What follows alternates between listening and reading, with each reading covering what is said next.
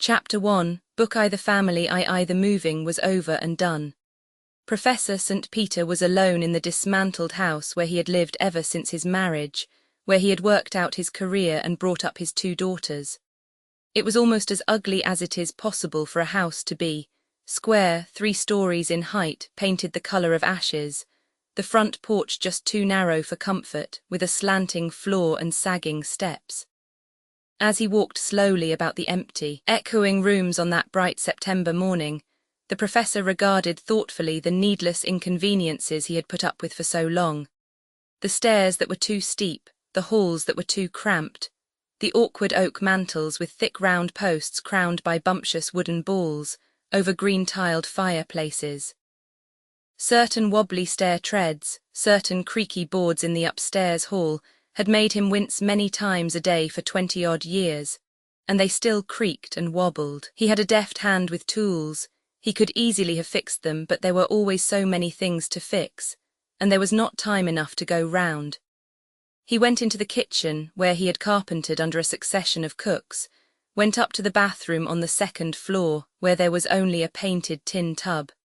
The taps were so old that no plumber could ever screw them tight enough to stop the drip. The window could only be coaxed up and down by wriggling, and the doors of the linen closet didn't fit. He had sympathized with his daughter's dissatisfaction, though he could never quite agree with them that the bath should be the most attractive room in the house.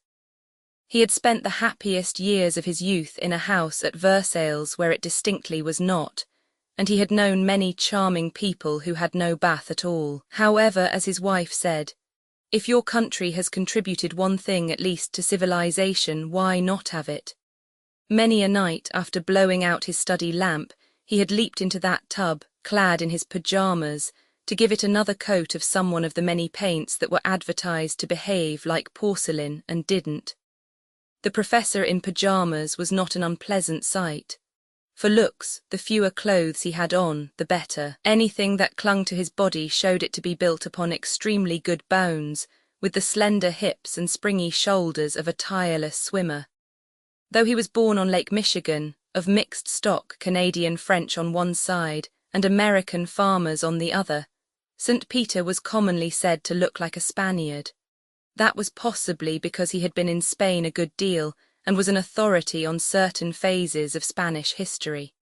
He had a long brown face, with an oval chin over which he wore a close-trimmed Van Dyke, like a tuft of shiny black fur. With this silky, very black hair, he had a tawny skin with gold lights in it, a hawk nose and hawk-like eyes, brown and gold and green.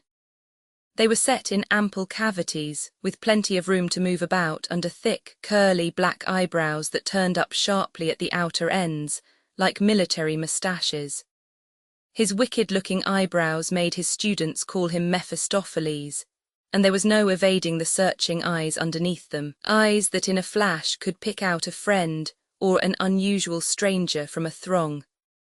They had lost none of their fire, though just now the man behind them was feeling a diminution of ardour. His daughter Kathleen, who had done several successful studies of him in watercolour, had once said, "The thing that really makes Papa handsome is the modelling of his head between the top of his ear and his crown.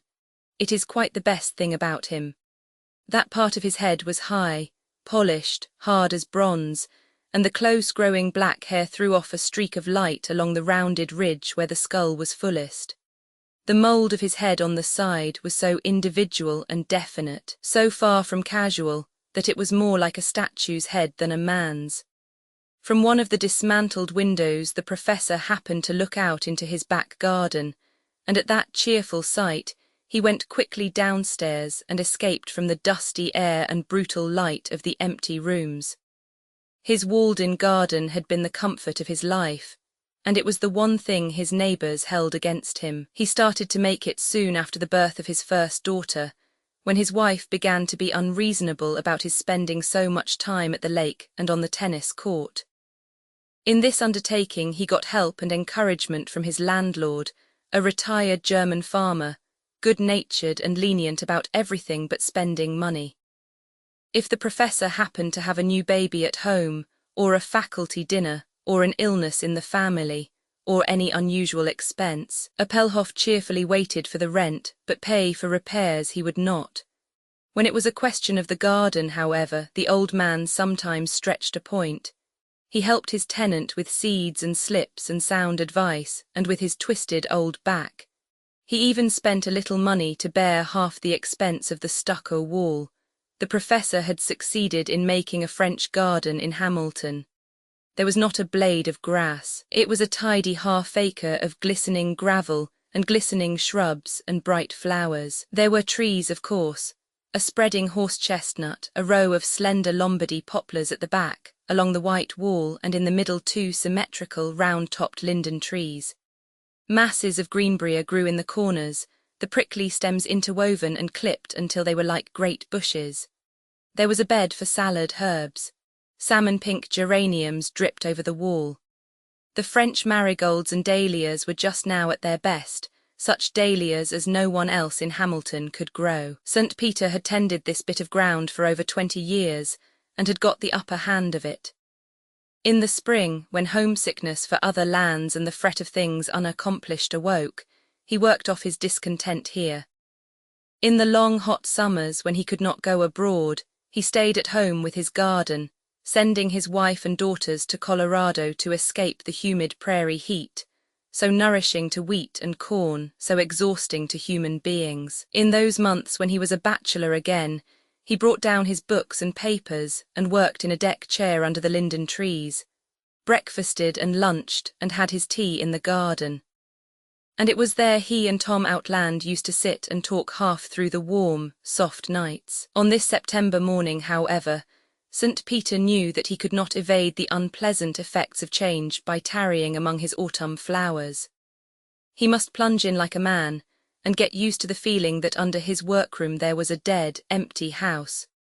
He broke off a geranium blossom, and with it still in his hand went resolutely up 2 flights of stairs to the 3rd floor where, under the slope of the mansard roof, there was one room still furnished. That is, if it had ever been furnished. The low ceiling sloped down on 3 sides, the slant being interrupted on the east by a single square window, swinging outward on hinges and held ajar by a hook in the sill. This was the sole opening for light and air. Walls and ceiling alike were covered with a yellow paper which had once been very ugly, but had faded into inoffensive neutrality. The matting on the floor was worn and scratchy. Against the wall stood an old walnut table, with one leaf up, holding piles of orderly papers. Before it was a cane-backed office chair that turned on a screw. This dark den had for many years been the professor's study. Downstairs off the back parlour he had a show study with roomy shelves where his library was housed and a proper desk at which he wrote letters. But it was a sham. This was the place where he worked, and not he alone. For 3 weeks in the fall and again 3 in the spring, he shared his cuddy with Augusta, the sewing woman, niece of his old landlord, a reliable, methodical spinster, a German Catholic and very devout. Since Augusta finished her day's work at 5 o'clock, and the professor on weekdays worked here only at night, they did not elbow each other too much. Besides, neither was devoid of consideration. Every evening before she left, Augusta swept up the scraps from the floor, rolled her patterns, closed the sewing machine, and picked ravellings off the box couch, so that there would be no threads to stick to the professor's old smoking jacket if he should happen to lie down for a moment in working hours. St. Peter, in his turn, when he put out his lamp after midnight, was careful to brush away ashes and tobacco crumbs. Smoking was very distasteful to Augusta, and to open the hinged window back as far as it would go, on the 2nd hook, so that the night wind might carry away the smell of his pipe as much as possible. The unfinished dresses which she left hanging on the forms, however, were often so saturated with smoke that he knew she found it a trial to work on them next morning. These forms were the subject of much banter between them. The one which Augusta called the bust stood in the darkest corner of the room, upon a high wooden chest in which blankets and winter wraps were yearly stored.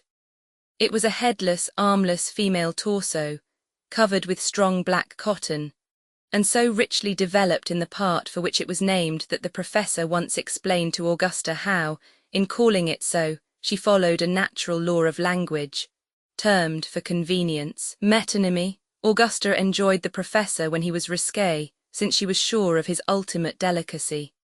Though this figure looked so ample and billowy, as if you might lay your head upon its deep-breathing softness and rest safe forever, if you touched it you suffered a severe shock, no matter how many times you had touched it before.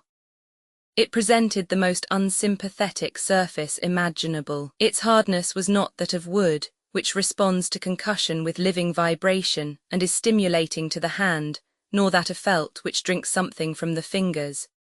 It was a dead, opaque, lumpy solidity, like chunks of putty or tightly packed sawdust, very disappointing to the tactile sense, yet somehow always fooling you again. For no matter how often you had bumped up against that torso, you could never believe that contact with it would be as bad as it was. The second form was more self-revelatory.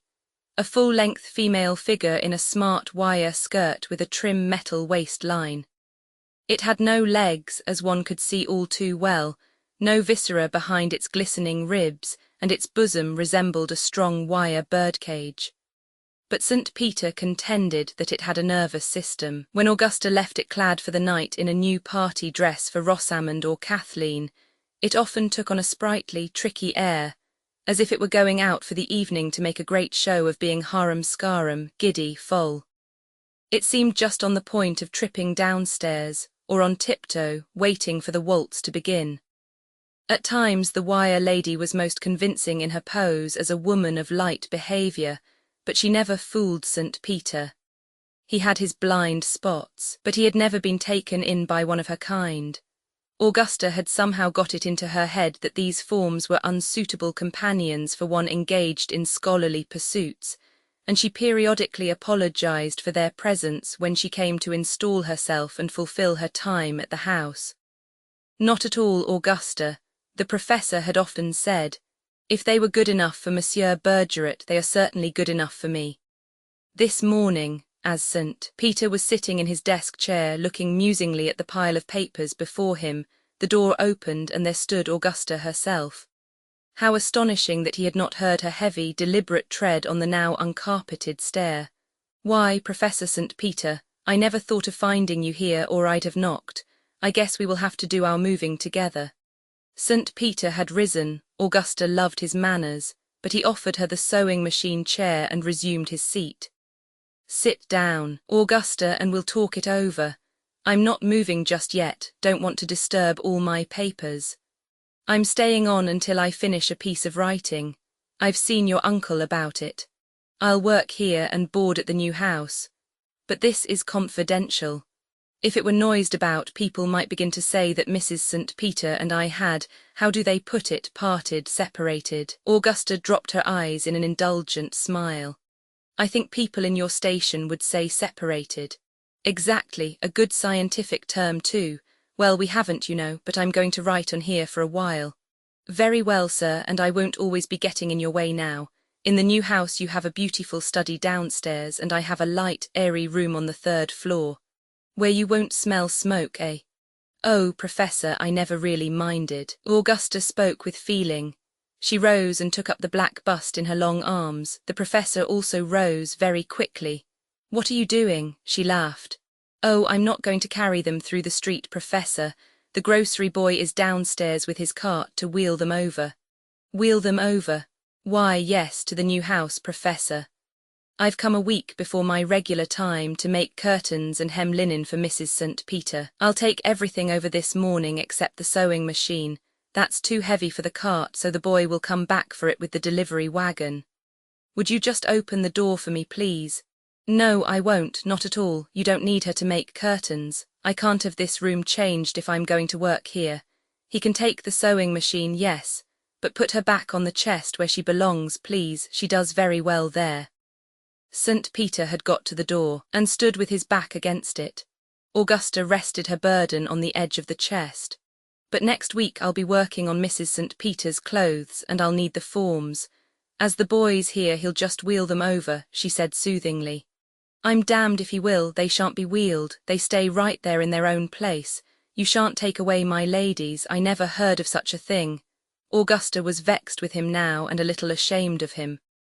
But, Professor, I can't work without my forms. They've been in your way all these years, and you've always complained of them, so don't be contrary, sir. I never complained, Augusta. Perhaps of certain disappointments they recalled, or of cruel biological necessities they imply, but of them individually never. Go and buy some new ones for Remind Me when it's All Souls' Day, or Ember Day, or Maundy Thursday, or anything. Augusta said she must be leaving. St. Peter heard her well-known tread as she descended the stairs. How much she reminded him of, to be sure. She had been most at the house in the days when his daughters were little girls and needed so many clean frocks. It was in those very years that he was beginning his great work, when the desire to do it and the difficulties attending such a project strove together in his mind like Macbeth's two spent swimmers, years when he had the courage to say to himself, I will do this dazzling, this beautiful, this utterly impossible thing. During the 15 years he had been working on his Spanish adventurers in North America, this room had been his center of operations. There had been delightful excursions and digressions, the 2 sabbatical years when he was in Spain studying records, 2 summers in the Southwest on the trail of his adventurers, another in Old Mexico, dashes to France to see his foster brothers. But the notes and the records and the ideas always came back to this room. It was here they were digested and sorted and woven into their proper place in his history. Fairly considered, the sewing room was the most inconvenient study a man could possibly have, but it was the one place in the house where he could get isolation, insulation from the engaging drama of domestic life. No one was tramping over him, and only a vague sense, generally pleasant, of what went on below came up the narrow stairway. There were certainly no other advantages. The furnace heat did not reach the 3rd floor. There was no way to warm the sewing room, except by a rusty, round gas stove with no flue, a stove which consumed gas imperfectly and contaminated the air. To remedy this, the window must be left open. Otherwise, with the ceiling so low, the air would speedily become unfit to breathe.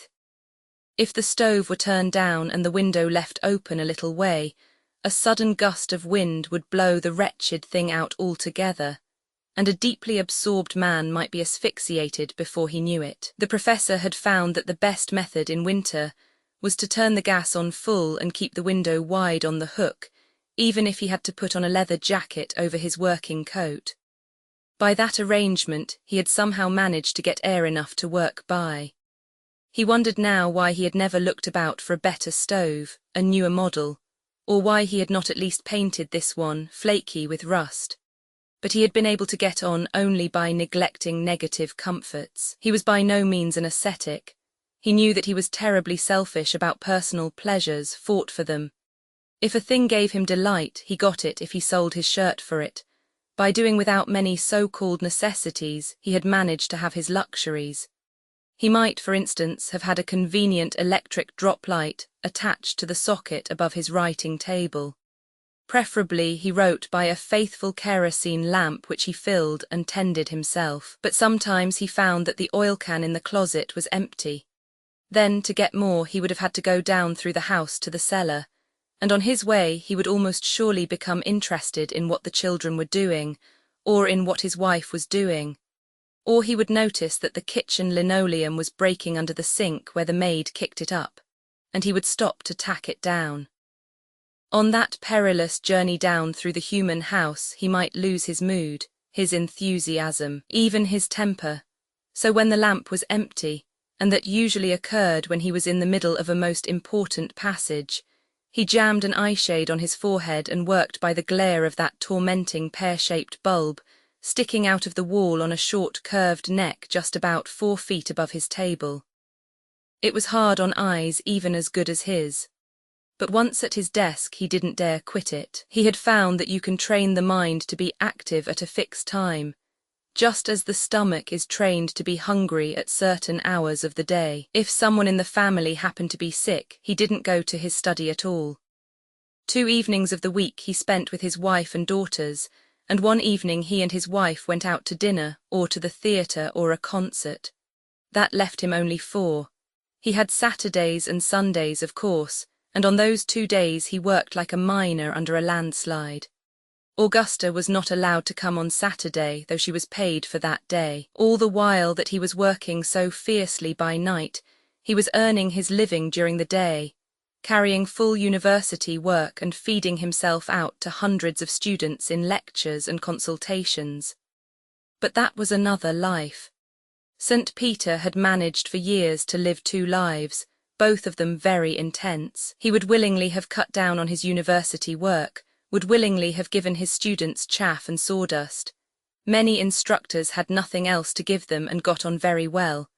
But his misfortune was that he loved youth. He was weak to it, it kindled him. If there was one eager eye, one doubting, critical mind, one lively curiosity in a whole lecture room full of commonplace boys and girls, he was its servant. That ardour could command him. It hadn't worn out with years, this responsiveness, any more than the magnetic currents wear out. It had nothing to do with time. But he had burned his candle at both ends to some purpose. He had got what he wanted. By many petty economies of purse, he had managed to be extravagant with not a cent in the world but his professor's salary. He didn't, of course, touch his wife's small income from her father, by eliminations and combinations so many and subtle that it now made his head ache to think of them. He had done full justice to his university lectures, and at the same time carried on an engrossing piece of creative work. A man can do anything if he wishes to enough, St. Peter believed. Desire is creation, is the magical element in that process. If there were an instrument by which to measure desire, one could foretell achievement. He had been able to measure it roughly, just once in his student Tom Outland, and he had foretold.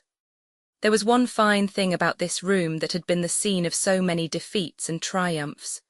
From the window he could see far away, just on the horizon, a long, blue, hazy smear, Lake Michigan, the inland sea of his childhood. Whenever he was tired and dull, when the white pages before him remained blank or were full of scratched-out sentences, then he left his desk, took the train to a little station 12 miles away, and spent a day on the lake with his sailboat, jumping out to swim, floating on his back alongside, then climbing into his boat again. When he remembered his childhood, he remembered blue water.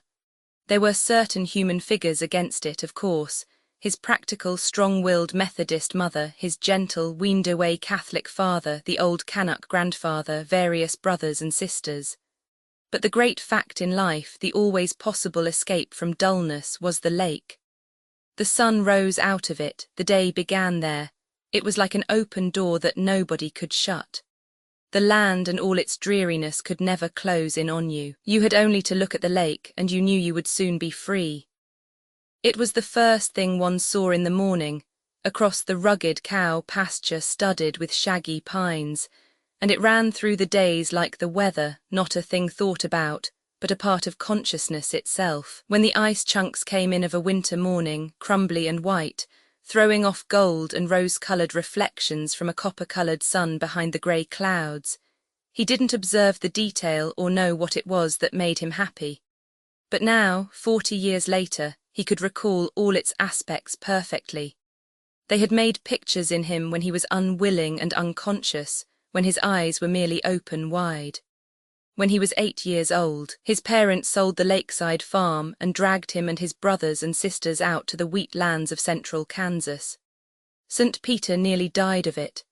Never could he forget the few moments on the train when that sudden, innocent blue across the sand dunes was dying forever from his sight.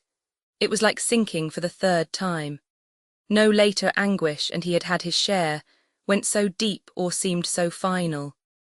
Even in his long, happy student years with the Thierault family in France, that stretch of blue water was the one thing he was homesick for. In the summer he used to go with the Thierault boys to Brittany or to the Languedoc coast, but his lake was itself, as the Channel and the Mediterranean were themselves. No, he used to tell the boys, who were always asking him about Le Michigan, It is altogether different. It is a sea and yet it is not salt. It is blue but quite another blue. Yes, there are clouds and mists and seagulls, but I don't know est taugers plus knife. Afterward, when St. Peter was looking for a professorship, because he was very much in love and must marry at once, out of the several positions offered him, he took the one at Hamilton, not because it was the best, but because it seemed to him that any place near the lake was a place where one could live.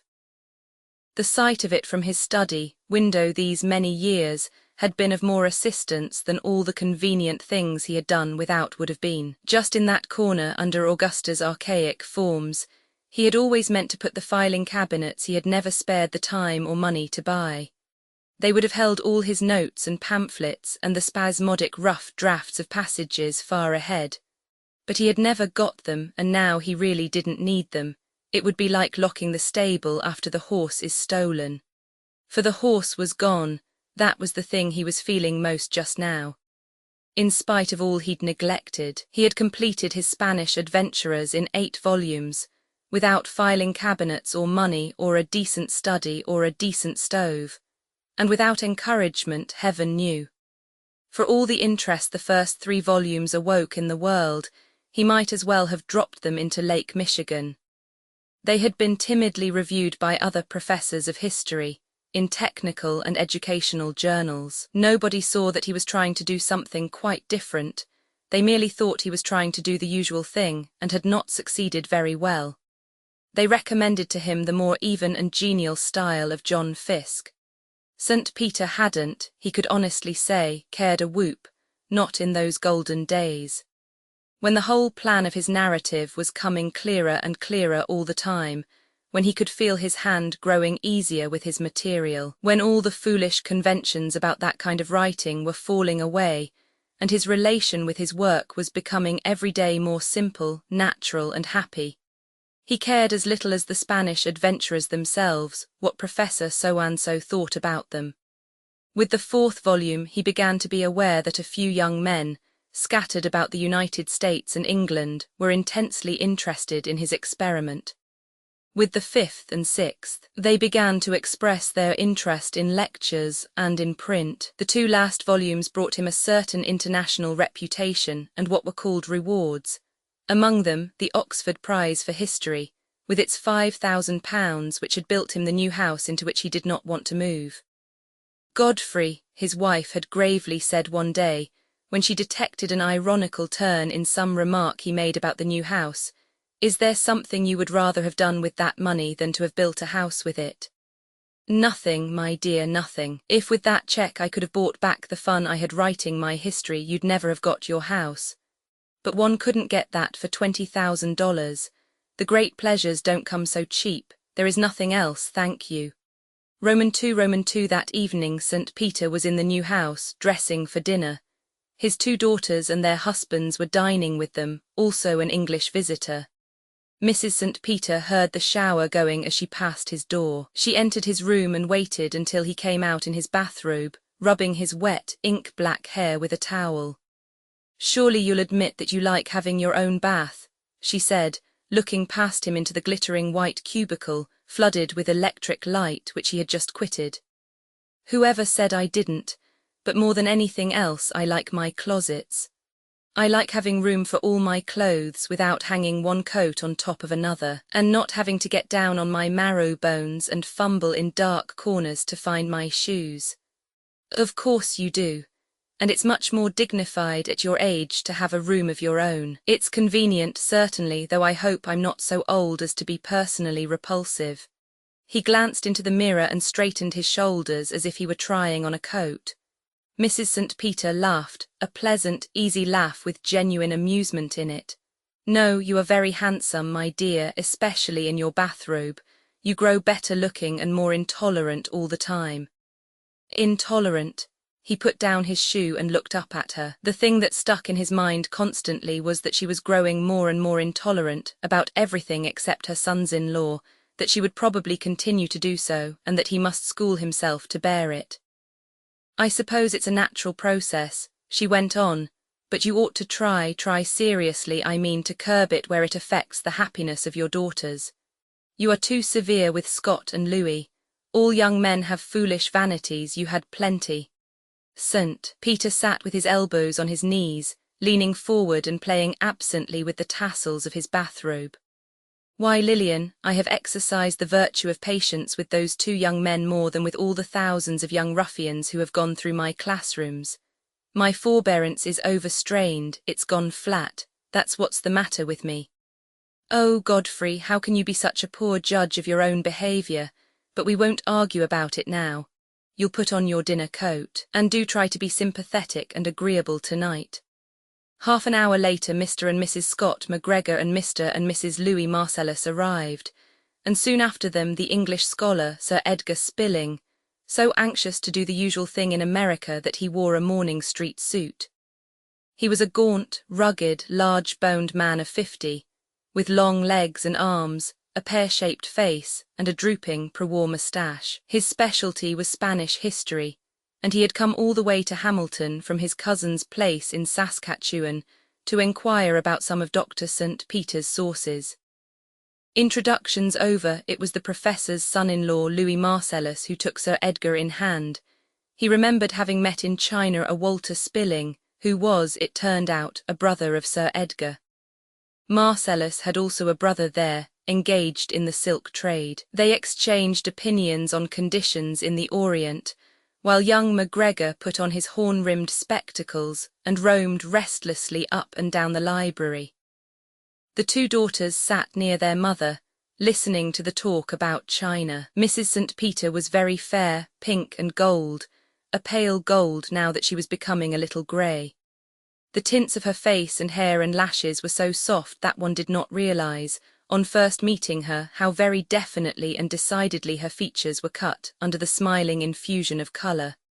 When she was annoyed or tired, the lines became severe. Rosamond, the elder daughter, resembled her mother in feature, though her face was heavier. Her colouring was altogether different. Dusky black hair, deep dark eyes, a soft white skin with rich brunette red in her cheeks and lips. Nearly everyone considered Rosamond brilliantly beautiful.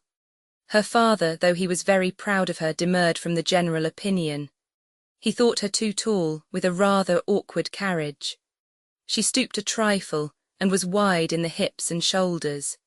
She had, he sometimes remarked to her mother, exactly the wide femur and flat shoulder blade of his old slab-sided Canuck grandfather. For a tree hewer they were an asset. But St. Peter was very critical.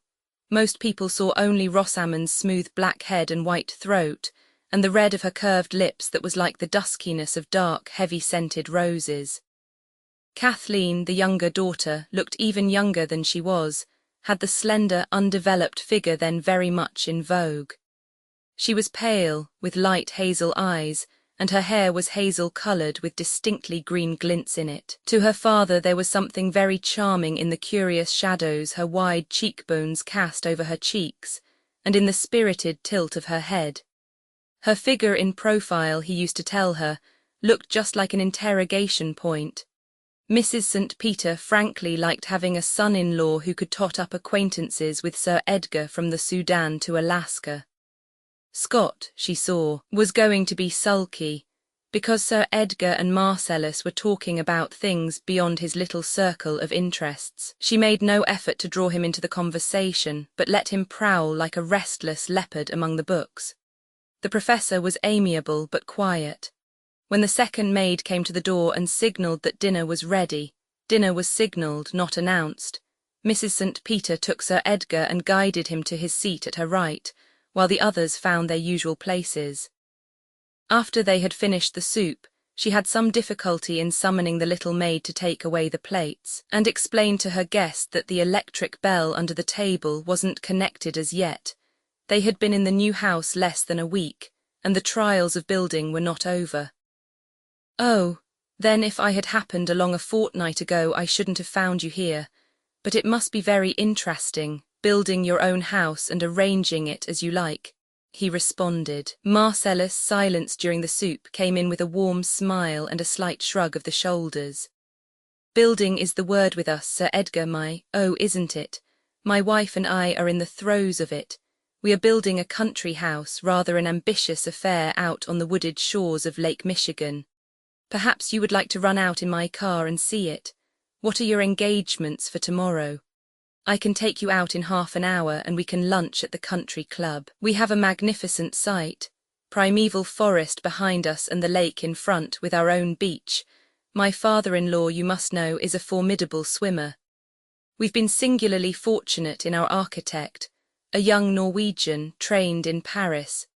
He's doing us a Norwegian manor house, very harmonious with its setting, just the right thing for rugged pine woods and high headlands. Sir Edgar seemed most willing to make this excursion, and allowed Marcellus to fix an hour, greatly to the surprise of MacGregor, whose look at his wife implied that he entertained serious doubts whether this baronet with walrus moustaches amounted to much after all. The engagement made, Louis turned to Mrs. St. Peter. "And won't you come too, dearest? You haven't been out since we got our wonderful wrought iron door fittings from Chicago. We found just the right sort of hinge and latch, Sir Edgar, and had all the others copied from it. None of your colonial glass knobs for us." Mrs. St. Peter sighed. Scott and Kathleen had just glass-knobbed their new bungalow throughout, yet she knew Louis didn't mean to hurt their feelings. It was his heedless enthusiasm that made him often say untactful things. "We've been extremely fortunate in getting all the little things right," Louis was gladly confiding to Sir Edgar. "There's really not a flaw in the conception. I can say that because I'm a mere onlooker. The whole thing's been done by the Norwegian and my wife and Mrs. St. Peter." And he put his hand down affectionately upon Mrs. St. Peter's bare arm. "And we've named our place. I've already ordered the house stationery. No, Rosamond, I won't keep our little secret any longer. It will please your father as well as your mother. We call our place Outland, Sir Edgar." He dropped the announcement and drew back. His mother-in-law rose to it, spilling could scarcely be expected to understand. "How splendid, Louis, a real inspiration." "Yes, isn't it? I knew that would go to your hearts." The professor had expressed his emotion only by lifting his heavy, sharply up-twisted eyebrows. "Let me explain, Sir Edgar," Marcellus went on eagerly. "We have named our place for Tom Outland, a brilliant young American scientist and inventor who was killed in Flanders, fighting with the Foreign Legion, the second year of the war when he was barely 30 years of age. Before he dashed off to the front, this youngster had discovered the principle of the Outland vacuum, worked out the construction of the Outland engine that is revolutionizing aviation. He not only invented it, but, curiously enough for such a hit-headed fellow, had taken pains to protect it by patent. He had no time to communicate his discovery or to commercialize it, simply bolted to the front and left the most important discovery of his time to take care of itself. Sir Edgar, fork arrested, looked a trifle dazed. "Am I to understand that you are referring to the inventor of the Outland engine?" Louis was delighted. "Exactly that, of course you would know all about it. My wife was young Outland's fiancée, is virtually his widow. Before he went to France he made a will in her favour. He had no living relatives, indeed. Toward the close of the war we began to sense the importance of what Outland had been doing in his laboratory. I am an electrical engineer by profession. We called in the assistance of experts and got the idea over from the laboratory to the trade. The monetary returns have been and are, of course, large." While Louis paused long enough to have some intercourse with the roast before it was taken away, Sir Edgar remarked that he himself had been in the air service during the war in the construction department, and that it was most extraordinary to come thus by chance upon the genesis of the Outland engine. "You see," Louis told him, "Outland got nothing out of it but death and glory. Naturally, we feel terribly indebted. We feel it's our first duty in life to use that money as he would have wished. We've endowed scholarships in his own university here and that sort of thing. But our house we want to have as a sort of memorial to him. We are going to transfer his laboratory there if the university will permit, all the apparatus he worked with. We have a room for his library and pictures. When his brother scientists come to Hamilton to look him up, to get information about him, as they are doing now already, at Outland they will find his books and instruments, all the sources of his inspiration. "Even Rosamond," murmured MacGregor, his eyes upon his cool green salad. He was struggling with a desire to shout to the Britisher that Marcellus had never so much as seen Tom Outland, while he, MacGregor, had been his classmate and friend. Sir Edgar was as much interested as he was mystified. He had come here to talk about manuscripts shut up in certain mouldering monasteries in Spain, but he had almost forgotten them in the turn the conversation had taken. He was genuinely interested in aviation and all its problems. He asked few questions, and his comments were almost entirely limited to the single exclamation, "Oh!" But this, from his lips, could mean a great many things: indifference, sharp interrogation, sympathetic interest, the nervousness of a modest man on hearing disclosures of a delicately personal nature. MacGregor, before the others had finished dessert, drew a big cigar from his pocket and lit it at one of the table candles, as the horridest thing he could think of to do.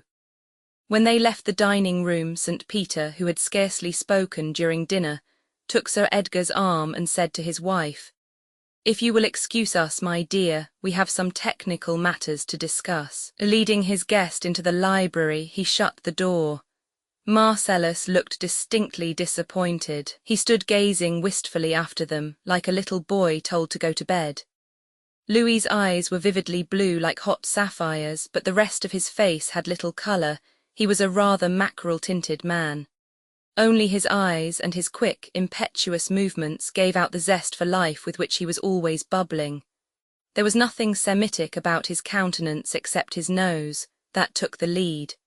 It was not at all an unpleasing feature, but it grew out of his face with masterful strength, well-rooted, like a vigorous oak tree growing out of a hillside. Mrs. St. Peter, always concerned for Louis, asked him to come and look at the new rug in her bedroom.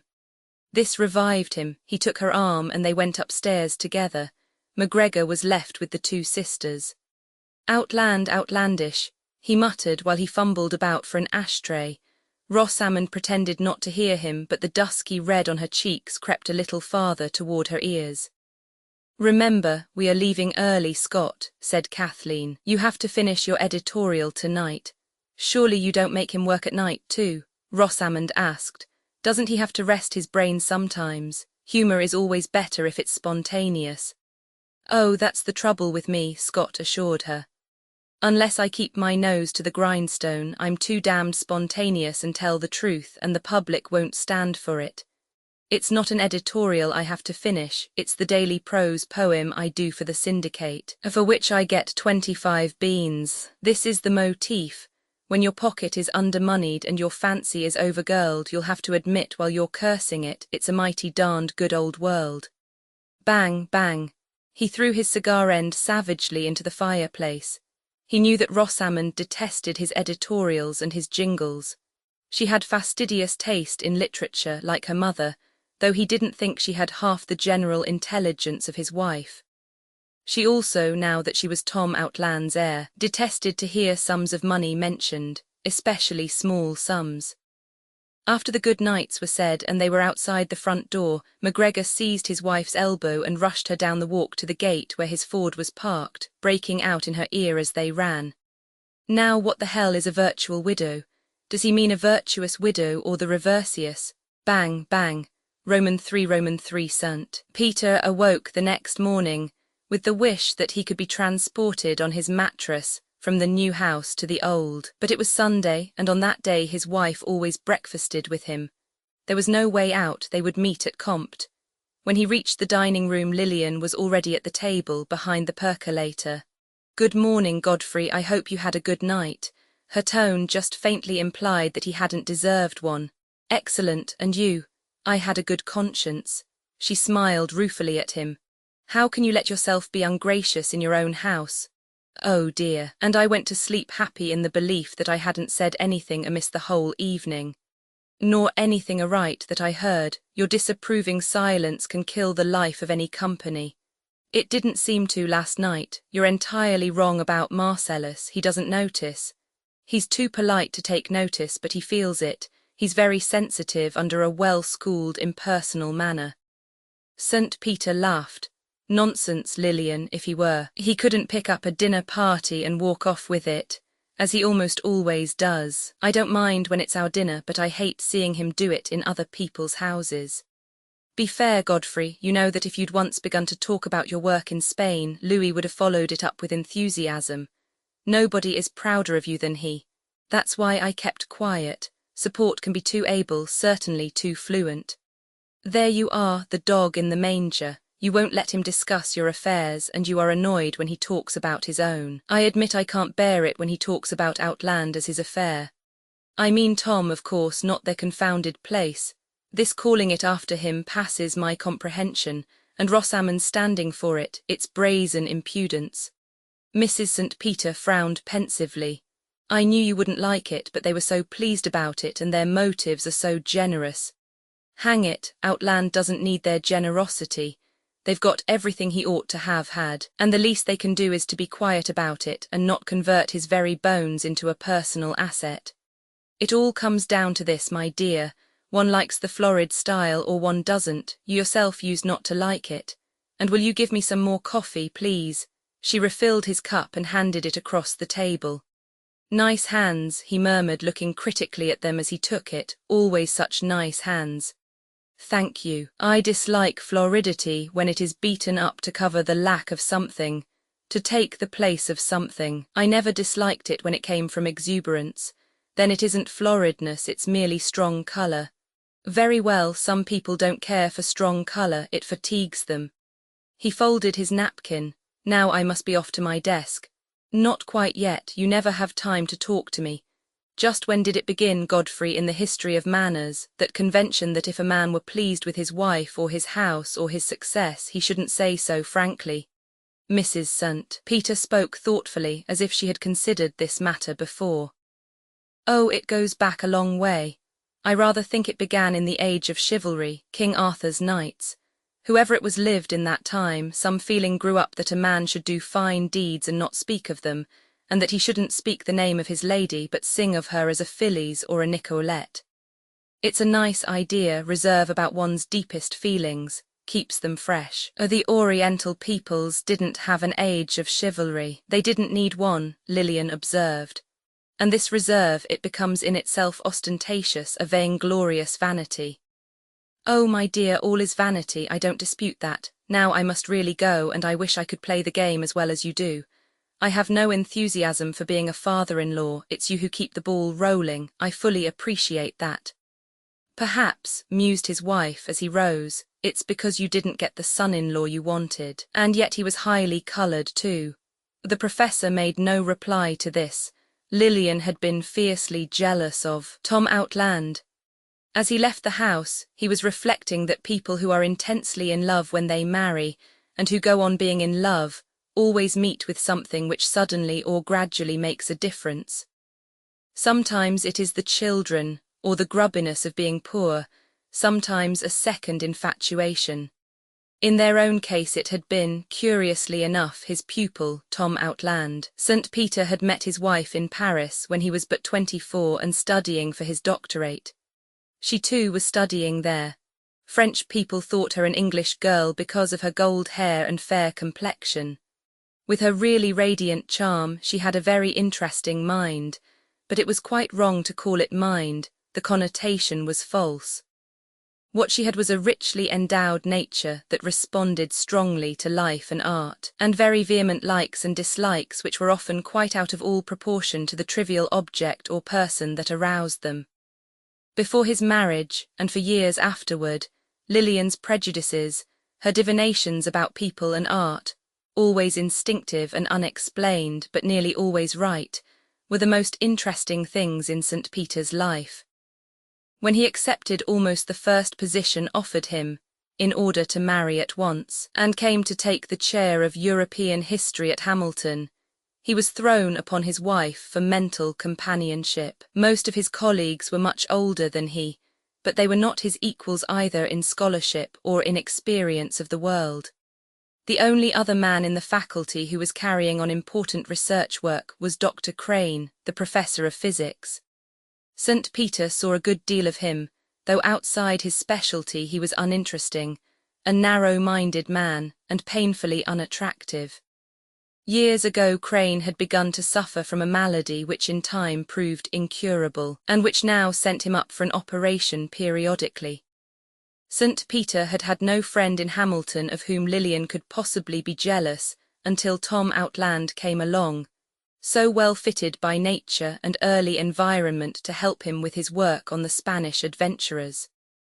When he had almost reached his old house and his study, the professor remembered that he really must have an understanding with his landlord, or the place would be rented over his head. He turned and went down into another part of the city by the car shops where only workmen lived, and found his landlord's little toy house, set on a hillside, over a basement faced up with red brick and covered with hop vines. Old Appelhof was sitting on a bench before his door making a broom. Raising broom corn was one of his economies. Beside him was his Dachshund bitch, Minna. St. Peter explained that he wanted to stay on in the empty house and would pay the full rent each month, so irregular a project annoyed Appelhof. "I like fine to oblige you, Professor, but day is several parties looking at the house already and I don't like to lose a year's rent for maybe a few months." "Oh, that's all right, Fred, I'll take it for the year to simplify matters. I want to finish my new book before I move." Fred still looked uneasy. "I better see der insurance man, eh? It says for purposes of domestic dwelling." "He won't object. Let's have a look at your garden. What a fine crop of apples and sickle pears you have." "I don't like dem trees what don't bear notting," said the old man with sly humour, remembering the professor's glistening, barren shrubs and the good ground wasted behind his stucco wall. "How about your linden trees?" "Oh, dem flowers is awful good for de headache." "You don't look as if you were subject to it, Fred." "Not me, but my woman always had." "Pretty lonesome without her, Appelhof." "I miss her, Professor, but I ain't just lonesome." The old man rubbed his bristly chin. "My Minna here is most like a person, and den I got so many teeings to teink about." "Have you? Pleasant things, I hope." "Well, all kinds. When I was young in der old country I had it hard to get my wife at all, and I never had time to teink. When I come to dis country I had to work so terrible hard on dat farm to make crops and pay debts. Dat I was like a horse. Now I have it easy and I take time to teink about all dem teeings." St. Peter laughed. "We all come to it, Appelhof. That's one thing I'm renting your house for, to have room to think. Good morning." Crossing the public park on his way back to the old house, he espied his professional rival and enemy, Professor Horace Langtry, taking a Sunday morning stroll. Very well got up in English clothes he had brought back from his customary summer in London, with a bowler hat of unusual block and a horn-handled walking stick. In 20 years the two men had scarcely had speech with each other beyond a stiff good morning. When Langtry first came to the university, he looked hardly more than a boy, with curly brown hair and such a fresh complexion that the students called him Lily Langtry. His round pink cheeks and round eyes and round chin made him look rather like a baby grown big. All these years had made little difference, except that his curls were now quite grey, his rosy cheeks even rosier, and his mouth dropped a little at the corners so that he looked like a baby suddenly grown old and rather cross about it. Seeing St. Peter, the younger man turned abruptly into a side alley, but the professor overtook him. "Good morning, Langtry. These elms are becoming real trees at last. They've changed a good deal since we first came here." Dr. Langtry moved his rosy chin sidewise over his high double collar. "Good morning, Dr. St. Peter. I really don't remember much about the trees. They seem to be doing well now." And Peter stepped abreast of him. "There have been many changes, Langtry, and not all of them are good.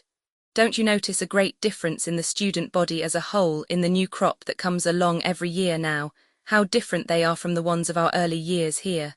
The smooth chin turned again and the other professor of European history blinked. "In just what respect?" "Oh, in the all-embracing respect of quality. We have hosts of students, but they are a common sort. Perhaps I can't say I've noticed it." The air between the two colleagues was not thawing out any. A church bell rang. Langtry started hopefully. "You must excuse me, Dr. St. Peter, I am on my way to service." The professor gave it up with a shrug. All right, Langtry, as you will. Quell Foley. Langtry half turned back, hesitated on the ball of his suddenly speeding foot, and said with faultless politeness, "I beg your pardon, St." Peter waved his hand with a gesture of negation, and detained the churchgoer no longer. He sauntered along slackly through the hot September sunshine, wondering why Langtry didn't see the absurdity of their long grudge. They had always been directly opposed in matters of university policy, until it had almost become a part of their professional duties to outwit and cramp each other. When young Langtry first came there, his specialty was supposed to be American history. His uncle was president of the Board of Regents and very influential in state politics. The institution had to look to him indeed to get its financial appropriations passed by the legislature. Langtry was a Tory in his point of view, and was considered very English in his tone and manner. His lectures were dull, and the students didn't like him. Every inducement was offered to make his courses popular. Liberal credits were given for collateral reading. A student could read almost anything that had ever been written in the United States and get credit for it in American history. He could charge up the time spent in perusing the Scarlet Letter to colonial history, and Tom Sawyer to the Missouri Compromise, it was said. St. Peter openly criticized these lax methods, both to the faculty and to the regents. Naturally, Madame Langtry paid him out. During the professor's second sabbatical year in Spain, Horace and his uncle together very nearly got his department away from him. They worked so quietly that it was only at the 11th hour that St. Peter's old students throughout the state got wind of what was going on, dropped their various businesses and professions for a few days, and came up to the capital in dozens and saved his place for him. The opposition had been so formidable that when it came time for his third year away, the professor had not dared ask for it, but had taken an extension of his summer vacation instead. The fact that he was carrying on another line of work than his lectures, and was publishing books that weren't strictly textbooks, had been used against him by Langtry's uncle. As Langtry felt that the unpopularity of his course was due to his subject, a new chair was created for him. There couldn't be two heads in European history, so the Board of Regents made for him a chair of Renaissance history, or, as St. Peter said, a Renaissance chair of history. Of late years, for reasons that had not much to do with his lectures, Langtry had prospered better. To the new generations of country and village boys now pouring into the university in such large numbers, Langtry had become in a curious way an instructor in manners, what is called an influence. To the football-playing farmer boy who had a good allowance but didn't know how to dress or what to say, Langtry looked like a shortcut. He had several times taken parties of undergraduates to London for the summer, and they had come back wonderfully brushed up. He introduced a very popular fraternity into the university, and its members looked after his interests, as did its affiliated sorority. His standing on the faculty was now quite as good as St. Peter's own, and the professor wondered what Langtry still had to be sore about. What was the use of keeping up the feud? They had both come there young men, fighting for their places and their lives. Now they were not very young anymore. They would neither of them, probably, ever hold a better position. Couldn't Langtry see it was a draw that they had both been beaten? Roman 4. On Monday afternoon, St. Peter mounted to his study and lay down on the box couch, tired out with his day at the university. The first few weeks of the year were very fatiguing for him. There were so many exhausting things besides his lectures and all the new students.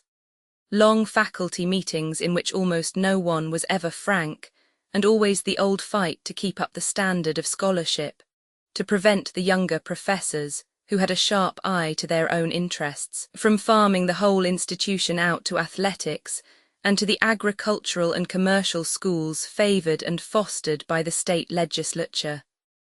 The September heat, too, was hard on him. He wanted to be out at the lake every day. It was never so fine as in late September. He was lying with closed eyes, resting his mind on the picture of intense autumn blue water, when he heard a tap at the door and his daughter Rosamond entered, very handsome in a silk suit of a vivid shade of lilac, admirably suited to her complexion, and showing that in the colour of her cheeks there was actually a tone of warm lavender. In that low room she seemed very tall indeed, a little out of drawing, as to her father's eye she so often did. Usually, however, people were aware only of her rich complexion, her curving, unresisting mouth and mysterious eyes. Tom Outland had seen nothing else, and he was a young man who saw a great deal. "Am I interrupting something important, Papa?" "No, not at all, my dear, sit down." On his writing table she caught a glimpse of pages in a handwriting not his, a script she knew very well. "Not much choice of chairs, is there?" she smiled. "Papa, I don't like to have you working in a place like this. It's not fitting. Much easier than to break in a new room, Rosie. A workroom should be like an old shoe, no matter how shabby, it's better than a new one." "That's really what I came to see you about." Rosamond traced the edge of a hole in the matting with the tip of her lilac sunshade. "Won't you let me build you a little study in the back yard of the new house? I have such good ideas for it, and you would have no bother about it at all." "Oh, thank you, Rosamond. It's most awfully nice of you to think of it, but keep it just an idea, it's better so. Lots of things are. For the present I'll plod on here, it's absurd but it suits me. Habit is such a big part of work. With Augusta's old things lying about and those dusty old forms, why didn't she at least get those out of your way?" "Oh, they have a right here by long tenure, it's their room too. I don't want to come upon them lying in some dump heap on the road to the lake. They remind me of the times when you were little girls, and your first party frocks used to hang on them at night when I worked." Rosamond smiled, unconvinced. "Papa, don't joke with me. I've come to talk about something serious, and it's very difficult. You know I'm a little afraid of you." She dropped her shadowy, bewitching eyes. "Afraid of me? Never. Oh yes, I am when you're sarcastic. You mustn't be today, please. Louis and I have often talked this over. We feel strongly about it. He's often been on the point of blurting out with it, but I've curbed him. You don't always approve of Louis and me. Of course it was only Louis's energy and technical knowledge that ever made Tom's discovery succeed commercially, but we don't feel that we ought to have all the returns from it. We think you ought to let us settle an income on you, so that you could give up your university work and devote all your time to writing and research. That is what Tom would have wanted." St. Peter rose quickly, with the light, supple spring he had when he was very nervous, crossed to the window, wide on its hook, and half closed it. "My dear daughter," he said decisively when he had turned round to her, "I couldn't possibly take any of Outland's money, but why not? You were the best friend he had in the world, he owed more to you than to anyone else, and he hated having you hampered by teaching. He admired your mind, and nothing would have pleased him more than helping you to do the work you do better than anyone else.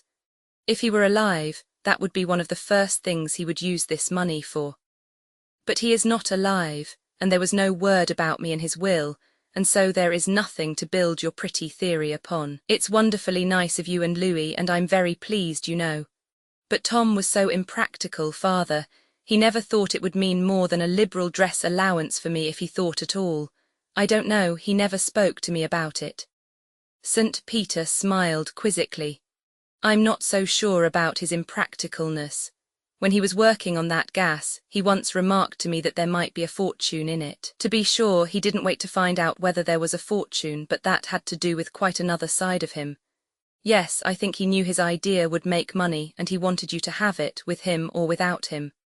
The young woman's face grew troubled. "Even if I married, he wanted you to have whatever would make you happy." She sighed luxuriously. "Louis has done that. The only thing that troubles me is, I feel you ought to have some of this money, that he would wish it. He was so full of gratitude, felt that he owed you so much." Her father again rose with that guarded, nervous movement. "Once and for all, Rosamond, understand that he owed me no more than I owed him. Nothing hurts me so much as to have any member of my family talk as if we had done something fine for that young man, brought him out, produced him. In a lifetime of teaching, I've encountered just one remarkable mind, but for that, I'd consider my good years largely wasted, and there can be no question of money between me and Tom Outland. I can't explain just how I feel about it, but it would somehow damage my recollections of him, would make that episode in my life commonplace like everything else. And that would be a great loss to me. I'm purely selfish in refusing your offer. My friendship with Outland is the one thing I will not have translated into the vulgar tongue." His daughter looked perplexed and a little resentful. "Sometimes," she murmured, "I think you feel I oughtn't to have taken it either. You had no choice. For you it was settled by his own hand. Your bond with him was social, and it follows the laws of society, and they are based on property. Mine wasn't, and there was no material clause in it. He empowered you to carry out all his wishes, and I realize that you have responsibilities, but none toward me. There is Rodney Blake, of course, if he should ever turn up. You keep up some search for him. Louis attends to it. He has investigated and rejected several impostors. Then, of course, there are other friends of Tom's, the Cranes, for instance." Rosamond's face grew hard. "I won't bother you about the Cranes, Papa, we will attend to them. Mrs. Crane is a common creature, and she is advised by that dreadful shyster brother of hers, Homer Bright. You know what he is." "Oh, yes, he was about the greatest bluffer I ever had in my classes." Rosamond had risen to go. "I want you to be awfully happy, daughter," St. Peter went on, and Tom did. "It's only young people like you and Louis who can get any fun out of money. And there is enough to cover the fine, the almost imaginary obligations. You won't be sorry if you are generous with people like the Cranes." "Thank you, Papa, I shan't forget." Rosamond went down the narrow stairway, leaving behind her a faint, fresh odour of lavender and orris root, and her father lay down again on the box couch. A hint about the Cranes will be enough, he was thinking. He didn't in the least understand his older daughter. Not that he pretended to understand Kathleen either, but he usually knew how she would feel about things, and she had always seemed to need his protection more than Rosamond. When she was a student at the university, he used sometimes to see her crossing the campus alone, her head and shoulders lowered against the wind, her muff beside her face, her narrow skirt clinging close. There was something too plucky, too "I can go it alone," about her quick step and jaunty little head. He didn't like it, it gave him a sudden pang. He would always call to her and catch up with her and make her take his arm and be docile.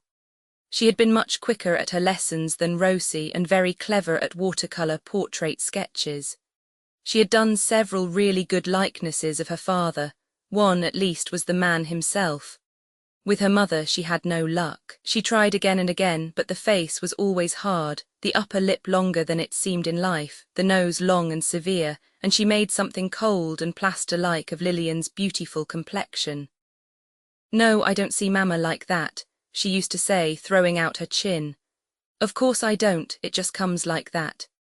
She had done many heads of her sister, all very sentimental and curiously false, though Louis Marcellus protested to like them. Her drawing teacher at the university had urged Kathleen to go to Chicago and study in the life classes at the Art Institute, but she said resolutely, "No, I can't really do anybody but Papa, and I can't make a living painting him."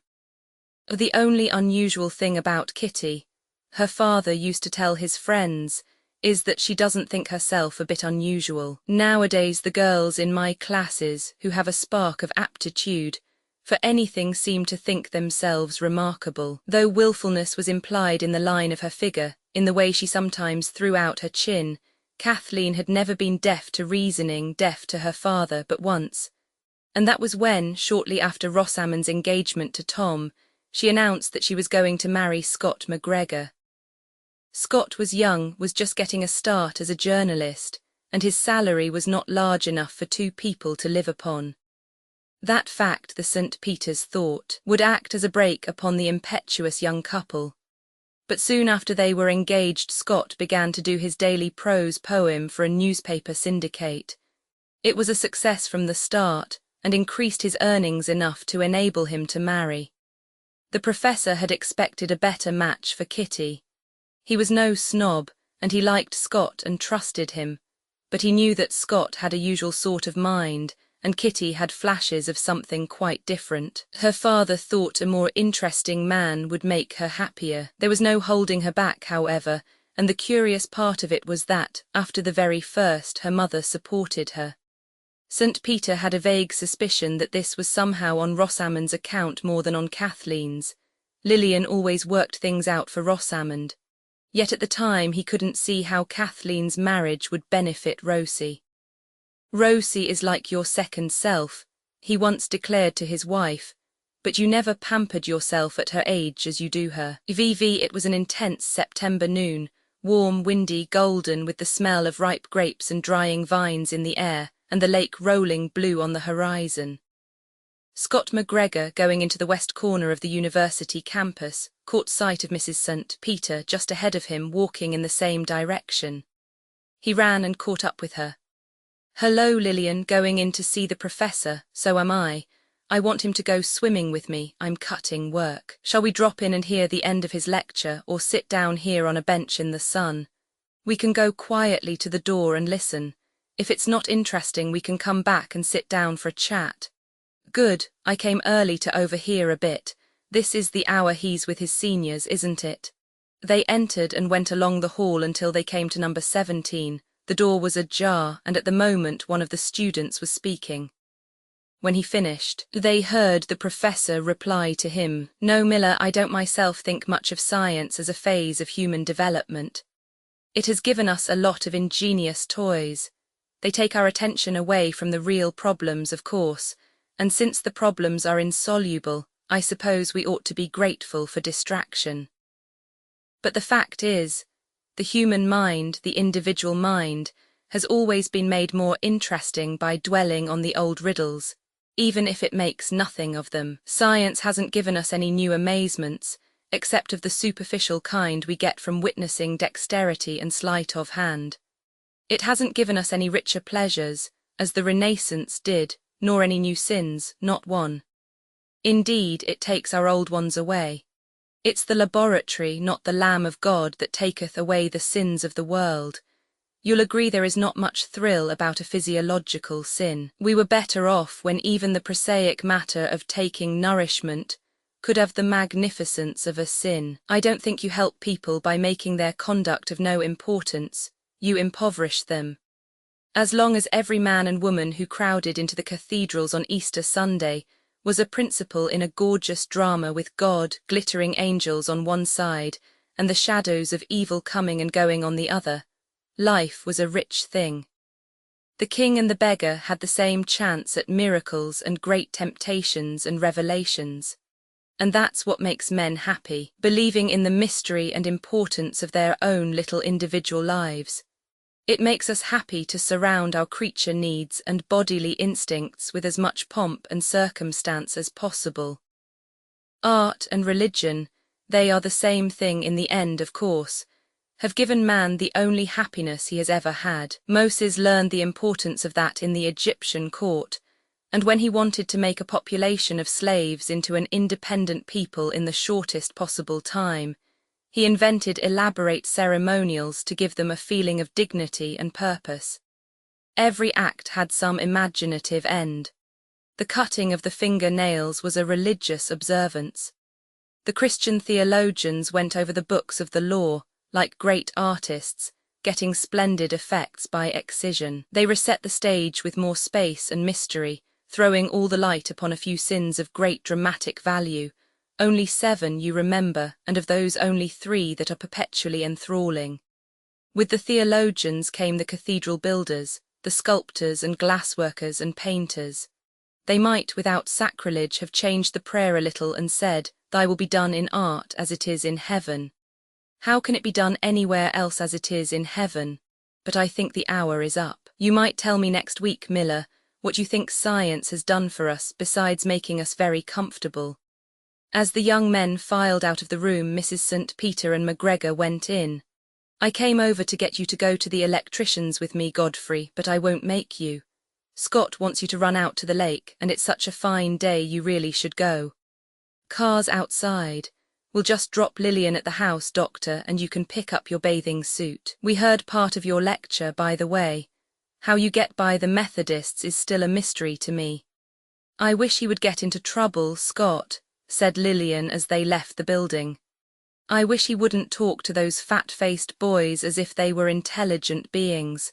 You cheapen yourself, Godfrey. It makes me a little ashamed. I was rather rambling on today. I'm sorry you happened along.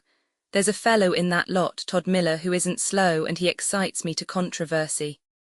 All the same, murmured his wife, it's hardly dignified to think aloud in such company. It's in rather bad taste. Thank you for the tip, Lillian, I won't do it again. It took Scott only 20 minutes to get out to the lake.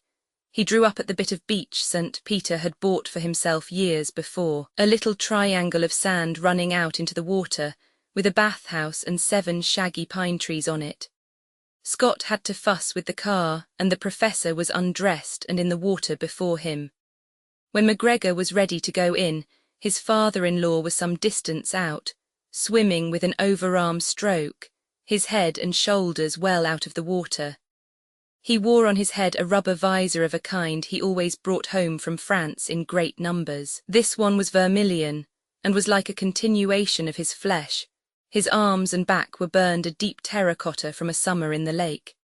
His head and powerful reaching arms made a strong red pattern against the purple blue of the water. The visor was picturesque. His head looked sheathed and small and intensely alive, like the heads of the warriors on the Parthenon frieze in their tight, archaic helmets. By 5 o'clock St. Peter and McGregor were dressed and lying on the sand, their overcoats wrapped about them, smoking. Suddenly Scott began to chuckle. "Oh, Professor, you know your English friend, Sir Edgar Spilling.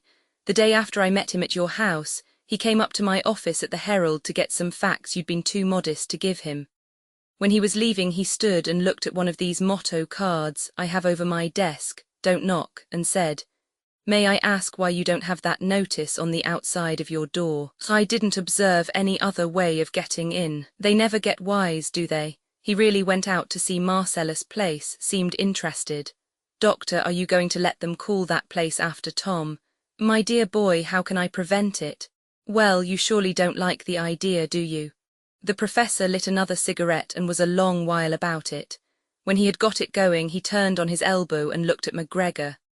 "Scott, you must see that I can't make suggestions to Louis. He's perfectly consistent. He's a great deal more generous and public-spirited than I am, and my preferences would be enigmatical to him. I can't either very gracefully express myself to you about his affairs. I get you, sorry he riles me so. I always say it shan't occur the next time, but it does." Scott took out his pipe and lay silent for a time, looking at the gold glow burning on the water and on the wings of the gulls as they flew by. His expression was wistful, rather mournful. He was a good-looking fellow, with sunburned blonde hair, splendid teeth, attractive eyes that usually frowned a little unless he was laughing outright, a small, prettily cut mouth, restless at the corners. There was something moody and discontented about his face. The professor had a great deal of sympathy for him. Scott was too good for his work. He had been delighted when his daily poem and his uplift editorials first proved successful, because that enabled him to marry. Now he could sell as many good cheer articles as he had time to write, on any subject, and he loathed doing them. Scott had early picked himself out to do something very fine, and he felt that he was wasting his life and his talents. The new group of poets made him angry. When a new novel was discussed seriously by his friends, he was perfectly miserable. St. Peter knew that the poor boy had seasons of desperate unhappiness. His disappointed vanity ate away at his vitals like the Spartan boy's wolf, and only the deep lines in his young forehead and the twitching at the corners of his mouth showed that he suffered.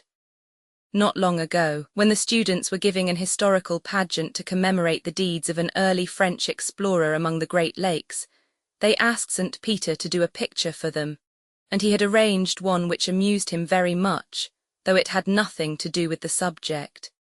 He posed his 2 sons-in-law in a tapestry-hung tent for a conference between Richard Plantagenet and the Saladin, before the walls of Jerusalem. Marcellus, in a green dressing-gown and turban, was seated at a table with a chart, his hands extended in reasonable, patient argument. The Plantagenet was standing, his plumed helmet in his hand, his square yellow head haughtily erect, his unthoughtful brows fiercely frowning, his lips curled and his fresh face full of arrogance. The tableau had received no special notice, and Mrs. St. Peter had said dryly that she was afraid nobody saw his little joke. But the professor liked his picture, and he thought it quite fair to both the young men. The professor happened to come home earlier than usual one bright October afternoon. He left the walk and cut across the turf, intending to enter by the open French window, but he paused a moment outside to admire the scene within. The drawing-room was full of autumn flowers, dahlias and wild asters and goldenrod. The red-gold sunlight lay in bright puddles on the thick blue carpet, made hazy aureoles about the stuffed blue chairs. There was, in the room as he looked through the window, a rich, intense effect of autumn, something that presented October much more sharply and sweetly to him than the coloured maples and the aster-bordered paths by which he had come home. It struck him that the seasons sometimes gain by being brought into the house, just as they gain by being brought into painting and into poetry. The hand, fastidious and bold, which selected and placed, it was that which made the difference. In nature there is no selection. In a corner beside the steaming brass tea-kettle sat Lillian and Louis, a little lacquer table between them, bending, it seemed, over a casket of jewels. Lillian held up lovingly in her fingers a green-gold necklace, evidently an old one without stones. Of course emeralds would be beautiful, Louis, but they seem a little out of scale, to belong to a different scheme of life than any you and Rosamond can live here. You aren't, after all, outrageously rich. When would she wear them? At home, dearest, with me at our own dinner table at Outland. I like the idea of their being out of scale. I've never given her any jewels. I've waited all this time to give her these. To me her name spells emeralds. Mrs. St. Peter smiled, easily persuaded. You'll never be able to keep them. You'll show them to her. Oh, no, I won't. They are to stay at the jeweller's in Chicago until we all go down for the birthday party. That's another secret we have to keep. We have such lots of them. He bent over her hand and kissed it with warmth. St. Peter swung in over the window rail. That is always the cue for the husband to enter, isn't it? What's this about Chicago, Louis? He sat down, and Marcellus brought him some tea, lingering beside his chair. It must be a secret from Rosie, but you see it happens that the date of your lecture engagement at the University of Chicago is coincident with her birthday, so I have planned that we shall all go down together, and among other diversions we shall attend your lectures. The professor's eyebrows rose. Busman's holiday for the ladies, I should say, but not for me. Remember, I wasn't in your classes like Scott and Outland. I'd give a good deal if I'd had the chance. Louis said somewhat plaintively, so you must make it up to me. Come if you wish. Lectures seem to me a rather grim treat, Louis. Not to me. With a wink of encouragement, I'll go on to Boston with you next winter when you give the Lowell lectures. Would you really? Next year's a long way off. Now I must get clean. I've been working in my other house garden, and I'm scarcely fit to have tea with a beautiful lady and a smartly dressed gentleman. What am I to do about that garden in the end, Lillian? Destroy it, or leave it to the mercy of the next tenants? As he went upstairs, he turned at the bend of the staircase and looked back at them, again bending over their little box. Mrs. St. Peter was wearing the white silk crepe that had been the most successful of her summer dresses, and an orchid velvet ribbon about her shining hair. She wouldn't have made herself look quite so well if Louis hadn't been coming, he reflected, or was it that he wouldn't have noticed it if Louis hadn't been there? A man long accustomed to admire his wife in general seldom pauses to admire her in a particular gown or attitude, unless his attention is directed to her by the appreciative gaze of another man. Lillian's coquetry with her sons-in-law amused him. He hadn't foreseen it, and he found it rather the most piquant and interesting thing about having married daughters. It had begun with Scott. The younger sister was married before the elder. St. Peter had thought that Scott McGregor was the sort of fellow Lillian always found tiresome. But no, within a few weeks after Kathleen's marriage, arch and confidential relations began to be evident between them. Even now, when Louis was so much in the foreground and Scott was touchy and jealous, Lillian was very tactful and patient with him. With Louis, Lillian seemed to be launching into a new career, and Godfrey began to think that he understood his own wife very little. He would have said that she would feel about Louis just as he did, would have cultivated him as a stranger in the town because he was so unusual and exotic, but without in the least wishing to adopt anyone so foreign into the family circle. She had always been fastidious to an unreasonable degree about small niceties of deportment. She could never forgive poor Tom Outland for the angle at which he sometimes held a cigar in his mouth, or for the fact that he never learned to eat salad with ease. At the dinner table, if Tom, forgetting himself in talk, sometimes dropped back into railroad lunch counter ways and pushed his plate away from him when he had finished a course, Lillian's face would become positively cruel in its contempt. Irregularities of that sort put her all on edge. But Louis could hurry audibly through his soup, or kiss her resoundingly on the cheek at a faculty reception, and she seemed to like it. Yes, with her sons-in-law she had begun the game of being a woman all over again. She dressed for them, planned for them, schemed in their interests. She had begun to entertain more than for years past. The new house made a plausible pretext, and to use her influence and charm in the little anxious social world of Hamilton. She was intensely interested in the success and happiness of these two young men, lived in their careers as she had once done in his. It was splendid, St. Peter told himself. She wasn't going to have to face a stretch of boredom between being a young woman and being a young grandmother. She was less intelligent and more sensible than he had thought her. When Godfrey came downstairs ready for dinner, Louis was gone. He walked up to the chair where his wife was reading and took her hand. "My dear," he said quite delicately, "I wish you could keep Louis from letting his name go up for the arts and letters. It's not safe yet, he's not been here long enough. They're a fussy little bunch, and he ought to wait until they know him better." "You mean someone will blackball him? Do you really think so? But the country club—" "Yes, Lillian, the country club is a big affair and needs money. The arts and letters is a little group of fellows, and as I said, fussy." "Scott belongs," said Mrs. St. Peter rebelliously. "Did he tell you?" "No, he didn't, and I shall not tell you who did, but if you're tactful you can save Louis's feelings." Mrs. St. Peter closed her book without glancing down at it. A new interest shone in her eyes and made them look quite through and beyond her husband. "I must see what I can do with Scott," she murmured. St. Peter turned away to hide a smile. An old student of his, a friend who belonged to the Outland period, had told him laughingly that he was sure Scott would blackball Marcellus if his name ever came to the vote. "You know Scott is a kid in some things," the friend had said. "He's a little sore at Marcellus, and says a secret ballot is the only way he can ever get him where it wouldn't hurt Mrs. St. Peter." While the professor was eating his soup, he studied his wife's face in the candlelight. It had changed so much since he found her laughing with Louis, and especially since he had dropped the hint about the arts and letters. It had become, he thought, too hard for the orchid velvet in her hair. Her upper lip had grown longer and stiffened as it always did when she encountered opposition. Well, he reflected, it will be interesting to see what she can do with Scott.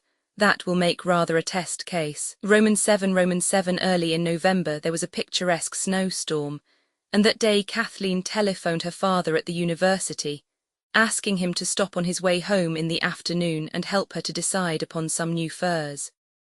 As he approached McGregor's spick-and-span bungalow at 4 o'clock, he saw Louise Pierce-Arrow standing in front, with Ned, the chauffeur and gardener, in the driver's seat. Just then Rosamond came out of the bungalow alone, and down the path to the sidewalk without seeing her father. He noticed a singularly haughty expression on her face, her brows drawn together over her nose. The curl of her lips was handsome but terrifying. He observed also something he had not seen before, a coat of soft, purple-grey fur that quite disguised the wide, slightly stooping shoulders he regretted in his truly beautiful daughter. He called to her, very much interested. "Wait a minute, Rosie. I've not seen that before. It's extraordinarily becoming." He stroked his daughter's sleeve with evident pleasure. You know, these things with a kind of lurking purple and lavender in them are splendid for you. They make your colour prettier than ever. It's only lately you've begun to wear them. Louis's taste, I suppose. Of course, he selects all my things for me, said Rosamond proudly. Well, he does a good job, he knows what's right for you. St. Peter continued to look her up and down with satisfaction. And Kathleen is getting new furs. You were advising her. She didn't mention it to me, Rosamond replied in a guarded voice. No, and what do you call this, what beast? He asked ingenuously, again stroking the fur with his bare hand. It's taupe. Oh, moleskin, he drew back a little. Couldn't be better for your complexion, and is it warm? Very warm and so light. I see, I see. He took Rosamond's arm and escorted her to her car. Give Louis my compliments on his choice. The motor glided away. He wished he could escape as quickly and noiselessly, for he was a coward. But he had a feeling that Kathleen was watching him from behind the sash curtains. He went up to the door and made a long and thorough use of the foot scraper before he tapped on the glass. Kathleen let him in. She was very pale. Even her lips, which were always pink, like the inside of a white shell, were without colour. Neither of them mentioned the just departed guest. Have you been out in the park, Kitty? This is a pretty little storm. Perhaps you'll walk over to the old house with me presently. He talked soothingly while he took off his coat and rubbers. And now for the furs. Kathleen went slowly into her bedroom. She was gone a great while, perhaps 10 actual minutes. When she came back, the rims of her eyes were red. She carried 4 large pasteboard boxes tied together with twine. St. Peter sprang up, took the parcel, and began untying the string. He opened the first and pulled out a brown stole. What is it, mink? No, it's Hudson Bay sable. Very pretty. He put the collar round her neck and drew back to look at it. But after a sharp struggle, Kathleen broke down. She threw off the fur and buried her face in a fresh handkerchief. I'm so sorry, Daddy, but it's no use today. I don't want any furs, really. She spoils everything for me. Oh, my dear, you hurt me terribly.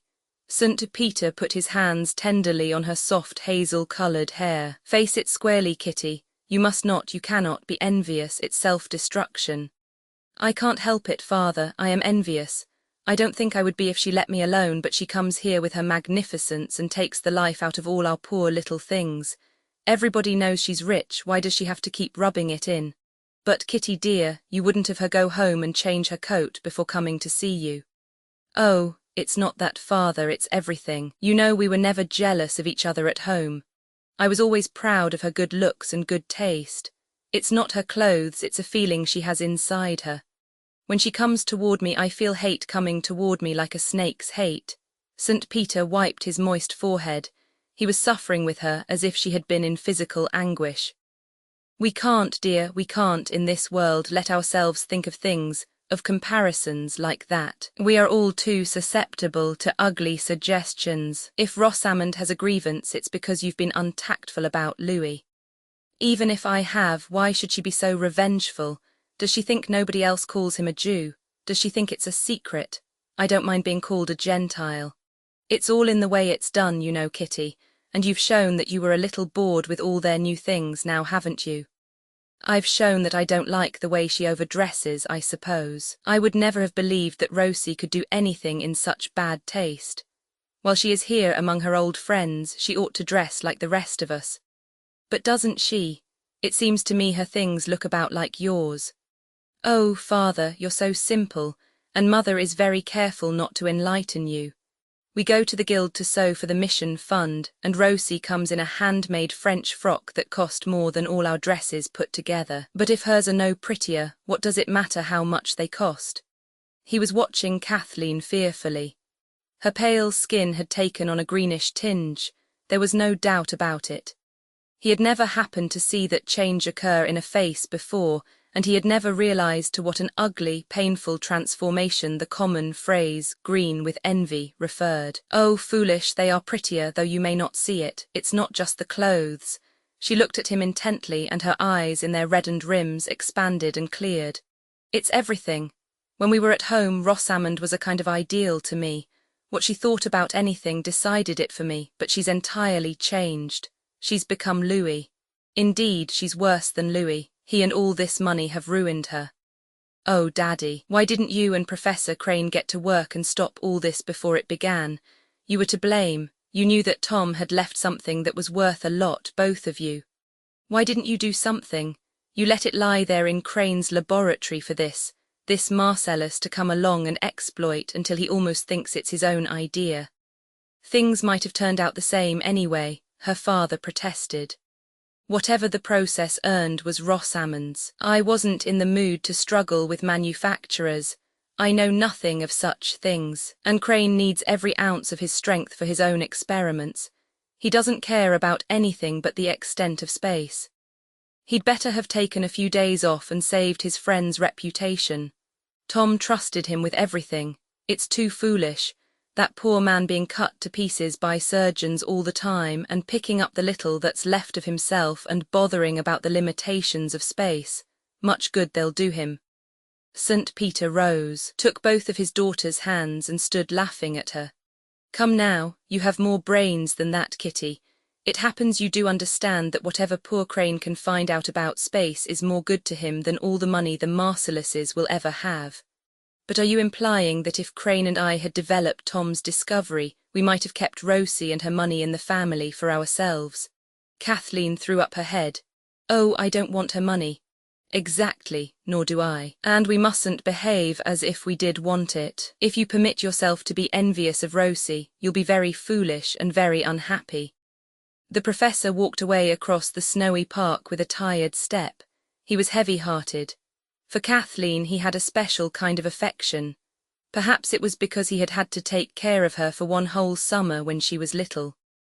Just as Mrs. St. Peter was ready to start for Colorado with the children, the younger one developed whooping cough and had to be left at home with her father. He had opportunity to observe all her ways. She was only 6, but he found her a square-dealing, dependable little creature. They worked out a satisfactory plan of life together. She was to play in the garden all morning and was not on any account to disturb him in his study. After lunch he would take her to the lake or the woods, or he would read to her at home. She took pride in keeping her part of the contract. One day when he came out of his study at noon, he found her sitting on the 3rd-floor stairs, just outside his door, with the arnica bottle in one hand and the fingers of the other puffed up like wee pink sausages. A bee had stung her in the garden, and she had waited half the morning for sympathy. She was very independent, and would tug at her leggings or overshoes a great while before she asked for help. When they were little girls, Kathleen adored her older sister and liked to wait on her, was always more excited about Rosie's new dresses and winter coat than about her own. This attachment had lasted even after they were grown. St. Peter had never seen any change in it until Rosamond announced her engagement to Louis Marcellus. Then, all at once, Kathleen seemed to be done with her sister.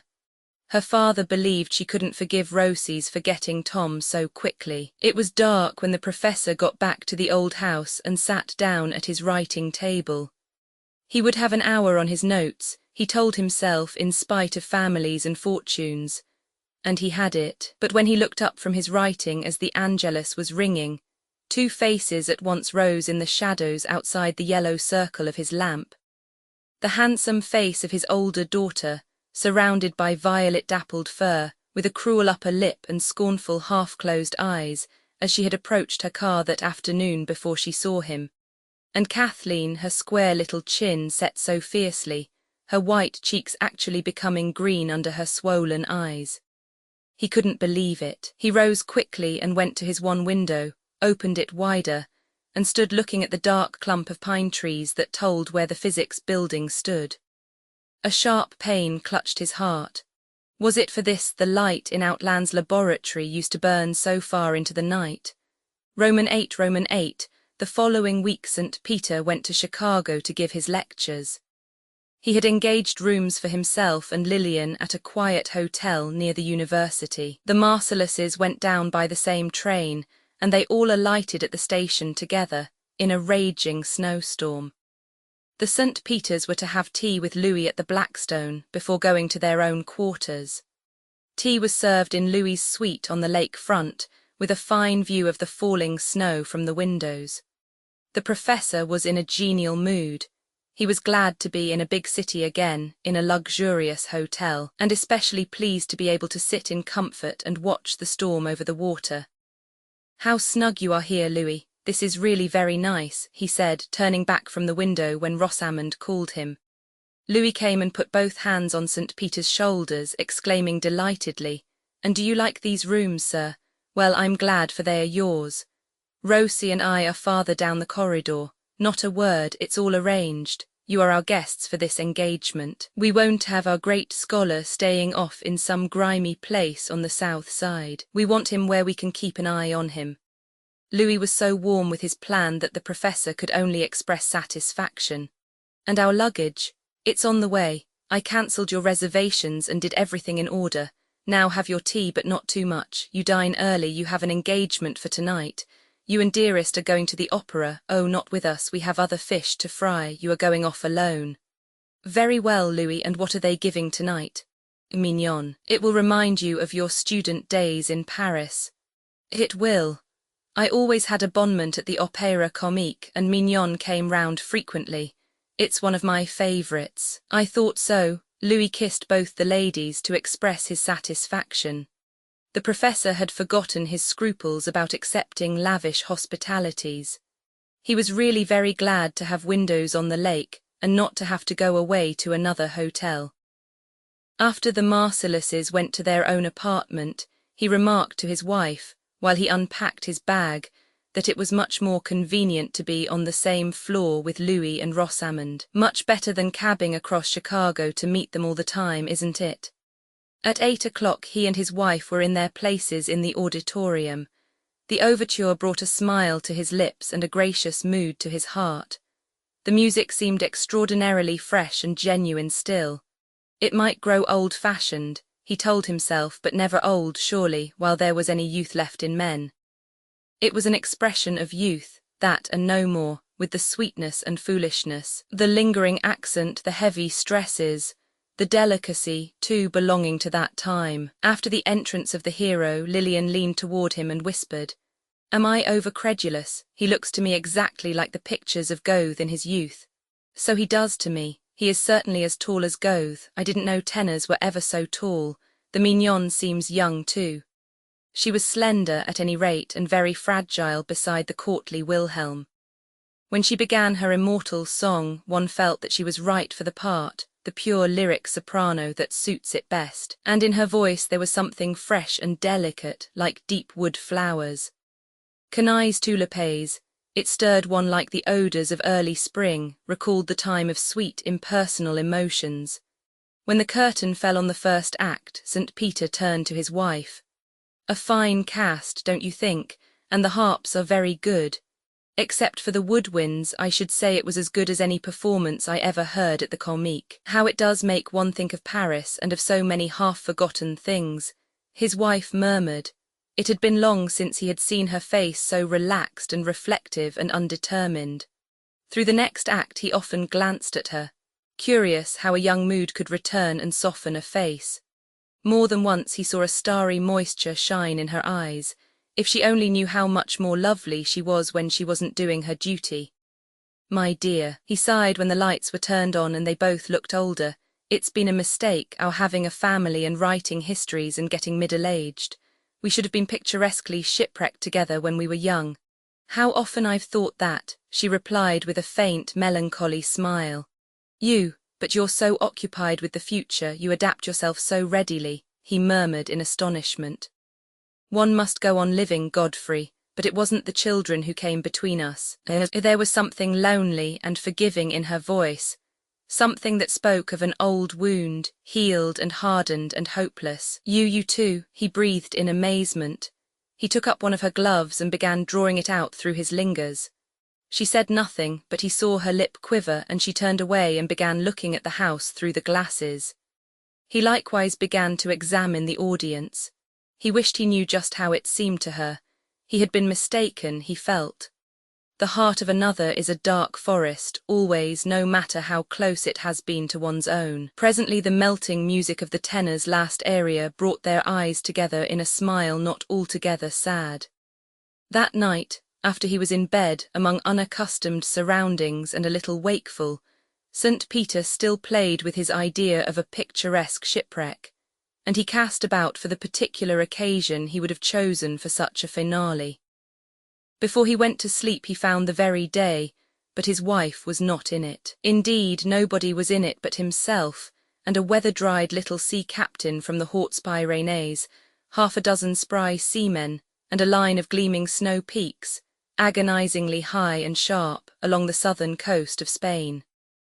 Louis arranged the birthday dinner in the public dining room of the hotel, and 3 of the professor's colleagues dined with them on that occasion. Louis had gone out to the university to hear St. Peter lecture, had met some of the faculty, and immediately invited them to dinner. They accepted. When was a professor known to refuse a good dinner? Rosamond was presented with her emeralds, and as St. Peter afterward observed to his wife, practically all the guests in the dining room were participants in the happy event. Lillian was doubtless right when she told him that, all the same, his fellow professors went away from the Blackstone that night respecting Godfrey St. Peter more than they had ever done before, and if they had marriageable daughters they were certainly envying him his luck. That, her husband replied, is my chief objection to public magnificence. It seems to show everybody up in the worst possible light. I'm not finding fault with anyone but myself, understand. When I consented to occupy an apartment I couldn't afford, I let myself in for whatever might follow. They got back to Hamilton in bitter weather. The lake winds were scourging the town, and Scott had laryngitis and was writing prose poems about the pleasures of tending your own furnace when the thermometer is 20 below. "Godfrey," said Mrs. St. Peter, when he set off for his classroom on the morning after their return, "surely you're not going to the old house this afternoon. It will be like a refrigerating plant. There's no way of heating your study except by that miserable little stove." "There never was, my dear. I got along a good many years. It was very different when the house below was heated. That stove isn't safe when you keep the window open. A gust of wind might blow it out at any moment, and if you were at work you'd never notice until you were half poisoned by gas. You'll get a fine headache one of these days." "I've got headaches that way before and survived them," he said stubbornly. "How can you be so perverse? You know things are different now and you ought to take more care of your health." "Why so? It's not worth half so much as it was then." His wife disregarded this. "And don't you think it's a foolish extravagance to go on paying the rent of an entire house in order to spend a few hours a day in one very uncomfortable room of it?" The professor's dark skin reddened, and the ends of his formidable eyebrows ascended toward his black hair. "It's almost my only extravagance," he muttered fiercely. How irritable and unreasonable he is becoming, his wife reflected as she heard him putting on his overshoes in the hall. Roman 9, for Christmas Day the weather turned mild again. There would be a family dinner in the evening, but St. Peter was going to have the whole day to himself in the old house. He asked his wife to put him up some sandwiches so that he needn't come back for lunch. He kept a few bottles of sherry in his study in the old chest under the forms. Fortunately, he had brought back a great deal of it from his last trip to Spain. It wasn't foresight, prohibition was then unthinkable, but a lucky accident.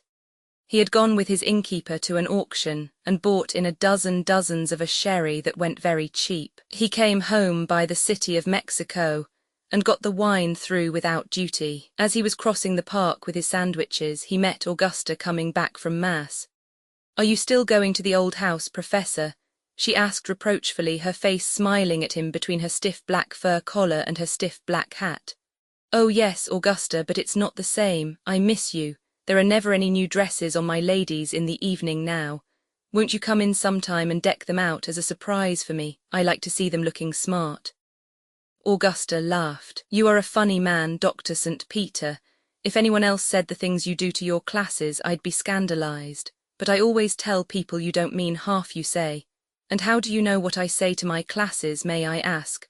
"Why, of course, they go out and talk about it when you say slighting things about the church," she said gravely. "But really, Augusta, I don't think I ever do." "Well, they take it that way. They are not as smart as you. And you ought to be careful. It doesn't matter. What they think today, they'll forget tomorrow. He was walking beside Augusta with a slack, indifferent stride, very unlike the step he had when he was full of something. That reminds me, I've been wanting to ask you a question.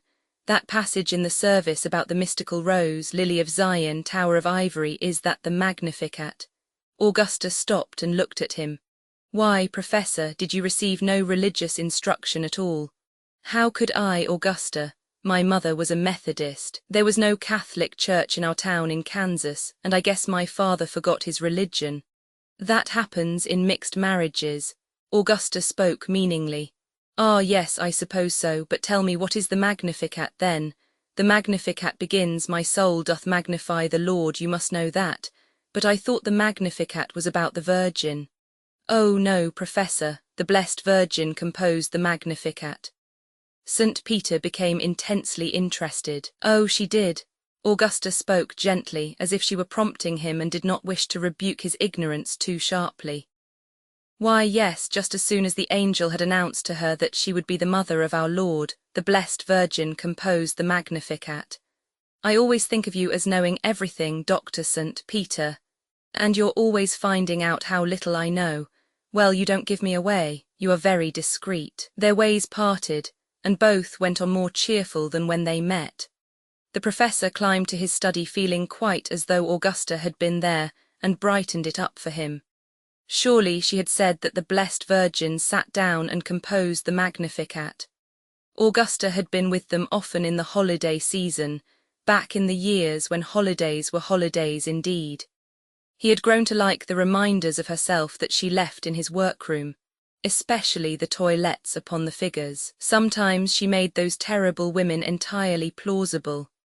In the early years, no matter how hard he was working, he had always felt the sense of holiday, of a special warmth and fragrance in the air, steal up to his study from the house below. When he was writing his best, he was conscious of pretty little girls in fresh dresses, of flowers and greens in the comfortable, shabby sitting room, of his wife's good looks and good taste, even of a better dinner than usual under preparation downstairs. All the while he had been working so fiercely at his 8 big volumes, he was not insensible to the domestic drama that went on beneath him. His mind had played delightedly with all those incidents. Just as when Queen Mathilda was doing the long tapestry now shown at Bayeux, working her chronicle of the deeds of knights and heroes. Alongside the big pattern of dramatic action, she and her women carried the little playful pattern of birds and beasts that are a story in themselves. So, to him, the most important chapters of his history were interwoven with personal memories. On this Christmas morning, with that sense of the past in his mind, the professor went mechanically to work, and the morning disappeared. Before he knew it was passing, the bells from Augusta's church across the park rang out and told him it was gone. He pushed back his papers and arranged his writing table for lunch. He had been working hard, he judged, because he was so hungry. He peered with interest into the basket his wife had given him, a wicker bag, it was really, that he had once bought full of strawberries at Gibraltar. Chicken sandwiches with lettuce leaves, red California grapes and 2 shapely, long-necked russet pears. That would do very well, and Lillian had thoughtfully put in one of her best dinner napkins, knowing he hated ugly linen. From the chest he took out a round cheese and a bottle of his wine and began to polish a sherry glass. While he was enjoying his lunch, he was thinking of certain holidays he had spent alone in Paris, when he was living at Versailles with the Thierolts as tutor to their boys. There was one All Souls' Day when he had gone into Paris by an early train and had a magnificent breakfast on the Rue de Vaugirard. Not at Foyot's, he hadn't money enough in those days to put his nose inside the place. After breakfast he went out to walk in the soft rainfall. The sky was of such an intense silvery grey that all the grey stone buildings along the Rue St. Jacques and the Rue Soufflot came out in that silver shine stronger than in sunlight. The shop windows were shut. On the bleak ascent to the Pantheon there was not a spot of colour, nothing but wet, shiny, quick-silvery grey, accented by black crevices, and weather-worn bosses white as wood ash. All at once, from somewhere behind the Pantheon itself, a man and woman pushing a handcart, came into the empty street. The cart was full of pink dahlias, all exactly the same colour. The young man was fair and slight, with a pale face. The woman carried a baby. Both they and the wheels of their barrow were splashed with mud. They must have come from a good way in the country and were a weary, anxious-looking pair. They stopped at a corner before the Pantheon and fearfully scanned the bleak, silvery, deserted streets. The man went into a bakery, and his wife began to spread out the flowers, which were done up in large bouquets with fresh green chestnut leaves. Young St. Peter approached and asked the price. "2 francs 50, monsieur," she said with a kind of desperate courage. He took a bunch and handed her a 5-franc note. She had no change. Her husband, watching from the bakery, came running across with a loaf of bread under his arm. "2 francs 50, she called to him as he came up. He put his hand into his pocket and fumbled. "2 francs 50, she repeated with painful tension. The price agreed upon had probably been 1 franc or 1 franc 50. The man counted out the change to the student and looked at his wife with admiration. St. Peter was so pleased with his flowers that it hadn't occurred to him to get more, but all his life he had regretted that he didn't buy 2 bunches and push their fortunes a little further. He had never again found dahlias of such a beautiful colour, or so charmingly arranged with bright chestnut leaves. A moment later he was strolling down the hill, wondering to whom he could give his bouquet, when a pathetic procession filed past him through the rain. The girls of a charity school came walking 2 and 2, in hideous dark uniforms and round felt hats without ribbon or bow, marshalled by 4 black-bonneted nuns. They were all looking down, all but one, the pretty one naturally, and she was looking sidewise directly at the student and his flowers. Their eyes met, she smiled, and just as he put out his hand with the bouquet, one of the sisters flapped up like a black crow and shut the girl's pretty face from him. She would have to pay for that smile, he was afraid. Godfrey spent his day in the Luxembourg Gardens and walked back to the Gare St. Lazare at evening with nothing but his return ticket in his pocket, very glad to get home to Versailles in time for the family dinner. When he first went to live with the Thieraults, he had found Madame Thierault severe and exacting, stingy about his laundry and grudging about the cheese and fruit he ate for dinner. But in the end she was very kind to him. She never pampered him, but he could depend upon her. Her 3 sons had always been his dearest friends. Gaston, the one he loved best, was dead, killed in the Boxer uprising in China. But Pierre still lived at Versailles, and Charles had a business in Marseille. When he was in France, their homes were his. They were much closer to him than his own brothers. It was one summer when he was in France, with Lillian and the 2 little girls, that the idea of writing a work upon the early Spanish explorers first occurred to him, and he had turned at once to the Thieraults. After giving his wife enough money to finish the summer and get home, he took the little that was left and went down to Marseille to talk over his project with Charles Thierault Fils, whose mercantile house did a business with Spain in Cork. Clearly St. Peter would have to be in Spain as much as possible for the next few years, and he would have to live there very cheaply. The Thieraults were always glad of a chance to help him. Not with money, they were too French and too logical for that, but they would go to any amount of trouble and no inconsiderable expense to save him a few thousand francs. That summer Charles kept him for 3 weeks in his oleander-berried house in the Prado, until his little brig, l'Espoir, sailed out of the new port with a cargo for Algeciras.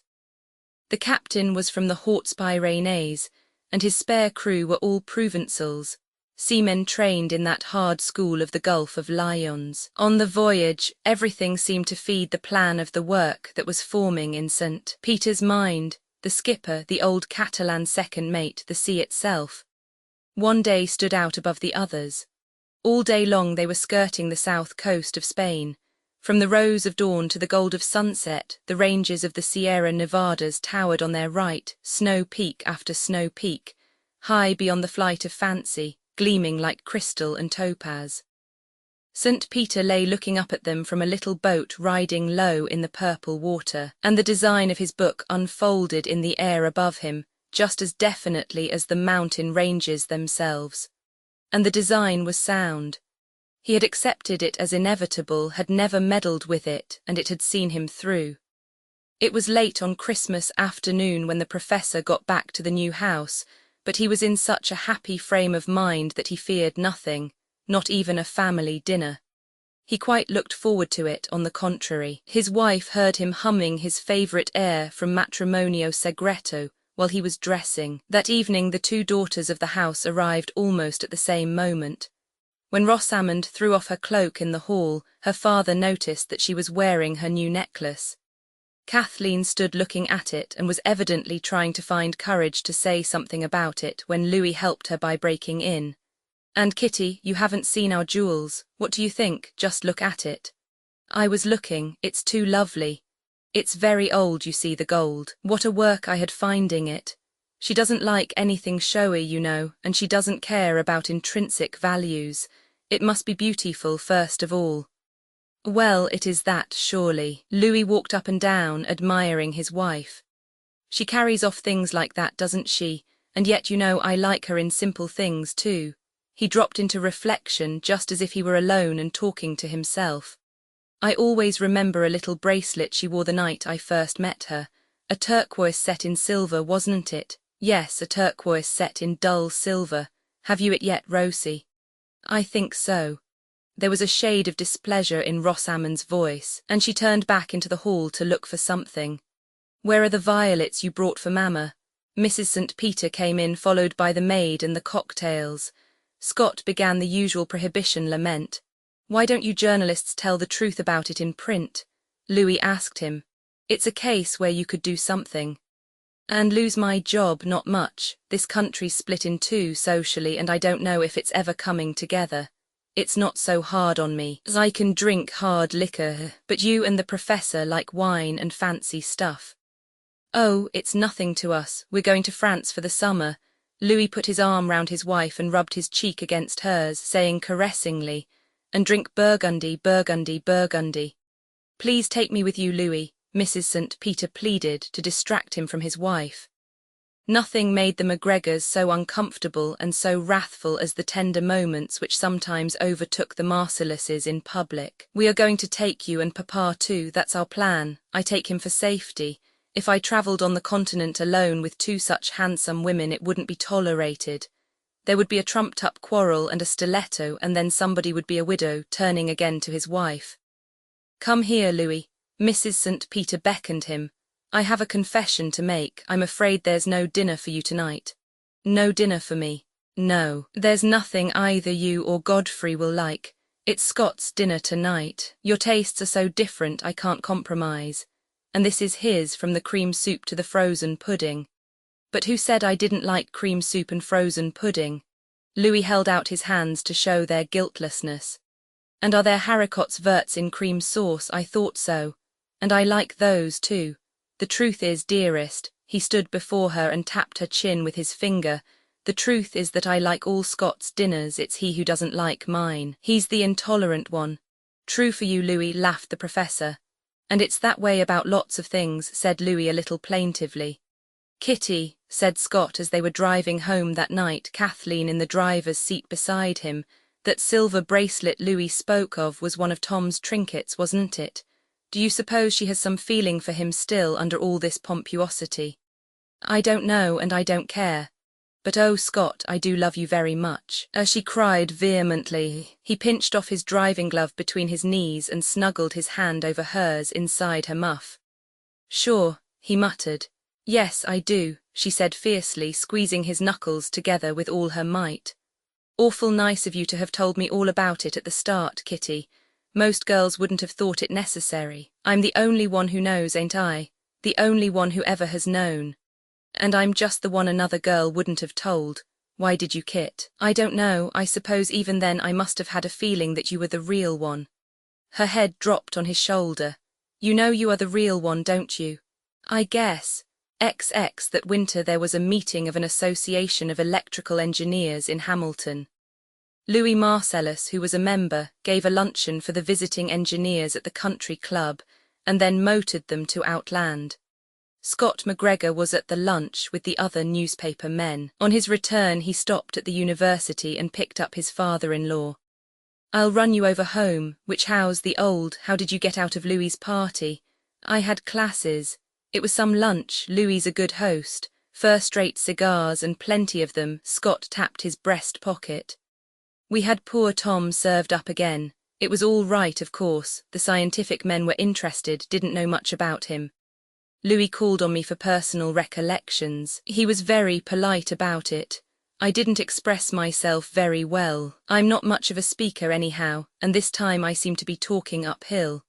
You know, Tom isn't very real to me anymore. Sometimes I think he was just a glittering idea. Here we are, Doctor." Scott's remark rather troubled the professor. He went up the 2 flights of stairs and sat down in his shadowy crypt at the top of the house. With his right elbow on the table, his eyes on the floor, he began recalling as clearly and definitely as he could every incident of that bright, windy spring day when he first saw Tom Outland. He was working in his garden one Saturday morning when a young man in a heavy winter suit and a Stetson hat, carrying a grey canvas telescope, came in at the green door that led from the street. "Are you Professor St. Peter?" he inquired. Upon being assured, he set down his bag on the gravel, took out a blue cotton handkerchief and wiped his face, which was covered with beads of moisture. The first thing the professor noticed about the visitor was his manly, mature voice. Low, calm, experienced, very different from the thin ring or the hoarse shouts of boyish voices about the campus. The next thing he observed was the strong line of contrast below the young man's sandy hair, the very fair forehead which had been protected by his hat, and the reddish brown of his face, which had evidently been exposed to a stronger sun than the spring sun of Hamilton. The boy was fine-looking. He saw, tall and presumably well-built, though the shoulders of his stiff, heavy coat were so preposterously padded that the upper part of him seemed shut up in a case. "I want to go to school here, Professor St. Peter, and I've come to ask your advice. I don't know anybody in the town." "You want to enter the university, I take it. What high school are you from?" "I've never been to high school, sir, that's the trouble." "Why, yes, I hardly see how you can enter the university. Where are you from?" "New Mexico. I haven't been to school, but I've studied. I read Latin with a priest down there." St. Peter smiled incredulously. "How much Latin?" "I read Caesar and Virgil, the Aeneid." "How many books?" We went right through. He met the professor's questions squarely. His eyes were resolute like his voice. "Oh, you did?" St. Peter stood his spade against the wall. He had been digging around his red-fruited thorn trees. "Can you repeat any of it?" the boy began. "Infandum jubes renovare dolorum," and steadily continued for 50 lines or more until St. Peter held up a checking hand. "Excellent. Your priest was a thorough Latinist. You have a good pronunciation and good intonation. Was the father by any chance a Frenchman?" "Yes, sir, he was a missionary priest from Belgium." "Did you learn any French from him?" "No, sir, he wanted to practice his Spanish." "You speak Spanish?" "Not very well." "Mexican Spanish?" The professor tried him out in Spanish and told him he thought he knew enough to get credit for a modern language. "And what are your deficiencies?" "I've never had any mathematics or science, and I write a very bad hand." "That's not unusual," St. Peter told him. "But by the way, how did you happen to come to me instead of to the registrar?" "I just got in this morning, and your name was the only one here I knew. I read an article by you in a magazine about Fray Marcos. Father Duchesne said it was the only thing with any truth in it he'd read about our country down there." The professor had noticed before that whenever he wrote for popular periodicals it got him into trouble. "Well, what are your plans, young man? And by the way, what is your name?" "Tom Outland." The professor repeated it. It seemed to suit the boy exactly. "How old are you?" "I'm 20. He blushed, and St. Peter supposed he was dropping off a few years, but he found afterward that the boy didn't know exactly how old he was. "I thought I might get a tutor and make up my mathematics this summer." "Yes, that could be managed. How are you fixed for money?" Outland's face grew grave. "I'm rather awkwardly fixed. If you were to write to Tarpon, New Mexico, to inquire about me, you'd find I have money in the bank there and you'd think I had been deceiving you." but it's money I can't touch while I'm able-bodied. It's in trust for someone else, but I've got $300 without any string on it, and I'm hoping to get work here. I've been bossing a section gang all winter and I'm in good condition. I'll do anything but wait table, I won't do that. On this point he seemed to feel strongly. The professor learned some of his story that morning. His parents, he said, were mover people, and both died when they were crossing southern Kansas in a prairie schooner. He was a baby and had been informally adopted by some kind people who took care of his mother in her last hours, a locomotive engineer named O'Brien and his wife. This engineer was transferred to New Mexico and took the foundling boy along with his own children. As soon as Tom was old enough to work, he got a job as call boy and did his share towards supporting the family. What's a call boy, a messenger boy? No, sir, it's a more responsible position. Our town was an important freight division on the Santa Fe, and a lot of train men live there. The freight schedule is always changing because it's a single-track road and the dispatcher has to get the freights through when he can. Suppose you're a brakeman and your train is due out at 2 a.m. Well, like as not, it will be changed to midnight or to 4 in the morning. You go to bed as if you were going to sleep all night, with nothing on your mind. The call boy watches the schedule board, and half an hour before your train goes out, he comes and taps on your window and gets you up in time to make it. The call boy has to be on to things in the town. He must know when there's a poker game on and how to slip in easy. You can't tell when there's a spotter about, and if a man's reported for gambling, he's fired. Sometimes you have to get a man when he isn't where he ought to be. I found there was usually a reason at home for that. The boy spoke with gravity, as if he had reflected deeply upon irregular behaviour. Just then Mrs. St. Peter came out into the garden and asked her husband if he wouldn't bring his young friend in to lunch. Outland started and looked with panic toward the door by which he had come in, but the professor wouldn't hear of his going, and picked up his telescope to prevent his escape. As he carried it into the house and put it down in the hall, he noticed that it was strangely light for its bulk. Mrs. St. Peter introduced the guest to her 2 little girls and asked him if he didn't want to go upstairs to wash his hands. He disappeared. As he came back, something disconcerting happened. The front hall and the front staircase were the only hard wood in the house, but as Tom came down the wax steps, his heavy new shoes shot out from under him, and he sat down on the end of his spine with a thump. Little Kathleen burst into a giggle, and her elder sister looked at her reprovingly. Mrs. St. Peter apologized for the stares. I'm not much used to stairs, living mostly in dobe houses, Tom explained as he picked himself up. At luncheon the boy was very silent at first. He sat looking admiringly at Mrs. St. Peter and the little girls. The day had grown warm, and the professor thought this was the hottest boy he had ever seen. His stiff white collar began to melt, and his handkerchief, as he kept wiping his face with it, became a rag. I didn't know it would be so warm up here, or I'd have picked a lighter suit, he said, embarrassed by the activity of his skin. We would like to hear more about your life in the Southwest, said his host. How long were you a call boy? 2 years. Then I had pneumonia and the doctor said I ought to go on the range, so I went to work for a big cattle firm. Mrs. St. Peter began to question him about the Indian pueblos.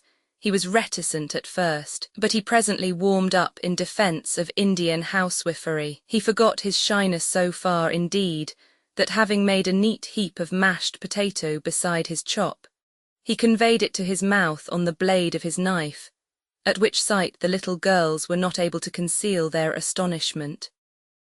Mrs. St. Peter went on quietly talking about Indian pottery and asking him where they made the best. I think the very best is the Cliff Dweller pottery, he said.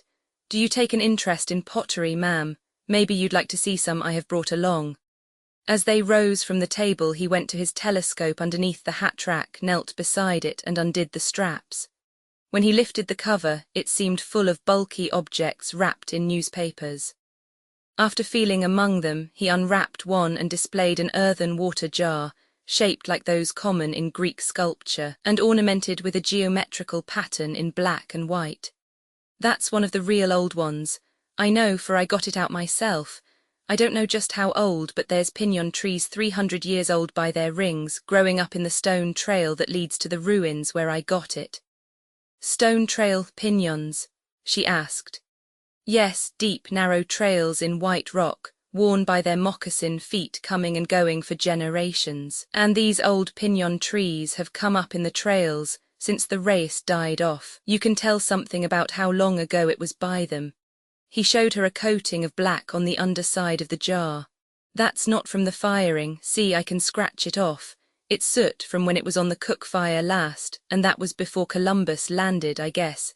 Nothing makes those people seem so real to me as their old pots with the fire black on them." As she gave it back to him, he shook his head. "That one's for you, ma'am, if you like it." "Oh, I couldn't think of letting you give it to me. You must keep it for yourself or put it in a museum." But that seemed to touch a sore spot. "Museums," he said bitterly, "they don't care about our things. They want something that came from Crete or Egypt. I'd break my jars sooner than they should get them. But I'd like this one to have a good home among your nice things." He looked about appreciatively. "I've no place to keep them. They're in my way, especially that big one. My trunk is at the station, but I was afraid to leave the pottery. You don't get them out whole like that very often." "But get them out of what, from where? I want to know all about it." "Maybe some day, ma'am, I can tell you," he said, wiping his sooty fingers on his handkerchief. His reply was courteous but final. He strapped his bag and picked up his hat, then hesitated and smiled. Taking a buckskin bag from his pocket, he walked over to the window seat where the children were and held out his hand to them, saying, "These I would like to give to the little girls." In his palm lay 2 lumps of soft blue stone, the colour of robin's eggs or of the sea on halcyon days of summer. The children marvelled. "Oh, what are they?" "Turquoises, just the way they come out of the mine before the jewelers have tampered with them and made them look green. The Indians like them this way." Again Mrs. St. Peter demurred. She told him very kindly that she couldn't let him give his stones to the children. "They are worth a lot of money. I'd never sell them. They were given to me by a friend. I have a lot, and they're no use to me, but they'll make pretty playthings for little girls." His voice was so wistful and winning that there was nothing to do. "Hold them still a moment," said the professor, looking down not at the turquoises but at the hand that held them. The muscular, many-lined palm, the long, strong fingers with soft ends, the straight little finger, the flexible, beautifully shaped thumb that curved back from the rest of the hand as if it were its own master. What a hand! He could see it yet, with the blue stones lying in it. In a moment the stranger was gone, and the St. Peter family sat down and looked at one another. He remembered just what his wife had said on that occasion. "Well, this is something new in students, Godfrey.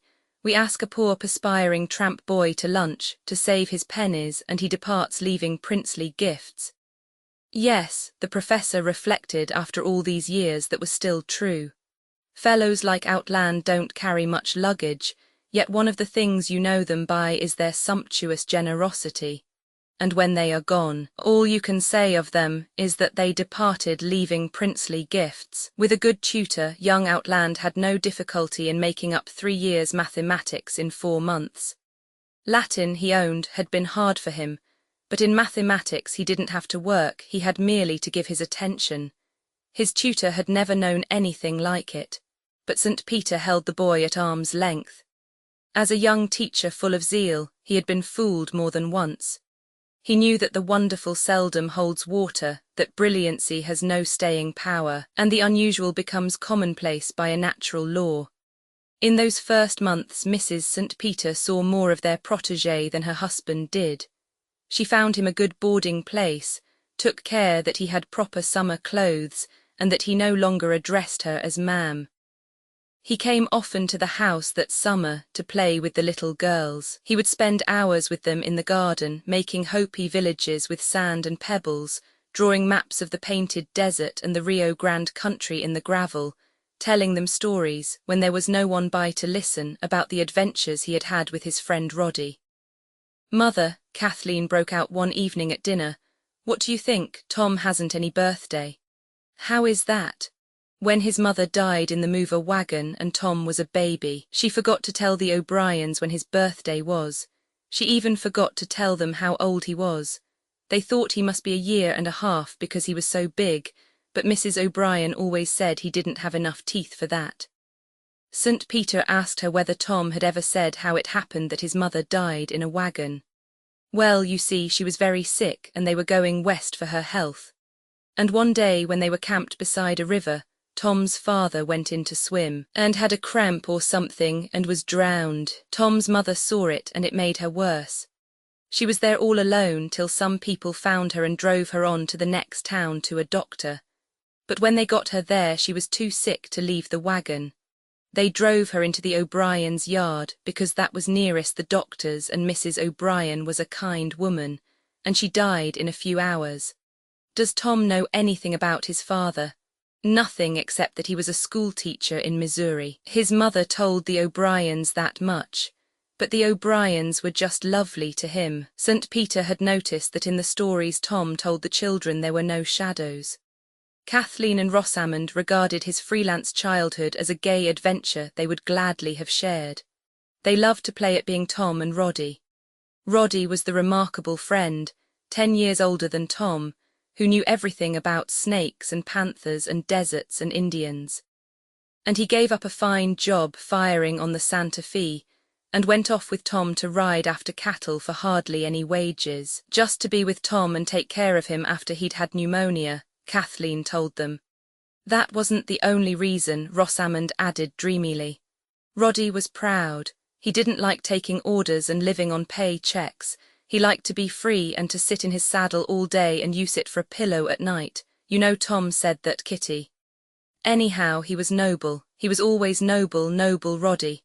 Kathleen finished it off. After the first day, when he had walked into the garden and introduced himself, Tom never took up the story of his own life again, either with the Professor or Mrs. St. Peter, though he was often encouraged to do so. He would talk about the New Mexico country when questioned, about Father Dutchine, the missionary priest who had been his teacher, about the Indians. But only with the 2 little girls did he ever speak freely and confidentially about himself. St. Peter used to wonder how the boy could afford to spend so much time with the children. All through that summer and fall, he used to come in the afternoon and join them in the garden. In the winter, he dropped in 2 or 3 evenings a week to play 500 or to take a dancing lesson. There was evidently something enchanting about the atmosphere of the house to a boy who had always lived a rough life. He enjoyed the prettiness and freshness and gaiety of the little girls as if they were flowers. Probably, too, he liked being so attractive to them. A flush of pleasure would come over Tom's face, so much fairer now than when he first arrived in Hamilton, if Kathleen caught his hand and tried to squeeze it hard enough to hurt, crying, "Oh, Tom, tell us about the time you and Roddy found the water hole dry, and then afterward tell us about when the rattlesnake bit Henry." He would whisper, "Pretty soon," and after a while, through the open windows, the Professor would hear them in the garden, the laughter and exclamations of the little girls, and that singularly individual voice of Tom's, mature, confident, seldom varying in pitch, but full of slight, very moving modulations.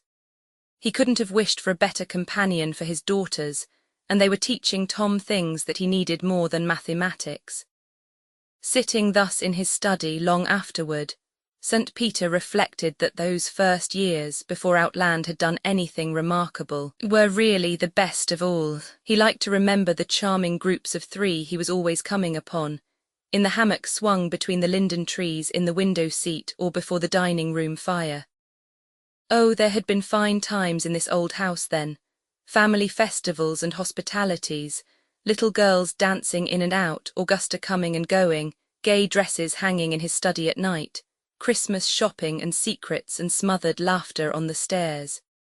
When a man had lovely children in his house, fragrant and happy, full of pretty fancies and generous impulses, why couldn't he keep them? Was there no way but Media's, he wondered. Roman 11. St. Peter had come in late from an afternoon lecture and had just lighted his kerosene lamp to go to work when he heard a light foot ascending the stairs. In a moment Kathleen's voice called, "May I interrupt for a moment, Papa?" He opened the door and drew her in. "Kitty, Do you remember the time you sat out there with your bee sting and your bottle? Nobody ever showed me more consideration than that, not even your mother. Kathleen threw her hat and jacket into the sewing chair and walked about, touching things to see how dusty they were. I've been wondering if you didn't need me to come in and clean house for you, but it's not so bad as they report it. This is the first time I've called on you since you've been here alone. I've turned in from the walk more than once, but I've always run away again. She paused to warm her hands at the little stove. I'm silly, you know. Such queer things make me blue. And you still have Augusta's old forms. I don't think anything ever happened to her that amused her so much. And now, you know, she's quite sentimental about their being here. It's about Augusta that I came, Papa. Did you know that she had lost some of her savings in the Kinku Copper Company? Augusta, are you sure? What a shame. Yes, she was sewing for me last week.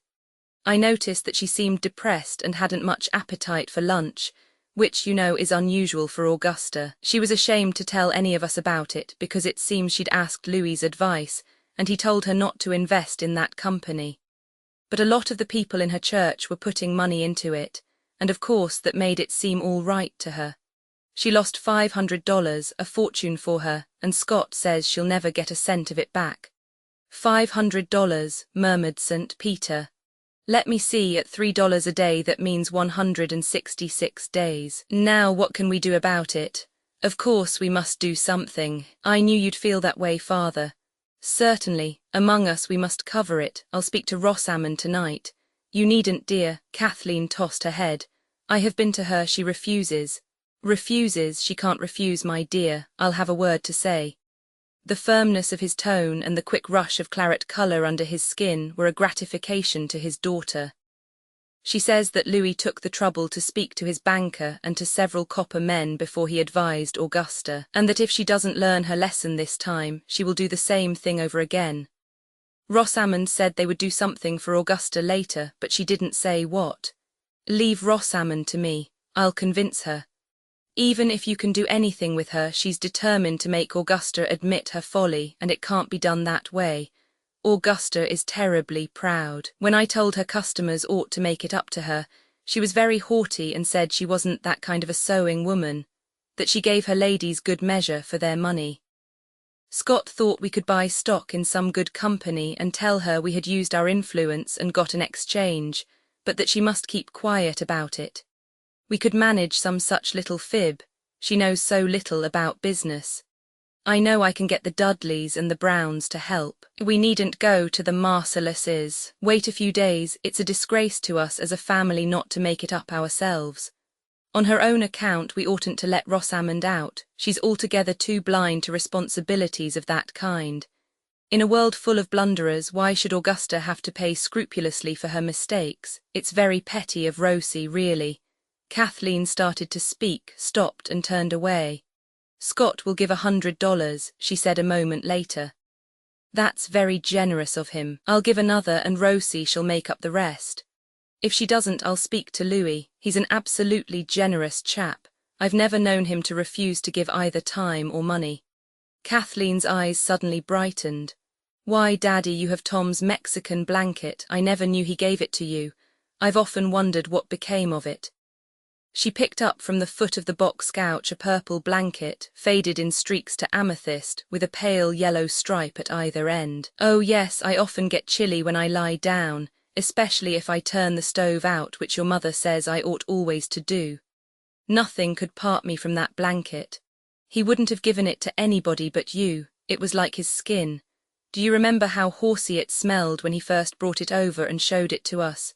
Just like a livery stable. It had been strapped behind the saddle on so many sweating cow ponies. In damp weather that smell is still perceptible. Kathleen stroked it thoughtfully. Roddy brought it up from old Mexico, you know. He gave it to Tom that winter he had pneumonia. Tom ought to have taken it to France with him. He used to say that Rodney Blake might turn up in the Foreign Legion. If he had taken this, it might have been like the wooden cups that were always revealing armies and amile to each other. St. Peter smiled and patted her hand on the blanket. Do you know, Kitty, I sometimes think I ought to go out and look for Blake myself. He's on my conscience. If that country down there weren't so everlastingly big. Oh, father, that was my romantic dream when I was little, finding Roddy. I used to think about it for hours when I was supposed to be taking my nap. I used to swim rivers and climb mountains and wander about with Navajos, and rescue Roddy at the most critical moments, when he was being stabbed in the back or drugged in a gambling house, and bring him back to Tom. You know Tom told us about him long before he ever told you. You children used to live in his stories, you cared more about them than about all your adventure books. I still do, said Kathleen, rising. Now that Rosamond has Outland, I consider Tom's Mesa entirely my own. St. Peter put down the cigarette he had just lighted with anticipation. Can't you stay a while, Kitty? I almost never see anyone who remembers that side of Tom. It was nice, all those years when he was in and out of the house like an older brother. Always very different from the other college boys, wasn't he? Always had something in his voice, in his eyes. One seemed to catch glimpses of an unusual background behind his shoulders when he came into the room. Kathleen smiled wanly. Yes, and now he's all turned out chemicals and dollars and cents, hasn't he? But not for you and me. Our Tom is much nicer than theirs.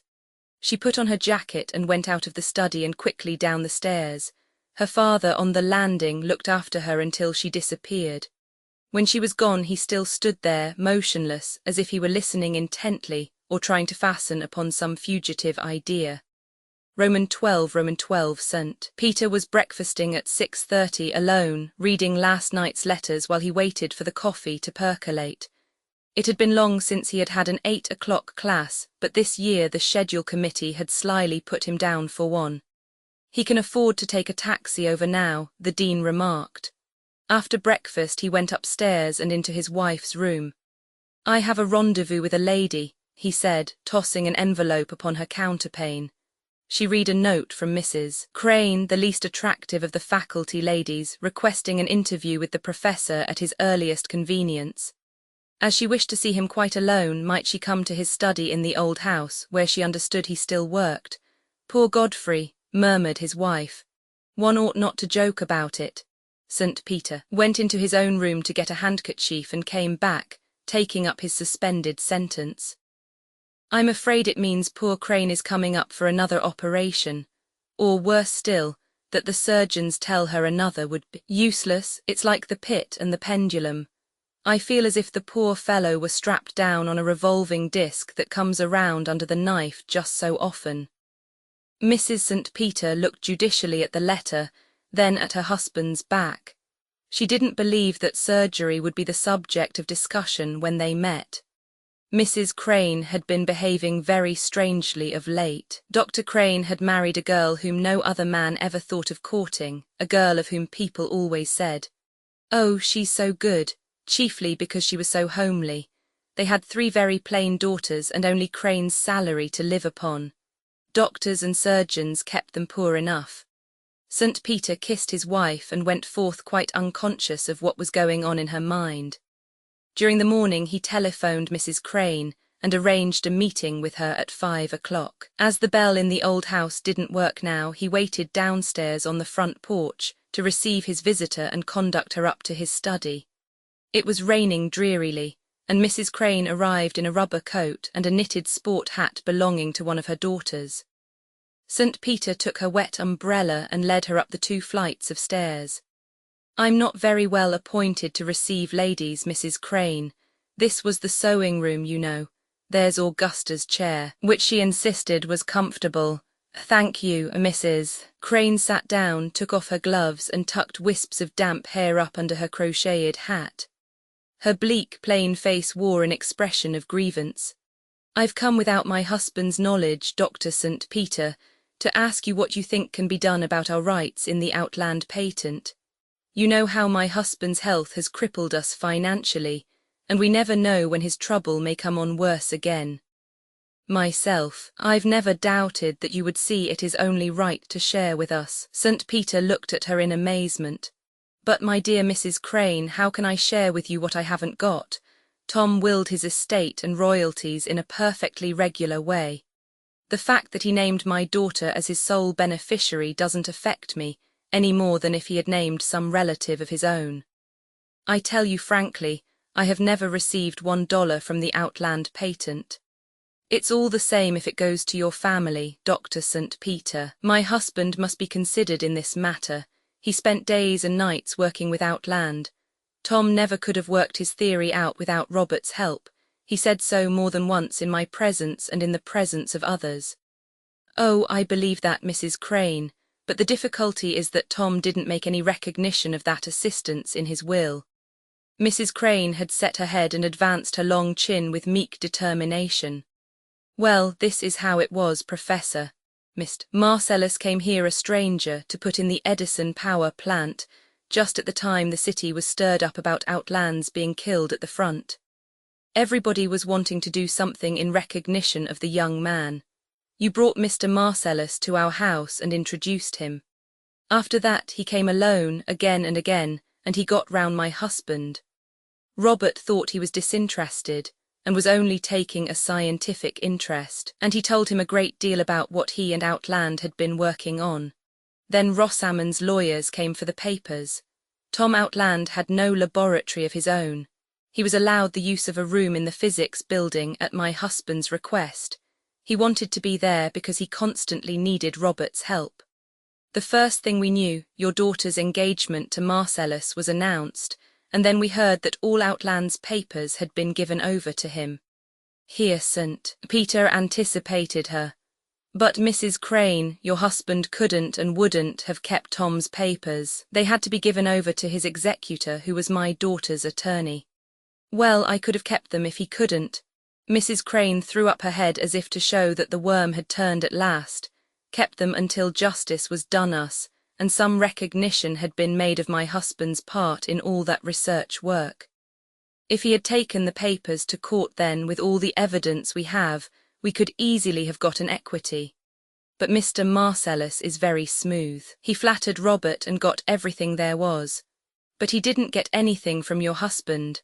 Outland's papers and apparatus were delivered to his executor, as was inevitable. That was a poor subterfuge, said Mrs. Crane with deep meaning. You know how unworldly Robert is, and as an old friend you might have warned us.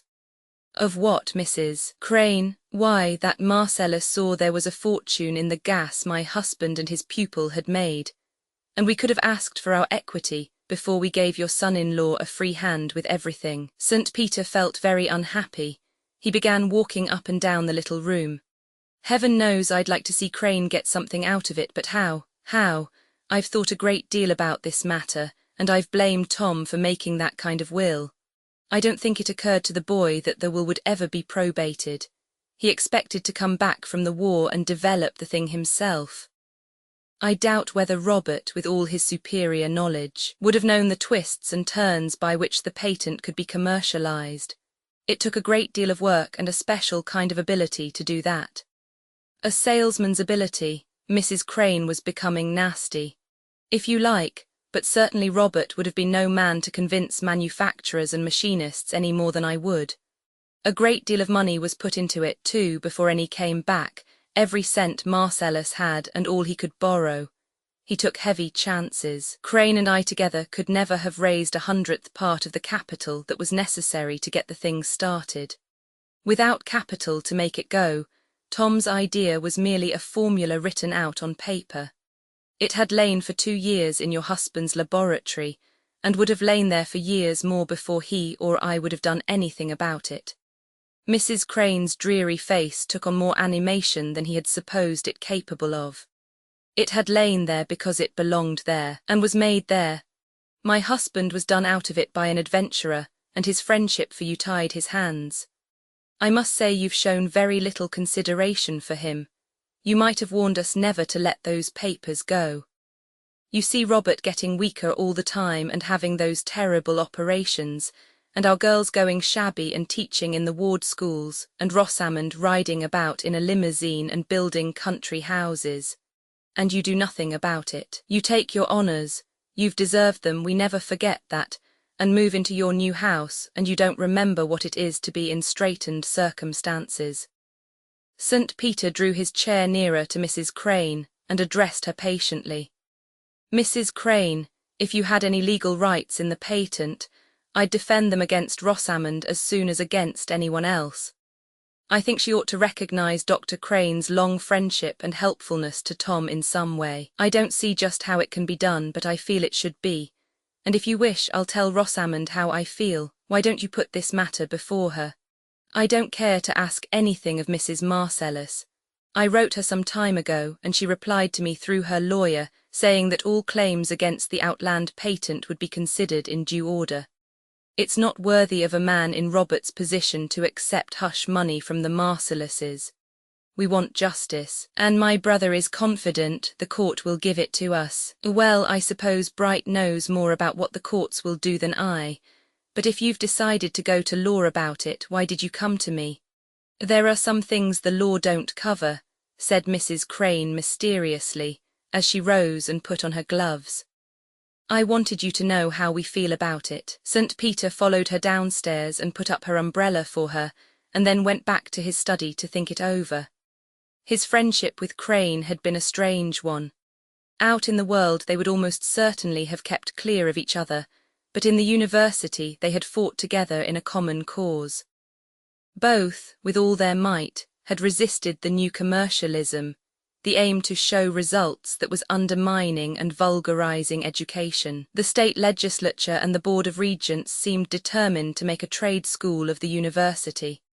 Candidates for the degree of Bachelor of Arts were allowed credits for commercial studies, courses in bookkeeping, experimental farming, domestic science, dressmaking, and whatnot.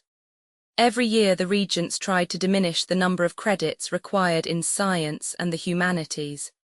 The liberal appropriations, the promotions and increases in salary, all went to the professors who worked with the Regents to abolish the purely cultural studies. Out of a faculty of 60, there were perhaps 20 men who made any serious stand for scholarship, and Robert Crane was one of the staunchest. He had lost the deanship of the College of Science because of his uncompromising opposition to the degrading influence of politicians in university affairs. The honour went, instead, to a much younger man, head of the Department of Chemistry, who was willing to give the taxpayers what they wanted. The struggle to preserve the dignity of the university and their own had brought St. Peter and Dr. Crane much together. They were moreover the only two men on the faculty who were doing research work of an uncommercial nature, and they occasionally dropped in on one another to exchange ideas. But that was as far as it went. St. Peter couldn't ask Crane to dinner. The presence of a bottle of claret on the table would have made him uncomfortable. Dr. Crane had all the prejudices of the Baptist community, in which he grew up. He carried them with him when he went to study at a German university, and brought them back. But Crane knew that none of his colleagues followed his work so closely, and rejoiced at his little triumphs so heartily as St. Peter. St.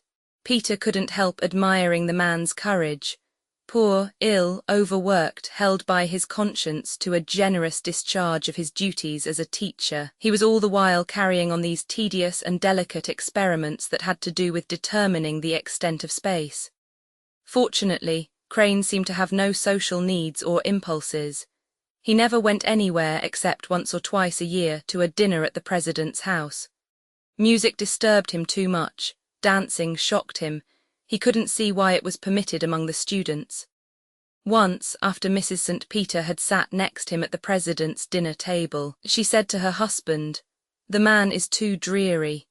All evening his heavy underwear kept coming down below his cuffs, and he kept poking it bayed with his forefinger. I believe he thinks it's wicked to live with even so plain a woman as Mrs. Crane. After Tom Outland graduated from the university, he and Dr. Crane worked side by side in the physics building for several years.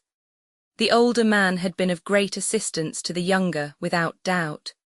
Though that kind of help, the result of criticism and suggestion, is not easily reckoned in percentages, still St. Peter thought Crane ought to get something out of the patent. He resolved to see Louis about it. But first he had better talk with Crane himself, and try to dissuade him from going to law. His brother-in-law Homer Bright would be tempted by the publicity which an action involving the Outland patent would certainly bring him. But he would lose the case, and Crane would get nothing. Whereas Louis, if he were properly approached, would be generous. St. Peter looked at his watch. He would go home now, and after dinner he would walk over to the physics building where his colleague worked every night. He never went to see Crane at his house if he could help it. He lived in the most depressing and unnecessary ugliness. Roman 13 at dinner. Lillian asked him no questions about his interview with Mrs. Crane, and he volunteered no information. She was not surprised, however, when he said he would not stop for a cigar, as he was going over to the physics laboratory. He walked through the park, past the old house and across the north end of the campus, to a building that stood off by itself in a grove of pine trees. It was constructed of red brick after an English model. The architect had had a good idea, and he very nearly succeeded in making a good thing, something like the old Smithsonian building in Washington. But after it was begun, the state legislature had defeated him by grinding down the contractor to cheap execution, and had spoiled everything outside and in. Ever since it was finished, plumbers and masons and carpenters had been kept busy patching and repairing it. Crane and St. Peter, both young men then, had wasted weeks of time with the contractors, and had finally gone before the legislative committee in person to plead for the integrity of that building. But nothing came of all their pains. It was one of many lost causes. St. Peter entered the building and went upstairs to a small room at the end of a chain of laboratories. After knocking, he heard the familiar shuffle of Crane's carpet slippers, and the door opened. Crane was wearing a grey cotton coat, shrunk to a rag by washing, though he wasn't working with fluids or batteries tonight, but at a roll-top desk littered with papers. The room was like any study behind a lecture room. Dusty books, dusty files, but no apparatus, except a spirit lamp and a little saucepan in which the physicist heated water for his cocoa at regular intervals. He was working by the glare of an unshaded electric bulb of high power. The man seemed to have no feeling for comfort of any kind. He asked his visitor to sit down, and to excuse him for a moment while he copied some entries into a notebook. St. Peter watched him scribbling with his fountain pen. The hands that were so deft in delicate manipulations were white and soft-looking, the fingers long and loosely hung, stained with chemicals and blunted at the tips like a violinist's. His head was square, and the lower part of his face was covered by a reddish, matted beard. His pale eyes and fawn-coloured eyebrows were outbalanced by his mouth, his most conspicuous feature. One always remembered about Crane that unexpected, startling red mouth in a setting of kinky beard. The lips had no modelling, they were as thick at the corners as in the middle, and he spoke through them rather than with them. He seemed painfully conscious of them. St. Peter saw no use in beating about the bush. As soon as Crane put down his pen, he remarked that Mrs. Crane had been to see him that afternoon. His colleague flushed, took up a large celluloid paper knife, and began shutting and unshutting his hands about the blade. "I want to know exactly how you feel about this and what the facts are," St. Peter began. "We've never discussed it before, and there may be things I know nothing about. Did Tom ever say that he meant you to have a share in his profits if there were any?" "No, not exactly that." Dr. Crane moved his shoulders about in his tight coat and looked embarrassed and unhappy. More than once he said in a general way that he hoped it would go, on my account as well as on his own, and that we would use the income for further experiments. Did he talk much about the possible commercial value of the gas while he was trying to make it? Not much. No, very seldom. Perhaps not more than half a dozen times in the 3 years he was working in my laboratory. But whenever he did, he spoke as if there would be something in it for both of us if our gas became remunerative. Just how much was it our gas, Crane? Strictly speaking, of course, it wasn't. The idea was Outland's. He benefited by my criticism, and I often helped him with his experiments. He never acquired a nice laboratory technique. He would fail repeatedly in some perfectly sound experiment because of careless procedure. Do you think he would have arrived at his results without your help? Dr. Crane was clenching the paper knife with both hands. That I cannot say. He was impatient. He might have got discouraged and turned to something else. He would have been much slower in getting his results at any rate. His conception was right, but very delicate manipulation was necessary, and he was a careless experimenter. St. Peter felt that this was becoming nothing less than cross-examination. He tried to change the tone of it. I want to see you get recognition and compensation for whatever part you had in his experiments if there's any way to get it.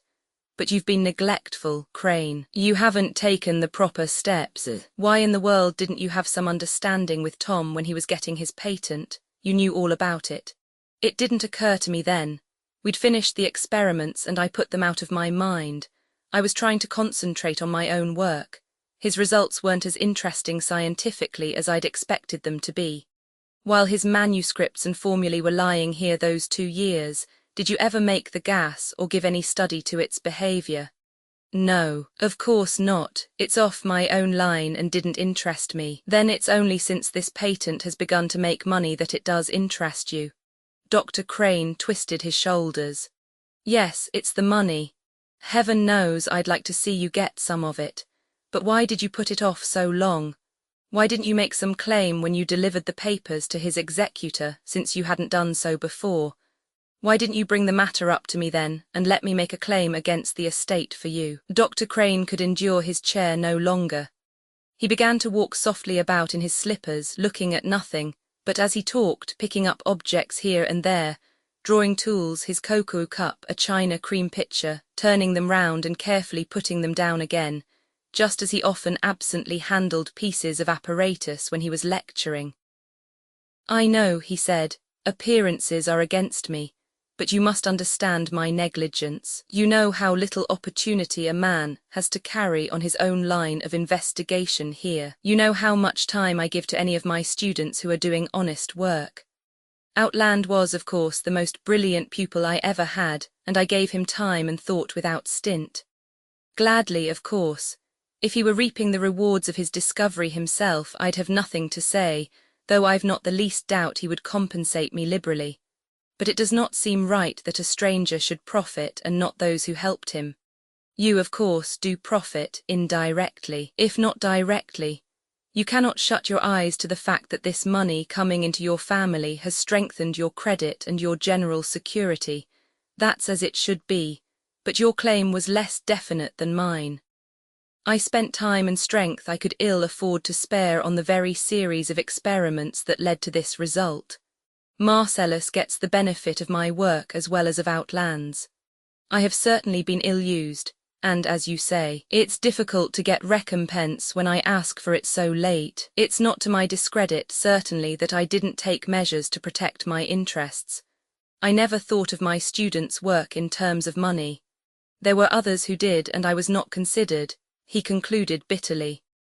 Why don't you put in a claim to Marcellus for your time and expert advice? I think he'd honour it. He is going to live here. He probably doesn't wish to be more unpopular than a suddenly prosperous man is bound to be, and you have many friends. I believe I can convince him that it would be poor policy to disregard any reasonable demand. I had thought of that, but my wife's brother advises a different course. Ah, yes, Mrs. Crane said something of that sort. Well, Crane, if you're going to law about it, I hope you'll consult a sound lawyer, and you know as well as I that Homer Bright is not one. Dr. Crane coloured and bridled. I'm sure you are disinterested, St. Peter, but frankly, I think your judgment has been warped by events. You don't realise how clear the matter is to unprejudiced minds. Though I'm such an unpractical man, I have evidence to rest my claims upon. The more the better, if you are going to depend on such a windbag as Bright. If you go to law, I'd like to see you win your case. St. Peter said good night, went down the stairs and out through the dark pine trees. Evidence, Crane said. Probably letters Tom had written him during the winter he was working at Johns Hopkins. Well, there was nothing to be done, unless he could get old Dr. Hutchins to persuade Crane to employ an intelligent lawyer. Homer Bright's rhetoric might influence a jury in a rape or bigamy case, but it would antagonize a judge in an equity court. The professor took a turn in the park before going home. The interview had depressed him, and he was afraid he might be wakeful. He had never seen his colleague in such an unbecoming light before. Crane was narrow, but he was straight, a man you could count on in the shifty game of college politics. He had never been out to get anything for himself. St. Peter would have said that nothing about the vulgar success of Outland's idea could possibly matter to Crane, beyond gratifying his pride as a teacher and friend. The park was deserted, the arc lights were turned off. The leafless trees stood quite motionless in the light of the clear stars. The world was sad to St. Peter as he looked about him, the lakeshore country flat and heavy, Hamilton small and tight and airless. The university, his new house, his old house, everything around him seemed insupportable, as the boat on which he is imprisoned seems to a seasick man. Yes, it was possible that the little world on its voyage among all the stars might become like that, a boat on which one could travel no longer, from which one could no longer look up and confront those bright rings or revolution. He brought himself back with a jerk. Ah, yes, Crane, that was the trouble. If Outland were here tonight, he might say with Mark Antony, "My fortunes have corrupted honest men." Roman 14, at the end of the semester, St. Peter went to Chicago with Rosamond to help her buy things for her country house. He had very much wanted to stay at home and rest. The university work seemed to take it out of him that winter more than ever before, but Rosamond had set her mind on his going, and Mrs. St. Peter told him he couldn't refuse. A Chicago merchant had brought over a lot of old Spanish furniture, and on this nobody's judgment would be better than St. Peter's. He was supposed to know a good deal about rugs, too. When his wife said a thing must be done, the professor usually did it from long-established habit. Her instincts about what one owed to other people were better than his. Louis accompanied them to Chicago, where he was to join his brother, the one who was in the silk trade in China, and go on to New York with him for a family reunion. St. Peter was amused and pleased to see that Louis sincerely hated to leave them. With very little encouragement, he would have sent his brother on alone, and remained in Chicago with his wife and father-in-law. They all lunched together, after which the professor and Rosamond took the Marcellus brothers to the La Salle Street station. When Louis had again and again kissed his hand to them from the rear platform of the 20th Century observation car, and was rolled away in the very act of shouting something to his wife, St. Peter, who had so often complained that there was too much Louis in his life, now felt a sudden drop, a distinct sense of loss. He took Rosamond's arm, and they turned away from the shining rails. "We must be diligent, Rosie. He expects wonders of us." Scott McGregor got on the Blue Bird Express one afternoon, returning from a business trip for his paper. On entering the smoking car, he came upon his father-in-law lying back in a leather chair, his clothes covered with dust, his eyes closed, a dead cigar hanging between the relaxed lingers of his dark, muscular hand. It gave Scott a start. He thought the professor didn't look well. "Hello, doctor, what are you doing here?" "Oh yes, the shopping expedition. Where's Rosamond?" "In Chicago. At the Blackstone. Outlasted you, did she?" "That's it." The professor smiled apologetically as if he were ashamed to admit it. Scott sat down beside him and tried to interest him in one subject after another without success. It occurred to him that he had never before seen the professor when he seemed absolutely flattened out and listless. That was a bad sign. He was glad they were only half an hour from Hamilton. The old chap needs rest, he reflected. Rosamond's run him to death in Chicago. He oughtn't to be used as a courier anyhow. I'm going to tell Kitty that we must look out for her father a little. The Marcelluses have no mercy, and Lillian has always taken it for granted that he was as strong as 3 men. That evening Mrs. St. Peter was standing by the French windows in the drawing-room, watching somewhat anxiously for her husband. The Chicago train was usually punctual, and surely he would have taken a cab from the station, for it was a raw February night with a freezing wind blowing off the lake. St. Peter arrived on foot, however. As he came through the gate, she could see by his walk and the set of his shoulders that he was very tired.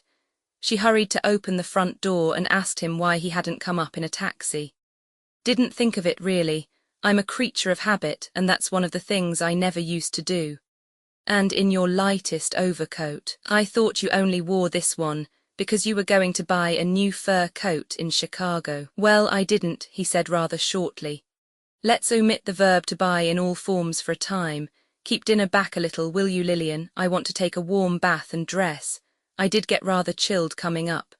Mrs. St. Peter went to the kitchen and after a discreet interval followed her husband upstairs and into his room. I know you're tired, but tell me one thing, did you find the painted Spanish bedroom set? Oh dear, yes, several of them. And were they pretty? Very. At least I think I'd have found them so if I'd come upon them without so many other things. Too much is certainly worse than too little of anything. It turned out to be rather an orgy of acquisition. Rosamond lost her head. Oh no, perfectly cool. I should say she had a faultless purchasing manner. Wonder where a girl who grew up in that old house of ours ever got it. She was like Napoleon looting the Italian palaces. Don't be harsh. You had a nice little vacation, at any rate. A very expensive one for a poor professor, and not much rest. A look of sharp anxiety came into Mrs. St. Peter's face. You mean, she breathed in a hushed voice, that she let you? He cut in sharply. I mean that I paid my way, as I hope always to be able to do. Any suggestion to the contrary might have been very graceful, but it would have been rejected. I am quite ready to permit myself a little extravagance to be of service to the women of my family. Any other arrangement is humiliating. Then that was why you didn't get your fur coat. That may have been one reason. I was not much in the humour for it. Mrs. St. Peter went swiftly downstairs to make him a cocktail. She sensed an unusual weariness in him, and felt, as it were, the bitter taste on his tongue. A man, she knew, could get from his daughter a peculiar kind of hurt, one of the cruelest that flesh is heir to. Her heart ached for Godfrey. When the professor had been warmed and comforted by a good dinner, he lit a cigar and sat down before the hearth to read. After a while his wife saw that the book had slid to his knee, and he was looking into the fire. Studying his dark profile, she noticed that the corners of his funny eyebrows rose, as if he were amused by something. "What are you thinking about, Godfrey?" she said presently. Just then you were smiling, quite agreeably. "I was thinking," he answered absently, "about Euripides, how, when he was an old man, he went and lived in a cave by the sea, and it was thought queer at the time. It seems that houses had become insupportable to him. I wonder whether it was because he had observed women so closely all his life." Roman 15, the month of March was the dreariest and bleakest of the year in Hamilton, and Louis strove to brighten it by opening a discussion of plans for the summer. He had been hinting for some time that he had a very attractive project up his sleeve, and, though he had not succeeded in keeping it from Mrs. St. Peter, he said nothing to the professor until one night when they were dining at the Marcellus'. All through dinner, Louis kept reminding them of the specialties of this and that Paris restaurant, so that St. Peter was not altogether unprepared. As they left the dining room, Louis burst out with it. He and Rosamond were to take Dr. and Mrs. St. Peter to France for the summer. Louis had decided upon the dates, the boat, the itinerary. He was intoxicated with the pleasure of planning. "Understand," he said, "it is to be our excursion from Hamilton back to Hamilton. We'll travel in the most ample comfort but not in magnificence. We'll go down to Biarritz for a little fashionable life and stop at Marseille to see your foster brother, Charles Thierault. The rest of the summer we'll lead a scholarly life in Paris. I have my own reasons for wishing you to go along, Professor. The pleasure of your company would be quite enough, but I have also other reasons. I want to see the intellectual side of Paris and to meet some of the savants and men of letters whom you know. What a shame Gaston Paris is not living. We could very nicely make up a little party at Lapeyrouse for him, but there are others." Mrs. St. Peter developed the argument. "Yes, Louis, you and Godfrey can lunch with the scholars, while Rosamond and I are shopping." Marcellus looked alarmed. "Not at all, dearest. It's to be understood that I always shop with you. I adore the shops in Paris. Besides, we shall want you with us when we lunch with celebrities. When was a savant and a Frenchman not eager for the company of two charming ladies at déjeuner? And you may have too much of the society of your sposi. Very nice for you to have variety. You must keep a little engagement book, Lundi Dejuna M. Emil faked, Mercredi Dina M. Anatole France, and so on. St. Peter chuckled. I'm afraid you exaggerate the circumference of my social circle, Louis. I haven't the pleasure of knowing Anatole France. No matter, we can have Paul Birgit for Wednesday. You can help us too about finding things for the house, Papa, said Rosamond. We expect to pick up a good many things. The Thierolts ought to know good shops down in the south where prices have not gone up. I'm afraid the antiquaries are centralized in Paris. I never saw anything very interesting in Lyons or the Midi. However, they may exist. Charles Thierolt is still interested in a shipping line that runs to the City of Mexico, isn't he? He could perfectly well send our purchases from Marseille to the City of Mexico for us. They would go in without duty, and Louis thinks he can get them across the border as household goods. That sounds practicable, Rosie. It might be managed. Marcellus laughed and patted his wife's hand. Oh ho, cher papa, you haven't begun to find how practical we can be. Well, Louis, it's a tempting idea and I'll think it over. I'll see whether I can arrange my work. St. Peter knew at that moment that he would never be one of this light-hearted expedition, and he hated himself for the ungracious drawing back that he felt in the region of his diaphragm. The family discussed their summer plans all evening. Louis wanted to write at once for rooms at the Muris, but Mrs. St. Peter ruled it out as too expensive. That night, after he was in bed, St. Peter tried in vain to justify himself in his inevitable refusal. He liked Paris, and he liked Louis, but one couldn't do one's own things in another person's way, selfish or not, that was the truth. Besides, he would not be needed. He could trust Louis to take every care of Lillian, and nobody could please her more than her son-in-law. Beaux-fils, apparently, were meant by Providence to take the husband's place when husbands had ceased to be lovers. Marcellus never forgot one of the 100 foolish little attentions that Lillian loved. Best of all, he admired her extravagantly. Her distinction was priceless to him. Many people admired her, but Louis more than most. That worldliness, that willingness to get the most out of occasions and people, which had developed so strongly in Lillian in the last few years, seemed to Louis as natural and proper as it seemed unnatural to Godfrey. It was an element that had always been in Lillian, and as long as it resulted in mere fastidiousness, was not a means to an end, St. Peter had liked it too.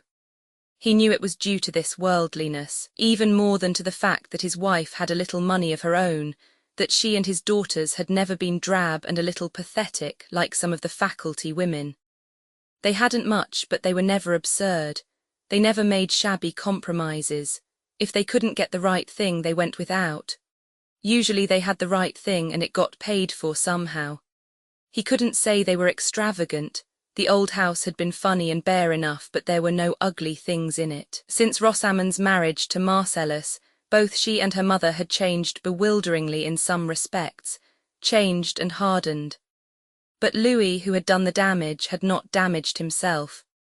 It was to him that one appealed, for Augusta, for Professor Crane, for the bruised feelings of people less fortunate. It was less because of Louis than for any other reason that he would refuse this princely invitation. He could get out of it without hurting anybody, though he knew Louis would be sorry. He could simply insist that he must work and that he couldn't work away from his old study. There were some advantages about being a writer of histories. The desk was a shelter one could hide behind, it was a hole one could creep into. When St. Peter told his family of his decision, Louis was disappointed, but he was respectful and readily conceded that the professor's first duty was to his work. Rosamond was incredulous and piqued. She didn't see how he could be so ungenerous as to spoil an arrangement which would give pleasure to everyone concerned. His wife looked at him with thoughtful disbelief. When they were alone together, she approached the matter more directly than was her wont nowadays. "Godfrey," she said slowly and sadly, "I wonder what it is that makes you draw away from your family, or who it is. My dear, are you going to be jealous? I wish I were going to be. I'd much rather see you foolish about some woman than becoming lonely and inhuman." Well, the habit of living with ideas grows on one, I suppose, just as inevitably as the more cheerful habit of living with various ladies. There's something to be said for both. I think your ideas were best when you were your most human self. St. Peter sighed. I can't contradict you there, but I must go on as I can. It is not always may. You are not old enough for the pose you take, that's what puzzles me. For so many years you never seemed to grow at all older, though I did. 2 years ago you were an impetuous young man. Now you save yourself in everything. You're naturally warm and affectionate. All at once you begin shutting yourself away from everybody. I don't think you'll be happier for it.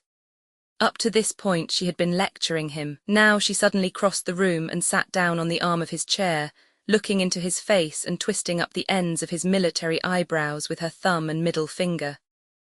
Why is it, Godfrey, I can't see any change in your face, though I watch you so closely? It's in your mind, in your mood. Something has come over you. Is it merely that you know too much, I wonder, too much to be happy? You were always the wisest person in the world. What is it, can't you tell me? I can't altogether tell myself, Lillian. It's not wholly a matter of the calendar. It's the feeling that I've put a great deal behind me where I can't go back to it again, and I don't really wish to go back. The way would be too long and too fatiguing. Perhaps for a home-staying man I've lived pretty hard. I wasn't willing to slight anything, you or my desk or my students, and now I seem to be tremendously tired. One pays, coming or going. A man has got only just so much in him.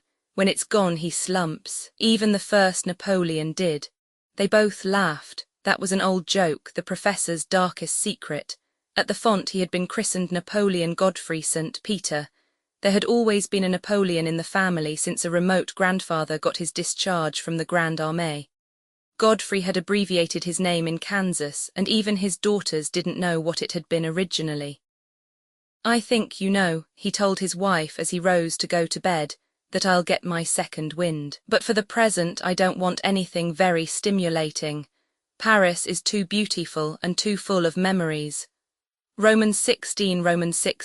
One Saturday morning in the spring, when the professor was at work in the old house, he heard energetic footsteps running up the uncarpeted stairway. Louis's voice called, "Cher papa, shall I disturb you too much?" St. Peter rose and opened to him. Louis was wearing his golf stockings and a purple jacket with a fur collar. "No, I'm not going golfing. I changed my mind but didn't have time to change my clothes. I want you to take a run out along the lake shore with us. Rosie is going to lunch with some friends at the country club. We'll have a drive with her and then drop her there. It's a glorious day." Louis's keen, interested eye ran about the shabby little room. He chuckled. "The old bear, he just likes his old den, doesn't he? I can readily understand. Your children were born here. Not your daughters, your sons, your splendid Spanish adventurer sons. I'm proud to be related to them even by marriage. And your blanket, surely that's a Spanish touch." Louis pounced upon the purple blanket, threw it across his chest, and moving aside the wire lady studied himself in Augusta's glass. And a very proper dressing gown it would make for Louis, wouldn't it? It was Outland's, a precious possession. His lost chum brought it up from Mexico. Was it Outland's indeed? Louis stroked it and regarded it in the glass with increased admiration. I can never forgive destiny that I hadn't the chance to know that splendid fellow. The professor's eyebrows rose in puzzled interrogation. It might have been awkward about Rosie, you know. I never think of him as a rival, said Louis, throwing back the blanket with a wide gesture. I think of him as a brother, an adored and gifted brother. Half an hour later they were spinning along through the country, just coming Green, Rosamond and her father on the back seat, Louis facing them. It struck the professor that Louis had something on his mind. His restless bright eyes watched his wife narrowly, as if to seize an opportune moment. "You know, Doctor," he said presently, "we've decided to give up our house before we go abroad and cut off the rent. We'll move the books and pictures up to Outland, and our wedding presents, of course, and the silver we'll put in the bank. There won't be much of our present furniture that we'll need. I wonder if you could use any of it. And it has just occurred to me, Rosie," here he leaned forward and tapped her knee, "that we might ask Scott and Kathleen to come round and select anything they like. No use bothering to sell it, we'd get so little." Rosamond looked at him in astonishment. It was very evident they had not discussed anything of this sort before. "Don't be foolish, Louis," she said quietly. "They wouldn't want your things, but why not?" he persisted playfully. "They are very nice things, not right for Outland but perfectly right for a little house. We chose them with care and we don't want them going into some dirty second-hand shop." "They won't have to. We can store them in the attic at Outland, heaven knows it's big enough. You don't have to do anything with them just now. It seems a pity when somebody might be getting the good of them. I know Scott could do very well with that chiffonier of mine. He admired it greatly, I remember, and said he'd never had one with proper drawers for his shirts." Rosamond's lip curled. "Don't look like that, Rosie. It's naughty. Stop it." Louis reached forward and shook her gently by the elbows. "And how can you be sure the McGregors wouldn't like our things when you've never asked them? What positive ideas she does get into her head. They wouldn't want them because they are ours, yours and mine if you will have it," she said coldly, drawing away from him. Louis sank back into his seat and gave it up. "Why do you think such naughty things? I don't believe it. You know you are so touchy. Scott and Kitty may be a little standoffish, but it might very possibly make them feel better if you went at them nicely about this." He rallied and began to coax again. "She's got it into her head that the McGregors have a grudge, Doctor. There's nothing to it." Rosamond had grown quite pale.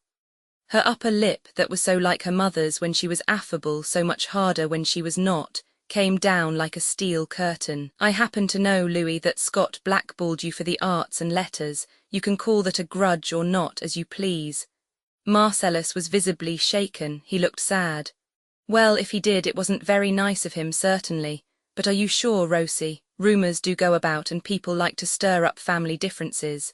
"It isn't people and it's not rumour, I know it positively. Kathleen's best friend told me." Louis lay back and shook with laughter. "Oh, the ladies, what they do to each other, Professor." St. Peter was very uncomfortable. "I don't think I'd accept such evidence, Rosamond. I don't believe it of Scott, and I think Louis has the right idea. People are like children and Scott's poor and proud. I think Louis's chiffonier would go to his heart if Louis offered it to him. I'm afraid you wouldn't do it very graciously." "Professor, I'll go to McGregor's office and put it up to him. If he scorns it, so much the worse for him. He'll lose a very handy piece of furniture." Rosamond's paleness changed to red. Fortunately, they were spinning over the gravel loops that led through shaven turf to the country club. "You can do as you like with your own things, Louis, but I don't want any of mine in the McGregors' bungalow. I know Scott's brand of humour too well and the kind of jokes that would be made about them." The car stopped. Louis sprang out and gave his arm to his wife. He walked up the steps to the door with her, and his back expressed such patient, protecting kindness that the professor bit his lower lip with indignation. Louis came back looking quite grey and tired, and sank into the seat beside the professor with a sadder and wiser smile. "Louis," St. Peter spoke with deep feeling, "do you happen to have read a novel of Henry James, the American? There's a rather nice scene in it, in which a young Frenchman hurt in a duel apologizes for the behavior of his family. I'd like to do something of the sort. I apologize to you for Rosamond, and for Scott if he has done such a mean thing." Louis's downcast face brightened at once. He squeezed the professor's arm warmly. "Oh, that's all right, sir. As for Scott, I can understand. He was the first son of the family and he was the whole thing. Then I came along, a stranger, and carried off Rosie, and this patent began to pay so well it's enough to make any man jealous, and he a Scotchman. But I think Scott will come around in the end. People usually do if you treat them well, and I mean to. I like the fellow. As for Rosamond, you mustn't give that a thought. I love her when she's naughty. She's a bit unreasonable sometimes, but I'm always hoping for a period of fantastic unreasonableness, which will be the beginning of a great happiness for us all." "Louis, you are magnanimous and magnificent," murmured his vanquished father-in-law. Roman 17 Lillian and the Marcelluses sailed for France early in May. The professor, left alone, had plenty of time to spray his rose vines, and his garden had never been so beautiful as it was that June.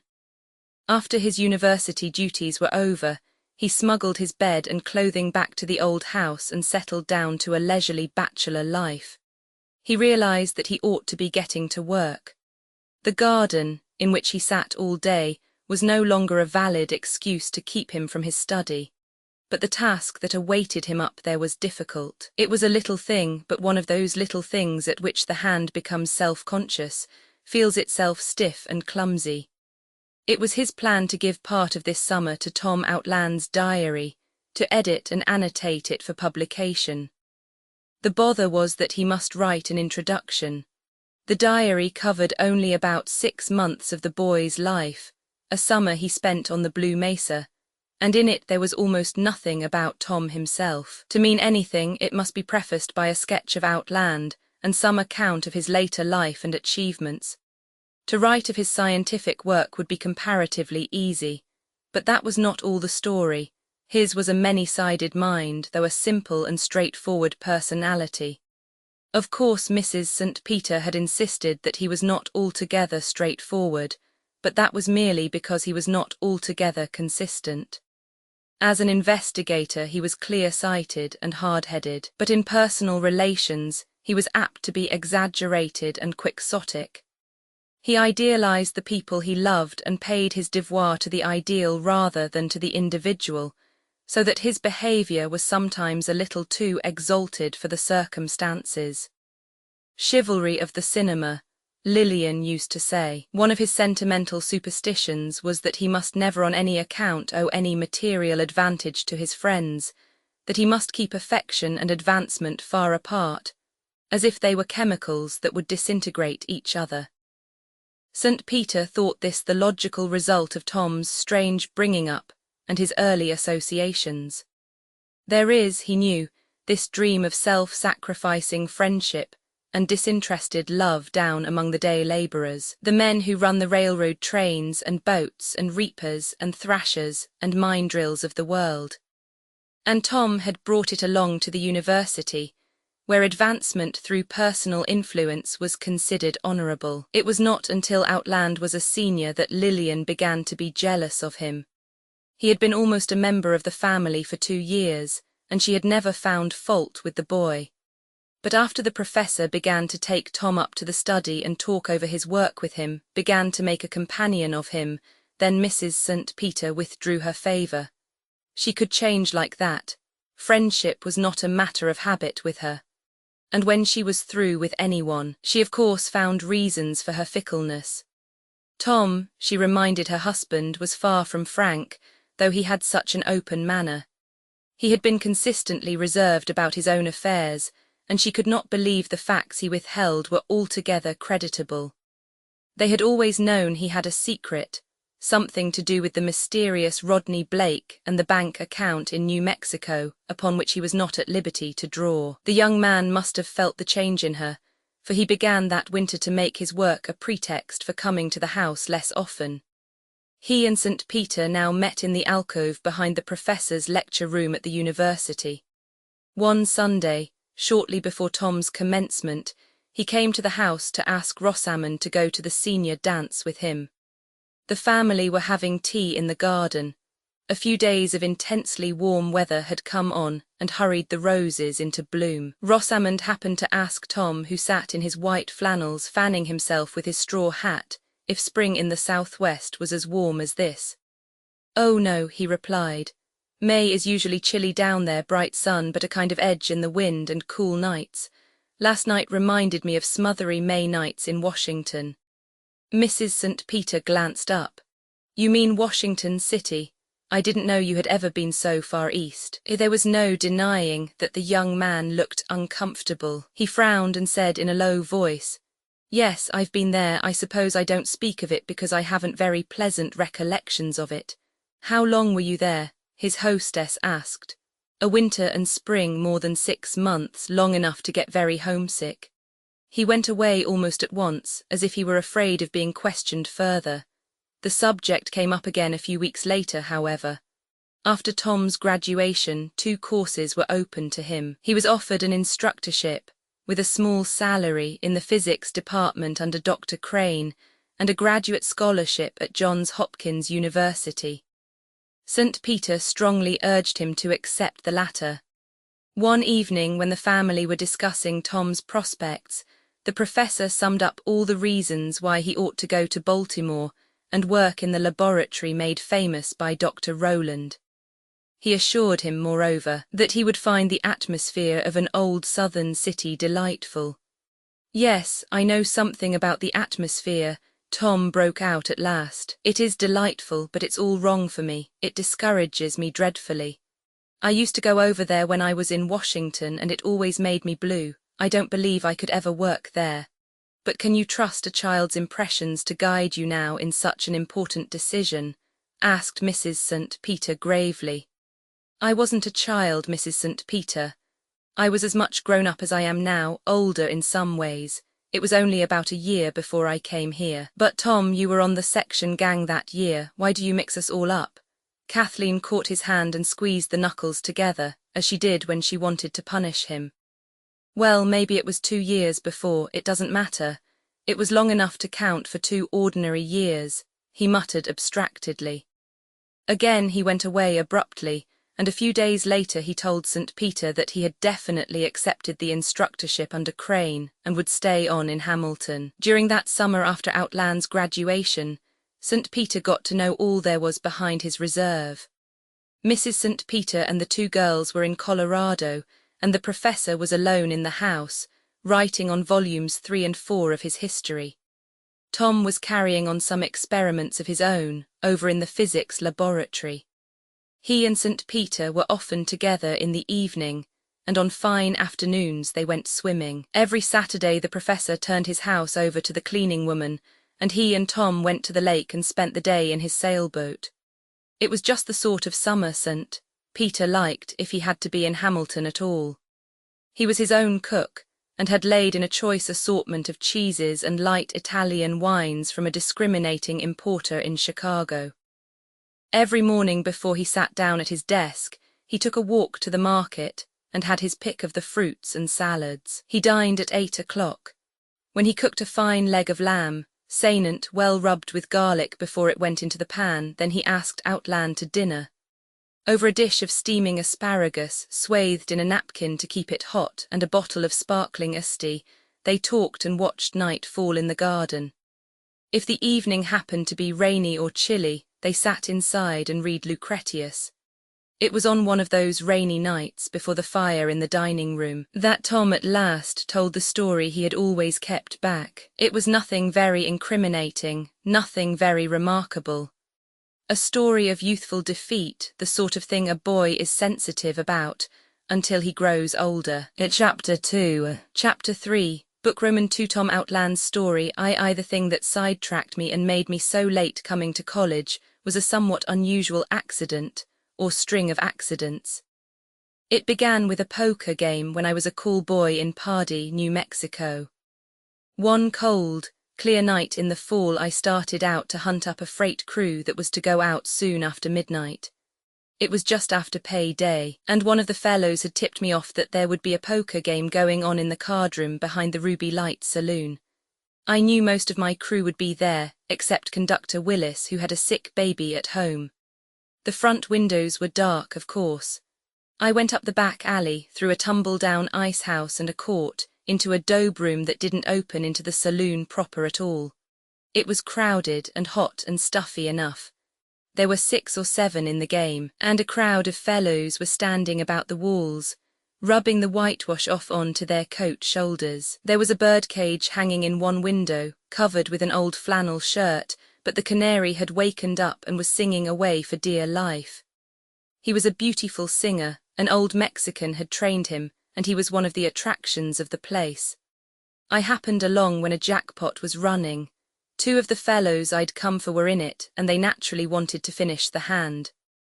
I stood by the door with my watch, keeping time for them. Among the players I saw 2 sheep men who always liked a lively game, and one of the bystanders told me you had to buy $100 worth of chips to get in that night. The crowd was fussing about one fellow, Rodney Blake, who had come in from his engine without cleaning up. That wasn't customary. The minute a man got in from his run, he took a bath, put on citizen's clothes, and went to a barber. This Blake was a new fireman on our division. He'd come uptown in his greasy overalls and sweaty blue shirt, with his face streaked up with smoke. He'd been drinking, he smelled of it, and his eyes were out of focus. All the other men were clean and freshly shaved, and they were sore at Blake, said his hands were so greasy they marked the cards. Some of them wanted to put him out of the game, but he was a big, heavy-built fellow, and nobody wanted to be the man to do it. It didn't please them any better when he took the jackpot. I got my 2 men and hurried them out, and 2 others from the row along the wall took their places. One of the chaps who left with me asked me to go up to his house and get his grip with his work clothes. He'd lost every cent of his pay check and didn't want to face his wife. I asked him who was winning. Blake, the dirty boomer's been taking everything, but the fellows will clean him out before morning. About 2 o'clock, when my work for that night was over and I was going home to sleep, I just dropped in at the card room to see how things had come out. The game was breaking up. Since I left them at midnight, they had changed to stud poker, and Blake, the fireman, had cleaned everybody out. He was cashing in his chips when I came in. The bank was a little short, but Blake made no fuss about it. He had something over $1,600 lying on the table before him in banknotes and gold. Some of the crowd were insulting him, trying to get him into a fight and loot him. He paid no attention and began to put the money away, not looking at anybody. The bills he folded and put inside the band of his hat. He filled his overalls' pockets with the gold and swept the rest of it into his big red neckerchief. I'd been interested in this fellow ever since he came on our division. He was close-mouthed and unfriendly. He was one of those fellows with a settled, mature body and a young face, such as you often see among working men. There was something calm and sarcastic and mocking about his expression, that too you often see among working men. When he had put all his money away, he got up and walked toward the door without a word, without saying good night to anybody. Manners of a hog and a dirty hog, little Barney Shea yelled after him. Blake's back was just in the doorway. He hitched up one shoulder but didn't turn or make a sound. I slipped out after him and followed him down the street. His walk was unsteady, and the gold in his baggy overalls' pockets clinked with every step he took. I ran a little way and caught up with him. "What are you going to do with all that money, Blake?" I asked him. "Lose it tomorrow night. I'm no hog for money, damned barber pole dudes." I thought I'd better follow him home. I knew he lodged with an old Mexican woman in the yellow quarter behind the roundhouse. His room opened onto the street by a sky-blue door. He went in, didn't strike a light or make a stab at undressing, but threw himself just as he was on the bed and went to sleep. His hat stuck between the iron rods of the bed head, the gold ran out of his pockets and rolled over the bare floor in the dark. I struck a match and lit a candle. The bed took up half the room. On the dresser was a grip with his clean clothes in it, just as he'd brought it in from his run. I took out the clothes and began picking up the money, got the bills out of his hat, emptied his pockets, and collected the coins that lay in the hollow of the bed about his hips, and put it all into the grip. Then I blew out the light and sat down to listen. I trusted all the boys who were at the Ruby Light that night, except Barney Shea. He might try to pull something off on a stranger down in Mexican town. We had a quiet night, however, and a cold one. I found Blake's winter overcoat hanging on the wall and wrapped up in it. I wasn't a bit sorry when the roosters began to crow and the dogs began barking all over Mexican town. At last the sun came up and turned the desert and the daube town red in a minute. I began to shake the man on the bed. Waking men who didn't want to get up was part of my job, and I didn't let up on him until I had him on his feet. "Hello, kid, come to call me." I told him I'd come to call him to a Harvey House breakfast. "You owe me a good one. I brought you home last night. Sure, I'm glad to have company. Wait till I wash up a bit." He took his soap and towel and comb and went out into the patio, a neat little sanded square with flowers and vines all around, and washed at the trough under the pump. Then he called me to come and pump water on his head. After he'd stood the gush of cold water for a few seconds, he straightened up with his teeth chattering. "That ought to get the whiskey out of a fellow's head, oughtn't it? Felt good, Tom." Presently he began feeling his side pockets. Was I dreaming something, or did I take a string of jackpots last night? The money's in your grip, I told him. You don't deserve it, for you were too drunk to take care of it. I had to come after you and pick it up out of the mud. All right, I'll go halvers, easy come, easy go. I told him I didn't want anything off him but breakfast, and I wanted that pretty soon. Go easy, son, I've got to change my shirt. This one's wet, it's worse than wet. You oughtn't to go uptown without changing. You're a stranger here, and it makes a bad impression. He shrugged his shoulders and looked superior. He had a square-built, honest face and steady eyes that didn't carry a cynical expression very well. I knew he was a decent chap, though he'd been drinking and acting ugly ever since he'd been on our division. After breakfast we went out and sat in the sun at a place where the wooden sidewalk ran over a sand gully and made a sort of bridge. I had a long talk with him. I was carrying the grip with his winnings in it, and I finally persuaded him to go with me to the bank. We put every cent of it into a savings account that he couldn't touch for a year. From that night Blake and I were fast friends. He was the sort of fellow who can do anything for somebody else and nothing for himself. There are lots like that among working men. They aren't trained by success to a sort of systematic selfishness.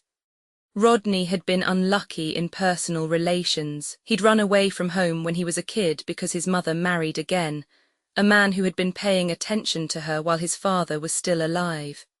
He got engaged to a girl down on the southern Pacific, and she double-crossed him, as he said. He went to old Mexico and let his friends put all his savings into an oil well, and they skinned him. What he needed was a pal, a straight fellow to give an account to. I was 10 years younger, and that was an advantage. He liked to be an older brother. I suppose the fact that I was a kind of stray and had no family made it easier for him to unbend to me. He surely got to think a lot of me, and I did of him. It was that winter I had pneumonia. Mrs. O'Brien couldn't do much for me. She was overworked, poor woman, with a house full of children. Blake took me down to his room, and he and the old Mexican woman nursed me. He ought to have had boys of his own to look after. Nature's full of such substitutions, but they always seemed to me sad, even in botany. I wasn't able to be about until spring, and then the doctor and Father Dutchine said I must give up night work and live in the open all summer. Before I knew anything about it, Blake had thrown up his job on the Santa Fe and got a berth for him and me with the Sitwell Cattle Company. Jonas Sitwell was one of the biggest cattle men in our part of New Mexico. Roddy and I were to ride the range with a bunch of grass cattle all summer, then take them down to a winter camp on the Cruzados River and keep them on pasture until spring. We went out about the 1st of May and joined our cattle 20 miles south of Pardee, down toward the Blue Mesa. The Blue Mesa was one of the landmarks we always saw from Pardee. Landmarks mean so much in a flat country. To the northwest over toward Utah we had the Mormon Butts, 3 sharp blue peaks that always sat there. The Blue Mesa was south of us, and was much stronger in color, almost purple. People said the rock itself had a deep purplish cast. It looked from our town like a naked blue rock set down alone in the plain, almost square, except that the top was higher at one end. The old settlers said nobody had ever climbed it, because the sides were so steep and the Cruzados River wound round it at one end and undercut it. Blake and I knew that the Sitwell winter camp was down on the Cruzados River directly under the mesa, and all summer long, while we drifted about with our cattle from one waterhole to another, we planned how we were going to climb the mesa and be the first men up there. After supper, when we lit our pipes and watched the sunset, climbing the mesa was our staple topic of conversation. Our job was a cinch. The actual work wouldn't have kept one man busy. The Sitwell people were good to their hands. John Rapp, the foreman, came along once a month in his spring wagon to see how the cattle were doing and to bring us supplies and bundles of old newspapers. Blake was a conscientious reader of newspapers. He always wanted to know what was going on in the world, though most of it displeased him. He brooded on the great injustices of his time, the hanging of the anarchists in Chicago, which he could just remember, and the Dreyfus case. We had long arguments about what we read in the papers, but we never quarrelled. The only trouble I had with Blake was in getting to do my share of the work. He made my health a pretext for taking all the heavy chores, long after I was as well as he was. I'd brought my Caesar along and had promised Father Dutchine to read 100 lines a day. Blake saw that I did it, made me translate the dull stuff aloud to him. He said if I once knew Latin, I wouldn't have to work with my back all my life like a burro. He had great respect for education, but he believed it was some kind of hocus-pocus that enabled a man to live without work. We had Robinson Crusoe with us, and Roddy's favourite book, Gulliver's Travels, which he never tired of. Late in October, Rapp, the foreman, came along to accompany us down to the winter camp. Blake stayed with the cattle about 15 miles to the east, where the grass was still good, and Rapp and I went down to air out the cabin and stow away our winter supplies. Roman 2. The cabin stood in a little grove of piñons, about 30 yards back from the Cruzados River, facing south and sheltered on the north by a low hill. The grama grass grew right up to the doorstep, and the rabbits were running about and the grasshoppers hitting the door when we pulled up and looked at the place. There was no litter around. It was as clean as a prairie dog's house. No outbuildings except a shed for our horses. The hillside behind was sandy and covered with tall clumps of deer-horn cactus, but there was nothing but grass to the south, with streaks of bright yellow rabbit brush. Along the river the cottonwoods and quaking asps had already turned gold. Just across from us, overhanging us indeed, stood the mesa, a pile of purple rock, all broken out with red sumac and yellow aspens up in the high crevices of the cliffs. From the cabin, night and day, you could hear the river, where it made a bend round the foot of the mesa and churned over the rocks. It was the sort of place a man would like to stay in forever. I helped Rapp open the wooden shutters and sweep out the cabin. We put clean blankets on the bunks and stowed away bacon and coffee and canned stuff on the shelves behind the cook stove. I confess, I looked forward to cooking on an iron stove with 4 holes. Rapp explained to me that Blake and I wouldn't be able to enjoy all this luxury together for a time. He wanted the herd kept some distance to the north as long as the grass held out up there, and Roddy and I could take turn about, one camping near the cattle and one sleeping in a bed. There's not pasture enough down here to take them through a long winter, he said, and it's safest to keep them grazing up north while you can. Besides, if you bring them down here while the weather's so warm, they get skittish, and that mesa over there makes trouble. They swim the river and bolt into the mesa, and that's the last you ever see of them. We've lost a lot of critters that way. The mesa has been populated by runaways from our herd, till now there's a fine bunch of wild cattle up there. When the wind's right, our cows over here get the scent of them and make a break for the river. You'll have to watch him close when you bring him down. I asked him whether nobody had ever gone over to get the lost cattle out. Rapp glared at me. Out of that mesa, nobody has ever got into it yet. The cliffs are like the base of a monument all the way round. The only way into it is through that deep canyon that opens on the water level, just where the river makes the bend. You can't get in by that, because the river's too deep to ford and too swift to swim. Oh, I suppose a horse could swim it if cattle can, but I don't want to be the man to try. I remarked that I had had my eye on the mesa all summer and meant to climb it. Not while you're working for the Sitwell Company, you don't. If you boys try any nonsense of that sort, I'll fire you quick. You'd break your bones and lose the herd for us. You have to watch them close to keep them from going over, I tell you. If it wasn't for that mesa, this would be the best winter range in all New Mexico. After the foreman left us, we settled down to easy living and fine weather, blue and gold days and clear, frosty nights. We kept the cattle off to the north and east and alternated in taking charge of them. One man was with the herd while the other got his sleep and did the cooking at the cabin. The mesa was our only neighbor, and the closer we got to it, the more tantalizing it was. It was no longer a blue, featureless lump, as it had been from a distance. Its skyline was like the profile of a big beast lying down, the head to the north higher than the flanks around which the river curved. The north end we could easily believe impassable, sheer cliffs that fell from the summit to the plain, more than 1,000 feet. But the south flank, just across the river from us, looked accessible by way of the deep canyon that split the bulk in two, from the top rim to the river, then wound back into the solid cube so that it was invisible at a distance, like a mouse track winding into a big cheese. This canyon didn't break the solid outline of the mesa, and you had to be close to see that it was there at all. We faced the mesa on its shortest side. It was only about 3 miles long from north to south, but east and west it measured nearly twice that distance. Whether the top was wooded we couldn't see. It was too high above us.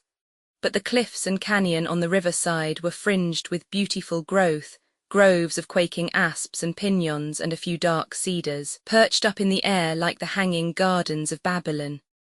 At certain hours of the day, those cedars, growing so far up on the rocks, took on the bluish tint of the cliffs themselves. It was light up there long before it was with us. When I got up at daybreak and went down to the river to get water, our camp would be cold and grey, but the mesa top would be red with sunrise, and all the slim cedars along the rocks would be gold, metallic like tarnished gold foil. Some mornings it would loom up above the dark river like a blazing volcanic mountain. It shortened our days, too, considerably. The sun got behind it early in the afternoon, and then our camp would lie in its shadow. After a while the sunset colour would begin to stream up from behind it. Then the mesa was like one great ink-black rock against a sky on fire. No wonder the thing bothered us and tempted us. It was always before us and was always changing. Black thunderstorms used to roll up from behind it and pounce on us like a panther without warning.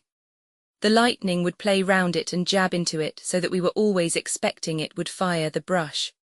I've never heard thunder so loud as it was there. The cliffs threw it back at us, and we thought the mesa itself, though it seemed so solid, must be full of deep canyons and caverns, to account for the prolonged growl and rumble that followed every crash of thunder. After the burst in the sky was over, the mesa went on sounding like a drum, and seemed itself to be muttering and making noises. One afternoon I was out hunting turkeys. Just as the sun was getting low, I came through a sea of rabbit brush, still yellow, and the horizontal rays of light playing into it brought out the contour of the ground with great distinctness. I noticed a number of straight mounds like plough furrows running from the river inland. It was too late to examine them. I cut a scrub willow and stuck a stake into one of the ridges to mark it. The next day I took a spade down to the plantation of rabbit brush and dug around in the sandy soil. I came upon an old irrigation main, unmistakable, lined with hard smooth cobbles and daub cement, with sluices where the water had been let out into trenches. Along these ditches I turned up some pieces of pottery, all of it broken, and arrowheads, and a very neat, well-finished stone pickaxe.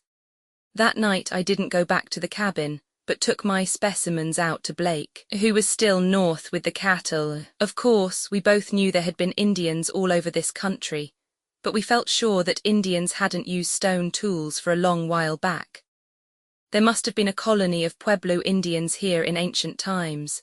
Fixed residents, like the Taos Indians and the Hopis, not wanderers like the Navajos. To people off alone, as we were, there is something stirring about finding evidences of human labour and care in the soil of an empty country. It comes to you as a sort of message, makes you feel differently about the ground you walk over every day. I liked the winter range better than any place I'd ever been in. I never came out of the cabin door in the morning to go after water that I didn't feel fresh delight in our snug quarters and the river and the old mesa up there, with its top burning like a bonfire.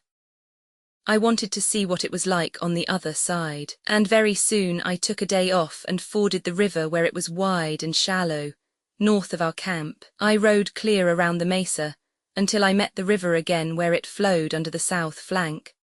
On that ride I got a better idea of its actual structure. All the way round were the same precipitous cliffs of hard blue rock, but in places it was mixed with a much softer stone.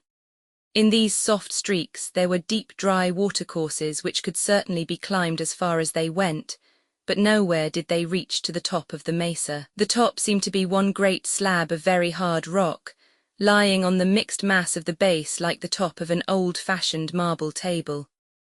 The channels worn out by water ran for hundreds of feet up the cliffs, but always stopped under this great rimrock, which projected out over the erosions like a granite shelf.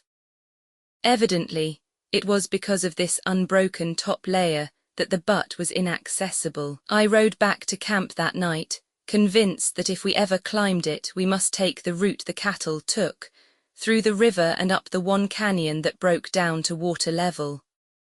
Roman 3. We brought the bunch of cattle down to the winter range in the latter part of November. Early in December, the foreman came along with generous provisions for Christmas. This time he brought with him a supercargo, a pitiful wreck of an old man he had picked up at Tarpin, the railroad town 30 miles northeast of us, where the Sitwells bought their supplies.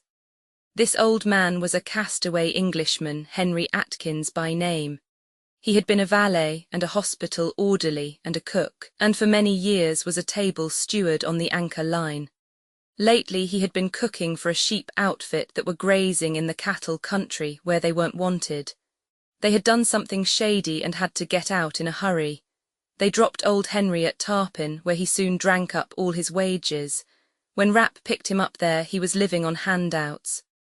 "I've told him we can't pay him anything," Rapp explained, "but if he wants to stay here and cook for you boys till I make my next trip, he'll have plenty to eat and a roof over him." He was sleeping in the livery stable in Tarpin. He says he's a good cook, and I thought he might liven things up for you at Christmas time.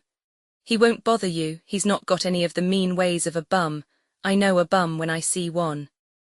Next time I come down, I'll bring him some old clothes from the ranch, and you can lyre him if you want to. All his baggage is that newspaper bundle, and there's nothing in it but shoes, a pair of patent leathers and a pair of sneakers. The important thing is never on any account go off skylarking, you two, and leave him with the cattle. Not for an hour, mind you. He ain't strong enough and he's got no head. Life was a holiday for Blake and me after we got old Henry. He was a wonderful cook and a good housekeeper. He kept that cabin shining like a playhouse, used to dress it all out with pinon boughs and trimmed the kitchen shelves with newspapers cut in fancy patterns. He had learned to make up cots when he was a hospital orderly, and he made our bunks feel like a Harvey House bed. To this day that's the best I can say for any bed. And he was such a polite, mannerly old boy, simple and kind as a child. I used to wonder how anybody so innocent and defenseless had managed to get along at all, to keep alive for nearly 70 years in as hard a world as this. Anybody could take advantage of him. He held no grudge against any of the people who had misused him. He loved to tell about the celebrated people he'd been steward to, and the liberal tips they had given him. There with us where he couldn't get at whiskey, he was a model of good behaviour. "Drink is me weakness, you might say," he occasionally remarked apologetically. He shaved every morning and was as clean as a pin. We got to be downright fond of him, and the three of us made a happy family. Ever since we'd brought our herd down to the winter camp, the wild cattle on the mesa were more in evidence. They came down to the river to drink oftener and loitered about, grazing in that low canyon so much that we began to call it Cow Canyon. They were fine-looking beasts too. One could see they had good pasture up there. Henry had a theory that we ought to be able to entice them over to our side with salt. He wanted to kill one for beefsteaks. Soon after he joined us, we lost 2 cows. Without warning, they bolted into the mesa, as the foreman had said. After that, we watched the herd closer, but a few days before Christmas, when Blake was off hunting and I was on duty, 4 fine young steers sneaked down to the water's edge through the brush, and before I knew it, they were swimming the river, seemed to do it with no trouble at all. They frisked out on the other side, ambled up the canyon and disappeared. I was furious to have them steal a march on me, and I swore to myself I'd follow them over and drive them back. The next morning we took the herd a few miles east to keep them out of mischief. I made some excuse to Blake, cut back to the cabin and asked Henry to put me up a lunch. I told him my plan but warned him not to bear tales. If I wasn't home when Blake came in at night, then he could tell him where I'd gone. Henry went down to the river with me to watch me across. It had grown colder since morning and looked like snow. The old man was afraid of a storm, said I might get snowed in. But I'd got my nerve up and I didn't want to put off making a try at it. I strapped my blanket and my lunch on my shoulders, hung my boots around my neck to keep them dry, stuffed my socks inside my hat, and we waded in. My horse took the water without any fuss, though he shivered a good deal. He stepped out very carefully, and when it got too deep for him, he swam without panic. We were carried downstream a little by the current, but I didn't have to slide off his back. He found bottom after a while, and we easily made a landing. I waved goodbye to Henry on the other side and started up the canyon, running beside my horse to get warm. The canyon was wide at the water's edge, and though it corkscrewed back into the mesa by abrupt turns, it preserved this open, roomy character. It was, indeed, a very deep valley with gently sloping sides, rugged and rocky, but well grassed. There was a clear trail. Horses have no sense about making a trail, but you can trust cattle to find the easiest possible path and to take the lowest grades. The bluish rock and the sun-tanned grass, under the unusual purple-grey of the sky, gave the whole valley a very soft colour, lavender and pale gold, so that the occasional cedars growing beside the boulders looked black that morning. It may have been the hint of snow in the air, but it seemed to me that I had never breathed in anything that tasted so pure as the air in that valley. It made my mouth and nostrils smart like charged water, seemed to go to my head a little, and produce a kind of exaltation. I kept telling myself that it was very different from the air on the other side of the river, though that was pure and uncontaminated enough. When I had gone up this canyon for a mile or so, I came upon another, opening out to the north, a box canyon very different in character. No gentle slope there. The walls were perpendicular, where they weren't actually overhanging, and they were anywhere from 800 to 1,000 feet high, as we afterward found by measurement. The floor of it was a mass of huge boulders, great pieces of rock that had fallen from above ages back, and had been worn round and smooth as pebbles by the long action of water. Many of them were as big as haystacks, yet they lay piled on one another like a load of gravel. There was no footing for my horse among those smooth stones, so I hobbled him and went on alone a little way, just to see what it was like. My eyes were steadily on the ground. A slip of the foot there might cripple one. It was such rough scrambling that I was soon in a warm sweat under my damp clothes. In stopping to take breath, I happened to glance up at the canyon wall. I wish I could tell you what I saw there, just as I saw it on that first morning through a veil of lightly falling snow. Far up above me, 1,000 feet or so, set in a great cavern in the face of the cliff, I saw a little city of stone asleep. It was as still as sculpture, and something like that. It all hung together, seemed to have a kind of composition. Pale little houses of stone nestling close to one another, perched on top of each other with flat roofs, narrow windows, straight walls, and in the middle of the group a round tower. It was beautifully proportioned, that tower swelling out to a larger girth a little above the base, then growing slender again. There was something symmetrical and powerful about the swell of the masonry. The tower was the fine thing that held all the jumble of houses together and made them mean something.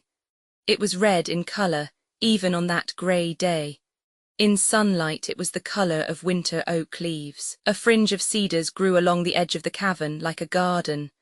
They were the only living things, such silence and stillness and repose, immortal repose. That village sat looking down into the canyon with the calmness of eternity. The falling snowflakes sprinkling the piñons gave it a special kind of solemnity. I can't describe it. It was more like sculpture than anything else. I knew at once that I had come upon the city of some extinct civilization, hidden away in this inaccessible mesa for centuries, preserved in the dry air and almost perpetual sunlight like a fly in amber, guarded by the cliffs and the river and the desert. As I stood looking up at it, I wondered whether I ought to tell even Blake about it, whether I ought not to go back across the river and keep that secret as the mesa had kept it.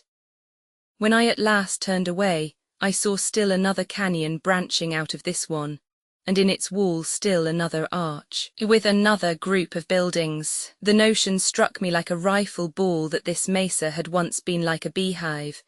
It was full of little cliff-hung villages. It had been the home of a powerful tribe, a particular civilization. That night when I got home, Blake was on the riverbank waiting for me. I told him I'd rather not talk about my trip until after supper, that I was beat out. I think he'd meant to upbraid me for sneaking off, but he didn't. He seemed to realize from the first that this was a serious matter to me, and he accepted it in that way. After supper, when we had lit our pipes, I told Blake and Henry as clearly as I could what it was like over there, and we talked it over. The town in the cliffs explained the irrigation ditches. Like all Pueblo Indians, these people had had their farms away from their dwellings. For a stronghold they needed rock, and for farming, soft earth and a water main.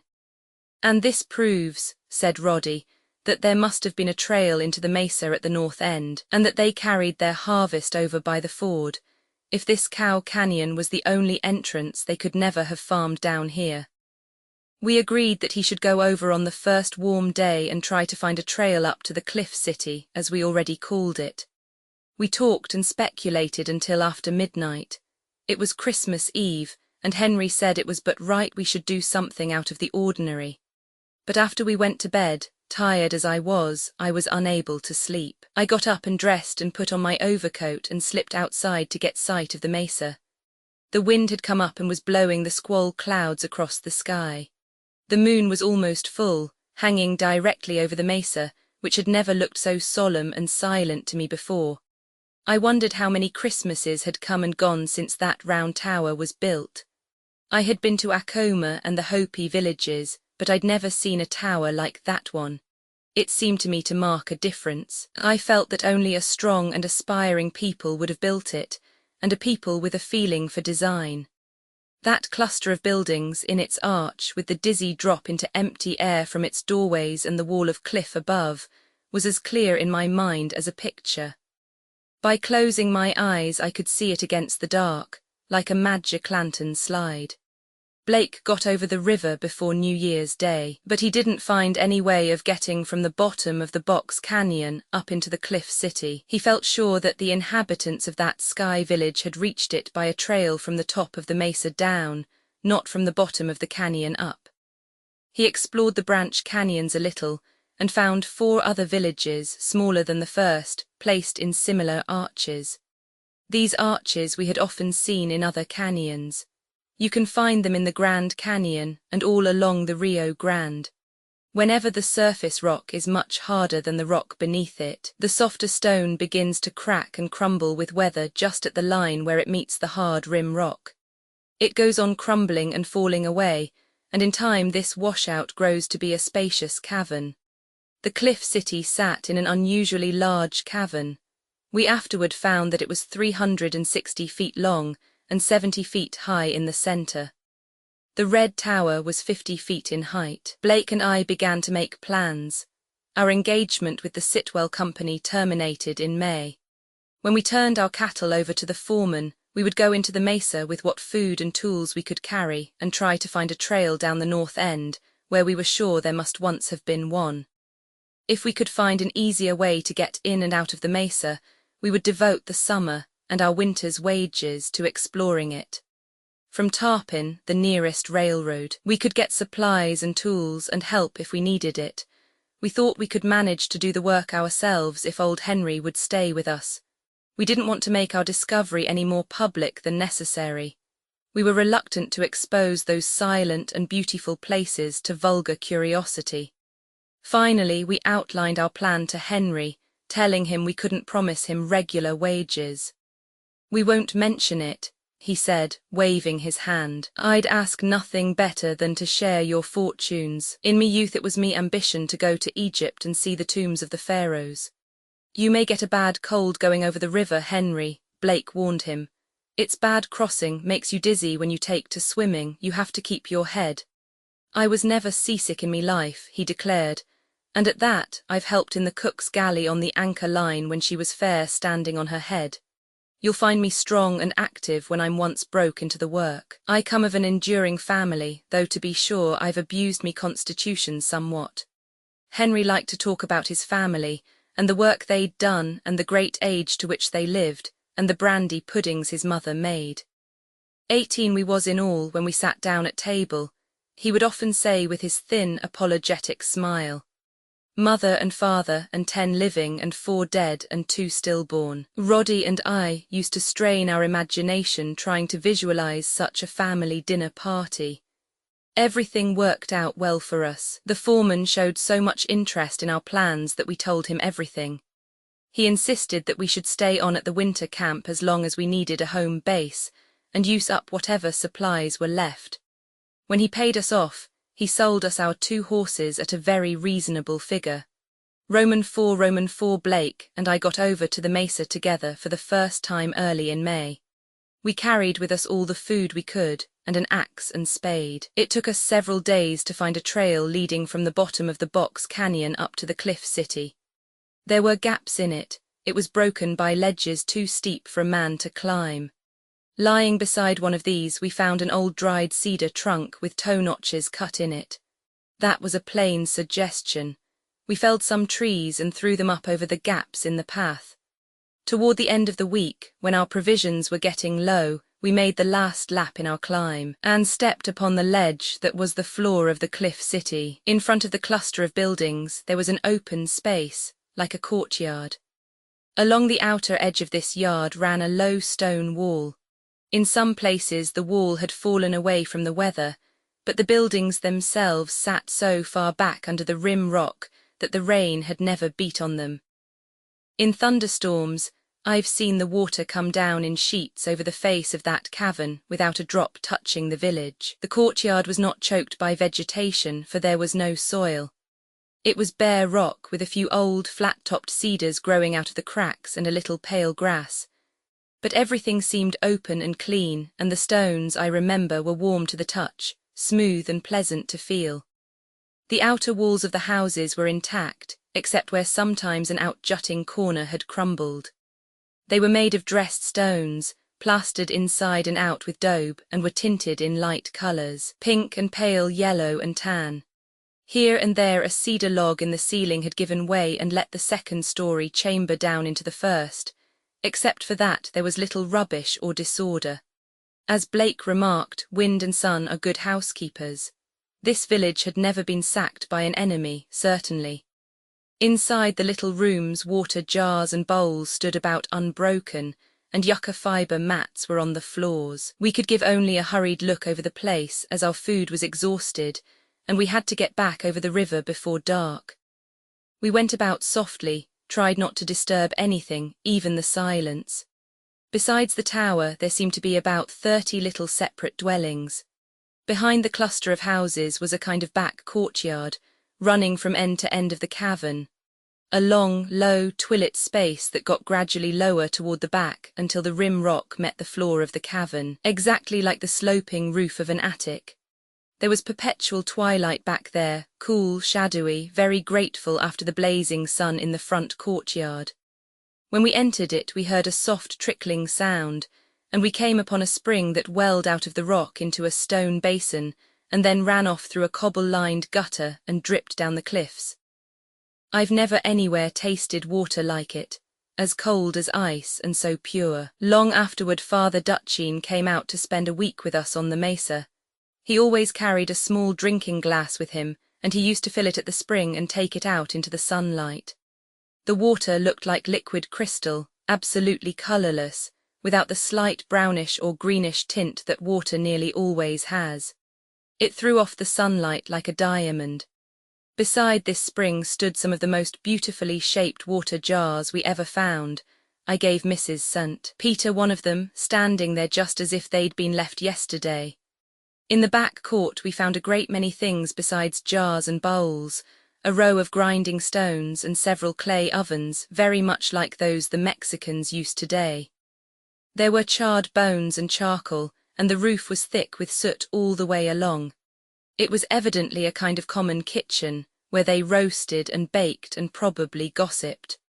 There were corn cobs everywhere, and ears of corn with the kernels still on them, little like popcorn. We found dried beans, too, and strings of pumpkin seeds and plum seeds, and a cupboard full of little implements made of turkey bones. Late that afternoon Roddy and I crossed the river and got back to our cabin to rest for a few days. The second time we went over, we found a long, winding trail leading from the cliff city up to the top of the mesa. A narrow path worn deep into the stone ledges that overhung the village, then running back into the wood of stunted piñons on the summit. Following this to the north end of the mesa, we found what was left of an old road down to the plain. But making this road passable was a matter of weeks, and we had to get workmen and tools from Tarpon. It was a narrow footpath, barely wide enough for a sure-footed mule, and it wound down through Black Canyon, dropping in loops along the face of terrifying cliffs. About 100 feet above the river it ended, broke right off into the air. A wall of rock had fallen away there, probably from a landslide. That last piece of road cost us 3 weeks' hard work, and most of our winter's wages.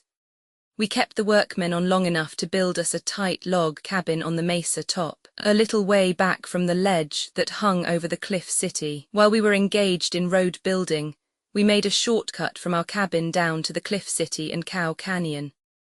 Just over the cliff city there was a crack in the ledge, a sort of manhole, and in this we hung a ladder of pine trunks spliced together with light chains, leaving the branch forks for footholds. By climbing down this ladder, we saved about 2 miles of winding trail and dropped almost directly into Cow Canyon, where we meant always to leave one of the horses grazing. Taking this route, we could at any time make a quick exit from the mesa. We were used to swimming the river now, and in summer our wet clothes dried very quickly. Bill Hook, the liveryman at Tarpon, who'd sheltered old Henry when he was down and out, proved a good friend to us. He got our workmen back and forth for us, brought our supplies up onto the mesa on his pack mules, and when one of us had to stay in town overnight, he let us sleep in his hay barn to save a hotel bill. He knew our expenses were heavy and did everything for us at a bottom price. By the 1st of July our money was nearly gone, but we had our road made and our cabin built on top of the mesa. We brought old Henry up by the new horse trail and began housekeeping. We were now ready for what we called excavating. We built wide shelves all around our sleeping room, and there we put the smaller articles we found in the cliff city. We numbered each specimen, and in my daybook I wrote down just where and in what condition we had found it, and what we thought it had been used for. I'd got a merchant's ledger in Tarpon, and every night after supper, while Roddy read the newspapers, I sat down at the kitchen table and wrote up an account of the day's work. Henry, besides doing the housekeeping, was very eager to help us in the rewins, as he called them. He was more patient than we, and would dig with his fingers half a day to get a pot out of a rubbish pile without breaking it. After all, the old man had a wider knowledge of the world than either of us, and it often came in handy. When we were working in a pale pink house with 2 stories and a sort of balcony before the upper windows, we came on a closet in the wall of the upstairs room. In this were a number of curious things, among them a deerskin bag full of little tools. Henry said at once they were surgical instruments, a stone lancet, a bunch of fine bone needles, wooden forceps and a catheter. One thing we knew about these people, they hadn't built their town in a hurry. Everything proved their patience and deliberation. The cedar joists had been felled with stone axes and rubbed smooth with sand. The little poles that lay across them and held up the clay floor of the chamber above were smoothly polished. The door lintels were carefully fitted. The doors were stone slabs held in place by wooden bars fitted into hasps. The clay dressing that covered the stone walls was tinted, and some of the chambers were frescoed in geometrical patterns, one colour laid on another. In one room was a painted border little tents like Indian teepees in brilliant red. But the really splendid thing about our city, the thing that made it delightful to work there and must have made it delightful to live there, was the setting. The town hung like a bird's nest in the cliff, looking off into the box canyon below, and beyond into the wide valley we called Cow Canyon, facing an ocean of clear air. A people who had the hardihood to build there, and who lived day after day looking down upon such grandeur, who came and went by those hazardous trails, must have been, as we often told each other, a fine people. But what had become of them? What catastrophe had overwhelmed them? They hadn't moved away, for they had taken none of their belongings, not even their clothes. Oh yes, we found clothes, yucca moccasins, and what seemed like cotton cloth, woven in black and white. Never any wool, but sheepskins tanned with the fleece on them. They may have been mountain sheep, the mesa was full of them. We talked of shooting one for meat, but we never did. When a mountain sheep comes out on a ledge hundreds of feet above you with his trumpet horns, there's something noble about him, he looks like a priest. We didn't want to shoot at them and make them shy. We liked to see them. We shot a wild cow when we wanted fresh meat. At last we came upon one of the original inhabitants, not a skeleton, but a dried human body, a woman. She was not in the cliff city. We found her in a little group of houses stuck up in a high arch we called the Eagle's Nest. She was lying on a yucca mat, partly covered with rags, and she had dried into a mummy in that water-drinking air. We thought she had been murdered. There was a great wound in her side, the ribs stuck out through the dried flesh. Her mouth was open as if she were screaming, and her face, through all those years, had kept a look of terrible agony. Part of the nose was gone, but she had plenty of teeth, not one missing, and a great deal of coarse black hair. Her teeth were even and white, and so little worn that we thought she must have been a young woman. Henry named her mother Eve, and we called her that. We put her in a blanket and let her down with great care, and kept her in a chamber in the cliff city. Yes, we found 3 other bodies, but afterward. One day, working in the cliff city, we came upon a stone slab at one end of the cavern that seemed to lead straight into the rock. It was set in cement, and when we loosened it we found it opened into a small, dark chamber. In this there had been a platform, of fine cedar poles laid side by side, but it had crumbled. In the wreckage were 3 bodies, 1 man and 2 women, wrapped in yucca fibre, all in the same posture and apparently prepared for burial. They were the bodies of old people.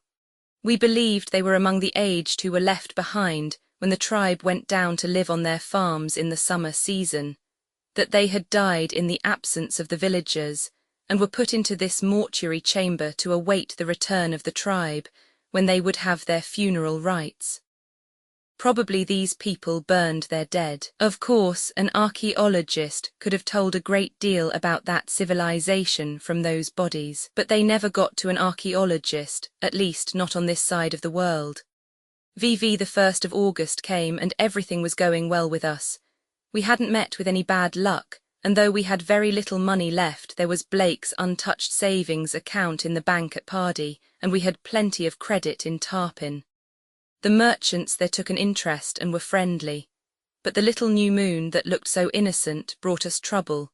We lost old Henry, and in a terrible way. From the first we'd been a little bothered by rattlesnakes. You generally find them about old stone quarries and old masonry. We had got them pretty well cleared out of the cliff city, hadn't seen one there for weeks. But one Sunday we took Henry and went on an exploring expedition at the north end of the mesa, along Black Canyon. We caught sight of a little bunch of ruins we'd never noticed before, and made a foolhardy scramble to get up to them. We almost made it, and then there was a stretch of rock wall so smooth we couldn't climb it without a ladder. I was the tallest of the 3, and Henry was the lightest. He thought he could get up there if he stood on my shoulders. He was standing on my back, his head just above the floor of the cavern, groping for something to hoist himself by, when a snake struck him from the ledge, struck him square in the forehead. It happened in a flash. He came down and brought the snake with him. By the time we picked him up and turned him over, his face had begun to swell. In 10 minutes it was purple, and he was so crazy it took the 2 of us to hold him and keep him from jumping down the chasm. He was struck so near the brain that there was nothing to do. It lasted nearly 2 hours. Then we carried him home. Roddy dropped down the ladder into Cow Canyon, caught his horse, and rode into Tarpin for the coroner. Father Dutchine was preaching there at the mission church that Sunday, and came back with him. We buried Henry on the mesa. Father Dutchine stayed on with us a week to keep us company. We were so cut up that we were almost ready to quit. But he had been planning to come out to see our find for a long while, and he got our minds off our trouble. He worked hard every day. He went over everything we'd done and examined everything minutely: the pottery, cloth, stone implements, and the remains of food. He measured the heads of the mummies and declared they had good skulls. He cut down one of the old cedars that grew exactly in the middle of the deep trail worn in the stone, and counted the rings under his pocket microscope. You couldn't count them with the unassisted eye, for growing out of a tiny crevice in the rock as that tree did, the increase of each year was so scant that the rings were invisible except with a glass. The tree he cut down registered 336 years' growth, and it could have begun to grow in that well-worn path only after human feet had ceased to come and go there. Why had they ceased? That question puzzled him too. Smallpox, any epidemic, would have left unburied bodies. Father Dutchine suggested what Dr. Ripley in Washington afterwards surmised: that the tribe had been exterminated not here in their stronghold, but in their summer camp, down among the farms across the river. Father Dutchine had been among the Indians nearly 20 years then. He had 17 Indian pueblos in his parish, and he spoke several Indian dialects. He was able to explain the use of many of the implements we found, especially those used in religious ceremonies. The night before he left us, he summed up the results of his week's study, something like this: the 2 square towers on the mesa top, to which you have given little attention, were unquestionably granaries. Under the stones and earth fallen from the walls, there is a quantity of dried corn on the ear. Not a great harvest, for life must have come to an end here in the summer, when the new crop was not yet garnered and the last year's grain was getting low. The semicircular ridge on the mesa top, which you can see distinctly among the piñons when the sun is low and brings it into high relief, is the buried wall of an amphitheatre, where probably religious exercises and games took place. I advise you not to dig into it. It is probably the most important thing here, and should be left for scholars to excavate. The tower you so much admire in the cliff village may have been a watch tower, as you think, but from the curious placing of those narrow slits like windows, I believe it was used for astronomical observations. I am inclined to think that your tribe were a superior people. Perhaps they were not so when they first came upon this mesa, but in an orderly and secure life they developed considerably the arts of peace. There is evidence on every hand that they lived for something more than food and shelter. They had an appreciation of comfort, and went even further than that. Their life, compared to that of our roving Navajos, must have been quite complex.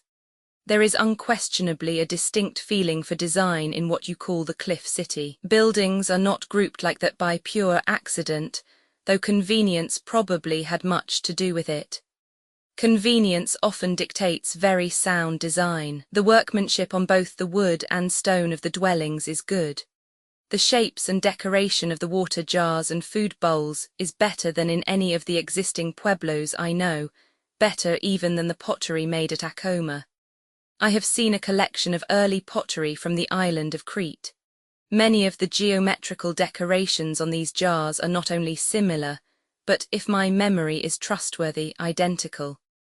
I see your tribe as a provident, rather thoughtful people, who made their livelihood secure by raising crops and fowl. The great number of turkey bones and feathers are evidence that they had domesticated the wild turkey. With grain in their storerooms and mountain sheep and deer for their quarry, they rose gradually from the condition of savagery. With the proper variation of meat and vegetable diet, they developed physically and improved in the primitive arts. They had looms and mills, and experimented with dyes. At the same time, they possibly declined in the arts of war, in brute strength and ferocity. I see them here, isolated, cut off from other tribes, working out their destiny, making their mesa more and more worthy to be a home for man, purifying life by religious ceremonies and observances, caring respectfully for their dead, protecting the children, doubtless entertaining some feelings of affection and sentiment for this stronghold where they were at once so safe and so comfortable, where they had practically overcome the worst hardships that primitive man had to fear. They were, perhaps, too far advanced for their time and environment. They were probably wiped out, utterly exterminated by some roving Indian tribe without culture or domestic virtues, some horde that fell upon them in their summer camp and destroyed them for their hides and clothing and weapons, or from mere love of slaughter. I feel sure that these brutal invaders never even learned of the existence of this mesa, honeycombed with habitations. If they had come here, they would have destroyed. They killed and went their way. What I cannot understand is why you have not found more human remains. The 3 bodies you found in the mortuary chamber were prepared for burial by the old people who were left behind. But what of the last survivors? It is possible that when autumn wore on and no one returned from the farms, the aged banded together, went in search of their people and perished in the plain. Like you, I feel a reverence for this place. Wherever humanity has made that hardest of all starts and lifted itself out of mere brutality, is a sacred spot. Your people were cut off here without the influence of example or emulation, with no incentive but some natural yearning for order and security. They built themselves into this mesa and humanized it. Father Dutchine warmly agreed with Blake that I ought to go to Washington and make some report to the government, so that the proper specialists would be sent out to study the remains we had found. You must go to the director of the Smithsonian Institution, he said. He will send us an archaeologist who will interpret all that is obscure to us. He will revive this civilization in a scholarly work. It may be that you will have thrown light on some important points in the history of your country. After he left us, Blake and I began to make definite plans for my trip to Washington. Blake was to work on the railroad that winter and save as much money as possible. The expense of my journey would be paid out of what we called the jackpot account in the bank at Pardee. All our further expenses on the mesa would be paid by the government. Roddy often hinted that we would get a substantial reward of some kind. When we broke or lost anything at our work, he used to smile and say, "Never mind, I guess our Uncle Sam will make that good to us." We had a beautiful autumn that year, soft, sunny, like a dream. Even up there in the air we had so little wind that the gold hung on the poplars and quaking aspens late in November. We stayed out on the mesa until after Christmas. We wanted our archaeologist, when he came, to find everything in good order. We cleared up any litter we'd made in digging things out, stored all the specimens, even the mummies, in our cabin, and padlocked the doors and windows before we left it. I had written up my daybook carefully to the very end, had even written out some of Father Dutchine's deductions. This book I left in concealment on the mesa. I climbed up to the eagle's nest in which we had found the mummy of the murdered woman we called Mother Eve, where I had noticed a particularly neat little cupboard in the wall. I put my book in this niche and sealed it up with cement. Mother Eve had greatly interested Father Dutchine, by the way. He laughed and said she was well named. He didn't believe her death could throw any light on the destruction of her people. "I seem to smell," he said slyly, "a personal tragedy. Perhaps when the tribe went down to the summer camp, Our Lady was sick and would not go. Perhaps her husband thought it worthwhile to return unannounced from the farm some night and found her in improper company. The young man may have escaped. In primitive society, the husband is allowed to punish an unfaithful wife with death. When the first snow began to fly, we said goodbye to our mesa and rode into Tarpon. It took several days to outfit me for my journey to Washington. We bought a trunk, I'd never owned one in my life, and a supply of white shirts, an overcoat that was as heavy as lead and just about as cold, and 2 suits of clothes. That conscienceless trader worked off on me a clawhammer coat he must have had in stock for 20 years. He easily persuaded Roddy that it was the proper thing for dress occasions. I think Roddy expected that I would be received by ambassadors. Perhaps I did. Roddy drew $600 out of the bank to stake me and bought my ticket and Pullman through to Washington. He went to the station with me the morning I left and a hard handshake was goodbye. For a long while after my train pulled out, I could see our mesa bulking up blue on the skyline. I hated to leave it, but I reflected that it had taken care of itself without me for a good many 100 years. When I saw it again, I told myself, I would have done my duty by it.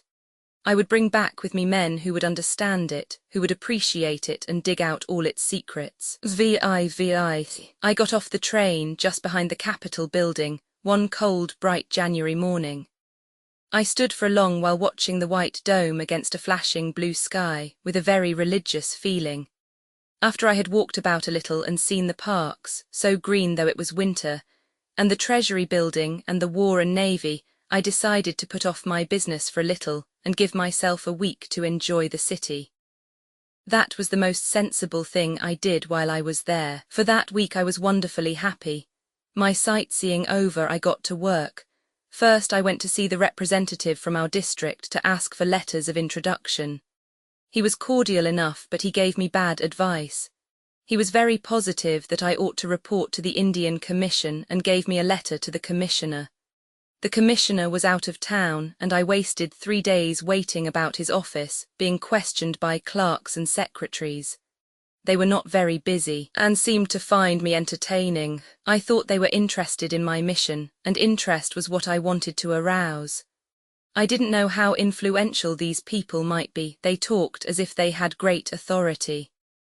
I had brought along in my telescope bag some good pieces of pottery, not the best, I was afraid of accident, but some that were representative, and all the photographs Blake and I had taken.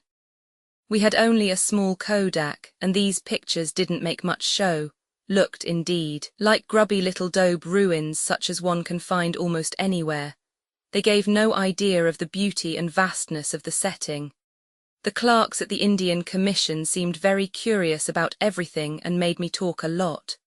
I was green and didn't know any better, but when one of the fellows there tried to get me to give him my best bowl for his cigarette ashes, I began to suspect the nature of their interest. At last the commissioner returned, but he had pressing engagements, and I hung around several days more before he would see me. After questioning me for about half an hour, he told me that his business was with living Indians, not dead ones, and that his office should have informed me of that in the beginning. He advised me to go back to our congressman and get a letter to the Smithsonian Institution. I packed up my pottery and got out of the place, feeling pretty sore. The head clerk followed me down the corridor and asked me what I'd take for that little bowl he'd taken a fancy to. He said it had no market value. I'd find Washington full of such things. There were cases of them in the cellar at the Smithsonian that they'd never taken the trouble to unpack, hadn't any place to put them. I went back to my congressman. This time he wasn't so friendly as before, but he gave me a letter to the Smithsonian. There I went through the same experience. The director couldn't be seen except by appointment, and his secretary had to be convinced that your business was important before he would give you an appointment with his chief. After the first morning I found it difficult to see even the secretary. He was always engaged. I was told to take a seat and wait, but when he was disengaged, he was hurrying off to luncheon.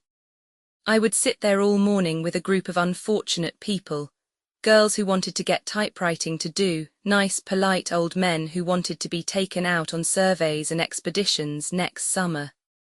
The secretary would at last come out with his overcoat on, and would hurry through the waiting room reading a letter or a report without looking up. The office assistants cheered me along, and I kept this up for some days, sitting all morning in that room, studying the patterns of the rugs and the shoes of the patient waiters who came as regularly as I. One day after the secretary had gone out, his stenographer, a nice little Virginia girl, came and sat down in an empty chair next to mine and began talking to me. She wasn't pretty, but her kind eyes and soft southern voice took hold of me at once. She wanted to know what I had in my telescope, and why I was there and where I came from and all about it. Nearly everyone else had gone out to lunch. That seemed to be the one thing they did regularly in Washington, and we had the waiting room to ourselves. I talked to her a good deal. Her name was Virginia Ward. She was a tiny little thing, but she had lovely eyes and such gentle ways. She seemed indignant that I had been put off so long after having come so far. "Now you just let me fix it up for you," she said at last. "Mr. Wagner is bothered by a great many foolish people who waste his time, and he is suspicious. The best way will be for you to invite him to lunch with you. I'll arrange it. I keep a list of his appointments, and I know he is not engaged for luncheon tomorrow. I'll tell him that he is to lunch with a nice boy who has come all the way from New Mexico to inform the department about an important discovery. I'll tell him to meet you at the Shoreham at 1. That's expensive, but it would do no good to invite him to a cheap place. And remember, you must ask him to order the luncheon. It will maybe cost you $10, but it will get you somewhere." I felt grateful to the nice little thing. She wasn't older than I. I begged her wouldn't she please come to lunch with me herself today and talk to me. "Oh no," she said, blushing red as a poppy. "Why, I'm afraid you think." I told her I didn't think anything but how nice she was to me, and how lonesome I was. She went with me, but she wouldn't go to any swell place. She told me a great many useful things. "If you want to get attention from anybody in Washington," she said, "ask them to lunch. People here will do almost anything for a good lunch." "But the director of the Smithsonian, for instance," I said, "surely you don't mean that the high-up ones like that? Why would he want to bother with a cowpuncher from New Mexico when he can lunch with scientists and ambassadors?" She had a pretty little fluttery southern laugh. "You just name a hotel like the Shoreham to the director and try it. There has to be somebody to pay for a lunch, and the scientists and ambassadors don't do that when they can avoid it. He'd accept your invitation, and the next time he went to dine with the Secretary of State he'd make a nice little story of it, and paint you up so pretty you'd hardly know yourself." When I asked her whether I'd better take my pottery, it was there under the table between us, to the Shoreham to show Mr. Wagner, she tittered again. "I wouldn't bother. If you show him enough of the Shoreham pottery, that will be more effective." The next morning, when the secretary arrived at his office, he stopped by my chair and said he understood he had an engagement with me for 1 o'clock. That was a good idea, he added. His mind was freer when he was away from office routine. I had been in Washington 22 days when I took the secretary out to lunch. It was an excellent lunch. We had a bottle of Chateau d'Yquem. I'd never heard of such a wine before, but I remember it because it cost $5. I drank only 1 glass, and that pleased him too, for he drank the rest. Though he was friendly and talked a great deal, my heart sank lower, for he wouldn't let me explain my mission to him at all. He kept telling me that he knew all about the Southwest. He had been sent by the Smithsonian to conduct parties of European archaeologists through all the show places, Frijoles and Canyon de Chelly, and Taos and the Hopi Pueblos. When some Austrian archduke had gone to hunt in the Pecos Range, he had been sent by his chief and the German ambassador to manage the tour, and he had done it with such success that both he and the director were given decorations from the Austrian crown in recognition of his services. Then I had to listen to a long story about how well he was treated by the archduke when he went to Vienna with his chief the following summer. I had to hear about balls and receptions, and the names and titles of all the people he had met at the Duke's country estate. I was amazed and ashamed that a man of 50, a man of the world, a scholar with ever so many degrees, should find it worth his while to show off before a boy, and a boy of such humble pretensions, who didn't know how to eat the hors d'oeuvres any more than if an assortment of coconuts had been set before him with no hammer. Imagine my astonishment when, as he was drinking his liqueur, he said carelessly, "By the way, I was successful in arranging an interview with the director for you. He will see you at 4 o'clock on Monday."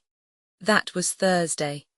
I spent the time between then and Monday trying to find out something more about the kind of people I had come among. I persuaded Virginia Ward to go to the theatre with me, and she told me that it always took a long while to get anything through with the director, that I mustn't lose heart, and she would always be glad to cheer me up.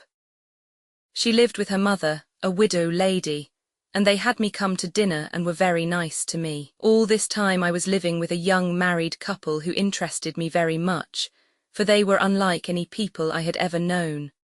The husband was in office, as they say there. He had some position in the War Department. How it did used to depress me to see all the hundreds of clerks come pouring out of that big building at sunset. Their lives seemed to me so petty, so slavish. The couple I lived with gave me a prejudice against that kind of life. I couldn't help knowing a good deal about their affairs. They had only a small flat and rented me one room of it, so I was very much in their confidence and couldn't help overhearing. They asked me not to mention the fact that I paid rent, as they had told their friends I was making them a visit. It was like that in everything. They spent their lives trying to keep up appearances and to make his salary do more than it could. When they weren't discussing where she should go in the summer, they talked about the promotions in his department, how much the other clerks got and how they spent it, how many new dresses their wives had. And there was always a struggle going on for an invitation to a dinner or a reception or even a tea party. When once they got the invitation they had been scheming for, then came the terrible question of what Mrs. Bixby should wear. The Secretary of War gave a reception. There was to be dancing and a great showing of foreign uniforms. The Bixbys were in painful suspense until they got a card. Then for a week they talked about nothing but what Mrs. Bixby was going to wear. They decided that for such an occasion she must have a new dress. Bixby borrowed $25 from me and took his lunch hour to go shopping with his wife and choose the satin. That seemed to me very strange. In New Mexico, the Indian boys sometimes went to a trader's with their wives and bought shawls or calico, and we thought it rather contemptible. On the night of the reception, the Bixbys set off gaily in a cab, the dress they considered a great success. But they had bad luck. Somebody spilt claret cup on Mrs. Bixby's skirt before the evening was half over, and when they got home that night I heard her weeping and reproaching him for having been so upset about it, and looking at nothing but her ruined dress all evening. She said he cried out when it happened. I don't doubt it. Every cab, every party was more than they could afford. If he lost an umbrella it was a real misfortune. He wasn't lazy, he wasn't a fool, and he meant to be honest, but he was intimidated by that miserable sort of departmental life. He didn't know anything else. He thought working in a store or a bank not respectable. Living with the Bixbys gave me a kind of low-spiritedness I had never known before. During my days of waiting for appointments, I used to walk for hours around the fence that shuts in the White House grounds and watch the Washington Monument color with those beautiful sunsets, until the time when all the clerks streamed out of the Treasury building and the War and Navy. Thousands of them, all more or less like the couple I lived with. They seemed to me like people in slavery who ought to be free. I remember the city chiefly by those beautiful, hazy, sad sunsets, white columns and green shrubbery, and the monument shaft still pink while the stars were coming out. I got my interview with the director of the Smithsonian at last. He gave me his attention, he was interested. He told me to come again in 3 days and meet Dr. Ripley, who was the authority on prehistoric Indian remains and had excavated a lot of them. Then came an exciting and rather encouraging time for me.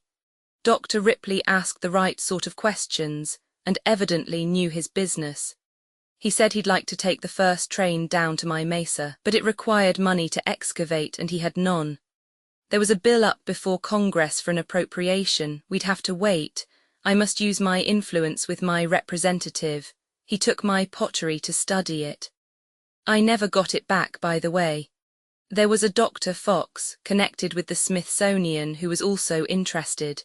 They told me a good many things I wanted to know and kept me dangling about the office. Of course, they were very kind to take so much trouble with a green boy, but I soon found that the director and all his staff had one interest which dwarfed every other.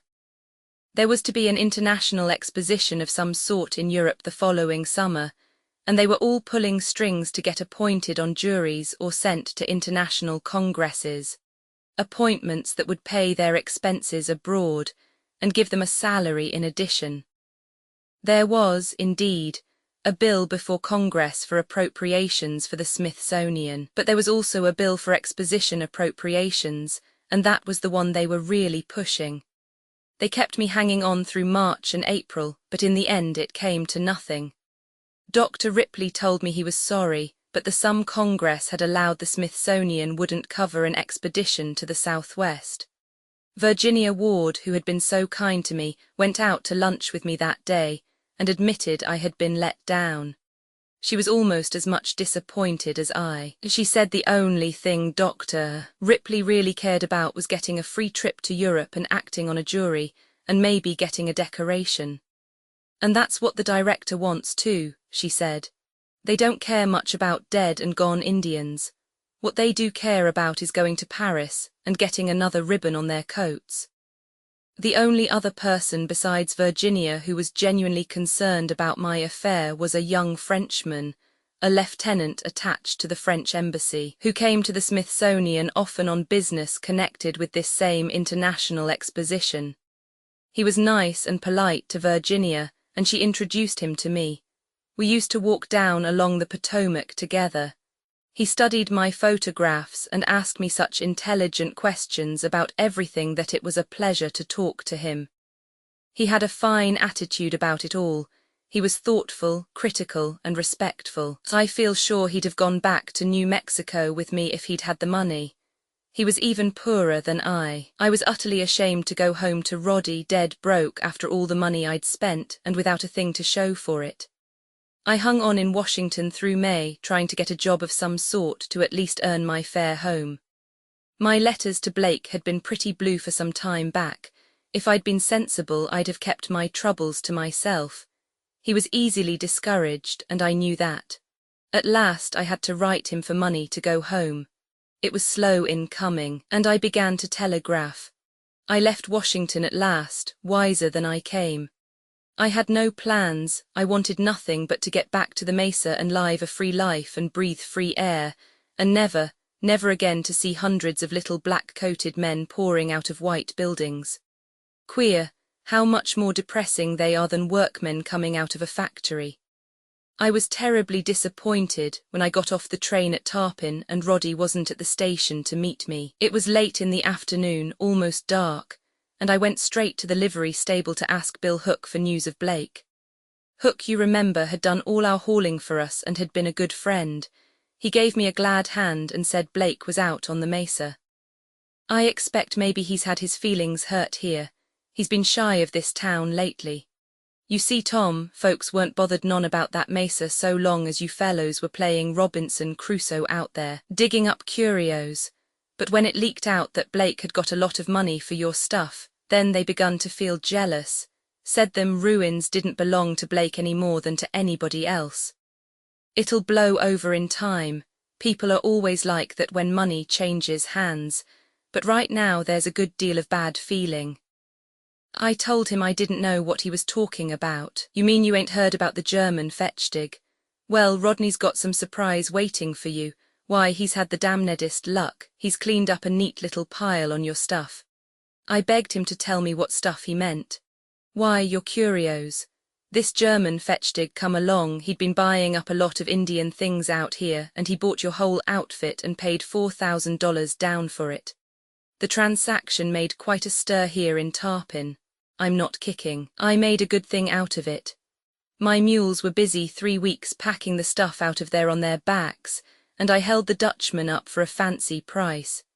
He had packing cases made at the wagon shop and took him up to the Mesa full of straw and sawdust, and packed the curios out there. I lost one of my mules too. You remember Jenny? Well, they were leading her down with a big box on her, and right there where the trail runs so narrow around a bump in the cliff above Black Canyon, she lost her balance and fell clean to the bottom, her load on her. Pretty near 1,000 feet, I guess. We never went down to hold a post-mortem, but Fetchdig paid for her like a gentleman. I remember I sat down on the sofa in Hook's office because I couldn't stand up any longer, and the smell of the horse blankets began to make me deathly sick. In a minute I went over, like a girl in a novel. Hook pulled me out on the sidewalk and gave me some whiskey out of his pocket flask. When I felt better, I asked him how long this German had been gone, and what he had done with the things. Oh, he cleared out 3 weeks ago. He didn't waste no time. He treated everybody well, though nobody saw at him. It's your partner they are turned against. Fetchdig took the stuff right along with him, chartered a freight car and travelled in the car with it. I reckon it's on the water by now. He took it straight through into Old Mexico and was to load it on a French boat. Seems he was afraid of having trouble getting curiosities out of the United States ports. You know you can take anything out of the city of Mexico. I had heard all I wanted to hear. I went to the hotel, got a room and lay down without undressing to wait for daylight. Hook was to drive me and my trunk out to the Mesa early the next morning. All I'd been through in Washington was nothing to what I went through that night. I thought Blake must have lost his mind. I didn't for a minute believe he'd meant to sell me out, but I cursed his stupidity and presumption. I had never told him just how I felt about those things we dug out together. It was the kind of thing one doesn't talk about directly. But he must have known. He couldn't have lived with me all summer and fall without knowing. And yet, until that night, I had never known myself that I cared more about them than about anything else in the world. At the first blink of daylight, I jumped up from my damnable bed and went round to the stable to rout Hook out of his bunk. We had breakfast and got out of town with his best team. On the way to the Mesa we had a breakdown. One of the old dry wheels smashed to splinters. Hook had to unhitch and ride back to Tarpon and get another. Everything took an unreasonably long time, and the afternoon was half gone when he put me and my trunk down at the foot of the Black Canyon Trail. Every inch of that trail was dear to me, every delicate curve about the old pinon roots, every chancy track along the face of the cliffs, and the deep windings back into shrubbery and safety. The wild currant bushes were in bloom, and where the path climbed the side of a narrow ravine, the scent of them in the sun was so heavy that it made me soft, made me want to lie down and sleep. I wanted to see and touch everything, like homesick children when they come home. When I pulled out on top of the mesa, the rays of sunlight fell slantingly through the little twisted piñons. The light was all in between them, as red as a daylight fire, they fairly swam in it. Once again I had that glorious feeling that I've never had anywhere else, the feeling of being on the mesa in a world above the world. And the air, my God, what air! Soft, tingling, gold, hot with an edge of chill on it, full of the smell of piñons. It was like breathing the sun, breathing the colour of the sky. Down there behind me was the plain, already streaked with shadow, violet and purple and burnt orange until it met the horizon. Before me was the flat mesa top, thinly sprinkled with old cedars that were not much taller than I, though their twisted trunks were almost as thick as my body. I struck off across it, my long black shadow going ahead. I made straight for the cabin. It was about 3 miles from the spot where the trail emerged at the top. I saw smoke rising before I could see the hut itself. Blake was in the doorway when I got there. I didn't look at his face, but I could feel that he looked at mine. "Don't say anything, Tom. Don't rip me up until you hear all about it," he said as I came toward him. "I've heard enough to about do for me," I blurted out. "What made you do it, Blake? What made you do it?" "It was a chance in a million, boy. There wasn't any time to consult you. There's only one man in thousands that wants to buy relics and pay real money for them. I could see how your Washington campaign was coming out. I know you thought about big figures, so had I. But that was all a pipe dream. 4,000's not so bad, you don't pick it up every day. And he bore all the expenses. Why, it was a terrible expensive job getting all that frail stuff out of here. Who else would have bought it, I want to know? We'd have had to pack it around at Harvey houses, selling it at $1 a bowl like the poor Indians do. I took the best chance going for both of us, Tom. I didn't say anything because there was too much to say. I stood outside the cabin until the gold light went blue and a few stars came out, hardly brighter than the bright sky they twinkled in, and the swallows came flying over us on their way to their nests in the cliffs. It was the time of day when everything goes home. From habit and from weariness I went in through the door. The kitchen table was spread for supper. I could smell a rabbit stew cooking on the stove. Blake lit the lantern and begged me to eat my supper. I didn't go into the bunk room, for I knew the shelves in there were empty. I heard Blake talking to me as you hear people talking when you are asleep. Who else would have bought them? He kept saying. Folks make a lot of fuss over such things, but they don't want to pay good money for them. When I at last told him that such a thing as selling them had never entered my head, I'm sure he thought I was lying. He reminded me about how we used to talk of getting big money from the government. I admitted I'd hoped we'd be paid for our work, and maybe get a bonus of some kind for our discovery. But I never thought of selling them because they weren't mine to sell, nor yours. They belong to this country, to the state, and to all the people. They belong to boys like you and me that have no other ancestors to inherit from. You've gone and sold them to a country that's got plenty of relics of its own. You've gone and sold your country's secrets like Dreyfus. That man was innocent. It was a frame-up, Blake murmured. It was a point he would never pass up. Whether he's guilty or not, you are. If there was only anybody in Washington I could telegraph to and have that German held up at the port. That's just it. If there was anybody in Washington that cared a damn, I wouldn't have sold them, but you pretty well found out there ain't. We could have kept them then, I told him. I've got a strong back. I'm not so poor that I have to sell the pots and pans that belonged to my poor grandmothers 1,000 years ago. I made all my plans on the train coming back. It was a lie, I hadn't. I meant to get a job on the railroad and keep our find right here and come back to it when I had a layoff. I think a lot more of it now than before I went to Washington. And after a while, when that exposition is over and the Smithsonian people get home, they would come out here all right. I've learned enough from them so that I could go on with it myself. Blake reminded me that I had my way to make in the world and that I wanted to go to school. That money's in the bank this minute in your name and you're going to college on it. You're not going to be a day labourer like me. After you've got your sheepskin, then you can divide with me. You think I'd touch that money? I looked squarely at him for the first time. No more than if you'd stolen it. You made the sale, get what you can out of it. I want to ask you one question. Did you ever think I was digging those things up for what I could sell them for? Rodney explained that he knew I cared about the things and was proud of them, but he'd always supposed I meant to realize on them, just as he did, and that it would come to money in the end. Everything does, he added. If that nice young Frenchman I met had come down here with me and offered me 4 million instead of 4,000, I'd have refused him. There never was any question of money with me where this mesa and its people were concerned. They were something that had been preserved through the ages by a miracle and handed on to you and me, two poor cowpunchers, rough and ignorant, but I thought we were men enough to keep a trust. I'd as soon have sold my own grandmother as Mother Eve. I'd have sold any living woman first. Save your tears, said Roddy grimly. She refused to leave us. She went to the bottom of Black Canyon and carried Hook's best mule along with her. They had to make her box extra wide, and she crowded Jenny out an inch or so too far from the canyon wall. This painful interview went on for hours. I walked up and down the kitchen trying to make Blake understand the kind of value those objects had had for me. Unfortunately, I succeeded. He sat slumping on the bench, his elbows on the table, shading his eyes from the lantern with his hands.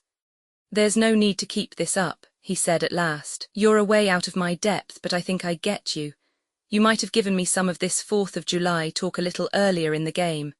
I didn't know you valued that stuff any different than anything else a fellow might run onto, a gold mine or a pocket of turquoise. I suppose you gave him my diary along with the rest. No, said Blake, his voice growing gloomier and darker. That's in the eagle's nest where you hid it. That's your private property. I supposed I had some share in the relics we dug up. You always spoke of it that way. But I see now I was working for you like a hired man, and while you were away I sold your property. I said again it wasn't mine or his. He took something out of the pocket of his flannel shirt and laid it on the table. I saw it was a bank passbook with my name on the yellow cover. You may as well keep it, I said. I'll never touch it. You had no right to deposit it in my name. The townspeople are sore about the money, and they'll hold it against me. No, they won't. Can't you trust me to fix that? I don't know what I can trust you with, Blake. I don't know where I'm at with you, I said. He got up and began putting on his coat. Motives don't count, eh? He said, his face turned away as he put his arm into the sleeve. They would in anything of our own between you and me, I told him. If it was my money you'd lost gambling or my girl you'd made free with, we could fight it out and maybe be friends again, but this is different. I see, you make it clear. He was quietly stirring around as he spoke. He got his old knapsack off its nail on the wall, opened his trunk and took out some underwear and socks and a couple of shirts. After he had put these into the bag, he slung it over one shoulder and his canvas water bag over the other. I let these preparations go on without a word. He went to the cupboard over the stove and put some sticks of chocolate into his pocket, then his pipe and a bag of tobacco. Presently I said he'd break his neck if he tried riding down the trail in the dark. I'm not riding the trail, he replied curtly. I'm going down the quick way. My horse is grazing in Cow Canyon. I noticed the river's high, it's dangerous crossing, I remarked. I got over that way a few days ago. I'm surprised at you using such common expressions, he said sarcastically. Dangerous crossing, it's painted on signboards all over the world. He walked out of the cabin without looking back. I followed him to the V-shaped break in the rim rock, hardly larger than a man's body, where the spliced tree trunks made a swinging ladder down the face of the cliff. I wanted to protest, but only succeeded in finding fault. You'll catch your knapsack on those forks and come to grief. That's my lookout. By this time my eyes had grown accustomed to the darkness and I could see Blake quite clearly, the stubborn, crouching set of his shoulders that I used to notice when he first came to Pardee and was drinking all the time. There was an ache in my arms to reach out and detain him, but there was something else that made me absolutely powerless to do so. He stepped down and settled his foot into the first fork. Then he stopped a moment and straightened his pack, buttoned his coat up to the chin and pulled his hat on tighter. There was always a night draft in the canyon. He gripped the trunk with his hands. Well, he said with grim cheerfulness, here's luck, and I'm glad it's you that's doing this to me, Tom, not me that's doing it to you. His head disappeared below the rim. I could hear the trees creak under his heavy body and the chains rattle a little at the splicings. I lay down on the ledge and listened. I could hear him for a long way down and the sounds were comforting to me, though I didn't realize it. Then the silence closed in. I went to sleep that night hoping I would never waken. Romans 7, the next morning the whinnying of my saddle horse in the shed roused me. I took him down to the foot of the trail where I'd left my trunk and packed my things up to the cabin on his back. I sat up late that night waiting for Blake, though I knew he wouldn't come. A few days later I rode into Tarpon for news of him. Bill Hook showed me Roddy's horse. He had sold him to the barn for $60. The station master told me Blake had bought a ticket to Winslow, Arizona. I wired the station master and the dispatcher at Winslow, but they could give me no information. Father Dutchine came along on his rounds, and I told him the whole story. He thought Blake would come back sometime, that I'd only miss him if I went out to look for him. He advised me to stay on the mesa that summer and get ahead with my studies, work up my Spanish grammar and my Latin. He had friends all along the Santa Fe, and he was sure we could catch Blake by advertising in the local papers along the road: Albuquerque, Winslow, Flagstaff, Williams, Los Angeles. After a few days with him, I went back to the mesa to wait. I'll never forget the night I got back. I crossed the river an hour before sunset and hobbled my horse in the wide bottom of Cow Canyon. The moon was up, though the sun hadn't set, and it had that glittering silveriness the early stars have in high altitudes. The heavenly bodies look so much more remote from the bottom of a deep canyon than they do from the level. The climb of the walls helps out the eye somehow. I lay down on a solitary rock that was like an island in the bottom of the valley, and looked up. The grey sagebrush and the blue-grey rock around me were already in shadow, but high above me the canyon walls were dyed flame colour with the sunset, and the cliff city lay in a gold haze against its dark cavern. In a few minutes it too was grey, and only the rim rock at the top held the red light. When that was gone, I could still see the copper glow in the piñons along the edge of the top ledges. The arc of sky over the canyon was silvery blue, with its pale yellow moon, and presently stars shivered into it, like crystals dropped into perfectly clear water. I remember these things because, in a sense, that was the first night I was ever really on the mesa at all, the first night that all of me was there. This was the first time I ever saw it as a whole. It all came together in my understanding, as a series of experiments do when you begin to see where they are leading. Something had happened in me that made it possible for me to coordinate and simplify, and that process going on in my mind brought with it great happiness. It was possession. The excitement of my first discovery was a very pale feeling compared to this one. For me, the mesa was no longer an adventure, but a religious emotion. I had read of filial piety in the Latin poets, and I knew that was what I felt for this place. It had formerly been mixed up with other motives, but now that they were gone, I had my happiness unalloyed. What that night began lasted all summer. I stayed on the mesa until November. It was the first time I'd ever studied methodically or intelligently. I got the better of the Spanish grammar and read the 12 books of the Aeneid. I studied in the morning, and in the afternoon I worked at clearing away the mess the German had made in packing, tidying up the ruins to wait another 100 years, maybe, for the right explorer. I can scarcely hope that life will give me another summer like that one. It was my high tide. Every morning when the sun's rays first hit the mesa top while the rest of the world was in shadow, I wakened with the feeling that I had found everything instead of having lost everything. Nothing tired me. Up there alone, a close neighbor to the sun, I seemed to get the solar energy in some direct way. And at night, when I watched it drop down behind the edge of the plain below me, I used to feel that I couldn't have borne another hour of that consuming light, that I was full to the brim, and needed dark and sleep. All that summer I never went up to the Eagle's Nest to get my diary. Indeed, it's probably there yet. I didn't feel the need of that record. It would have been going backward. I didn't want to go back and unravel things step by step. Perhaps I was afraid that I would lose the whole in the parts. At any rate, I didn't go for my record. During those months I didn't worry much about poor Roddy. I told myself the advertisements would surely get him. I knew his habit of reading newspapers. There are times when one's vitality is too high to be clouded, too elastic to stay down.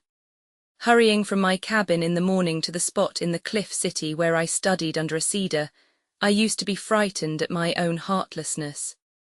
But the feel of the narrow, moccasin-worn trail in the flat rock made my feet glad, like a good taste in the mouth, and I'd forget all about Blake without knowing it. I found I was reading too fast, so I began to commit long passages of Virgil to memory. If it hadn't been for that, I might have forgotten how to use my voice or gone to talking to myself. When I look into the Aeneid now, I can always see two pictures, the one on the page and another behind that, blue and purple rocks and yellow-green pinyons with flat tops, little clustered houses clinging together for protection, a rude tower rising in their midst, rising strong, with calmness and courage, behind it a dark grotto, in its depths a crystal spring. Happiness is something one can't explain, you must take my word for it. Troubles enough came afterward, but there was that summer, high and blue, a life in itself. Next winter I went back to Pardee and stayed with the O'Briens again, working on the section and studying with Father Dutchine and trying to get some word of Blake. Now that I was back on the railroad, I thought I couldn't fail to find him. I went out to Winslow and to Williams and I questioned the railroad men. We advertised for him in every possible way, had all the Santa Fe operatives and the police and the Catholic missionaries on the watch for him, offered $1,000 reward for whoever found him. But it came to nothing. Father Dutchine and our friends down there are still looking. But the older I grow, the more I understand what it was I did that night on the mesa. Anyone who requites faith and friendship as I did will have to pay for it. I'm not very sanguine about good fortune for myself. I'll be called to account when I least expect it.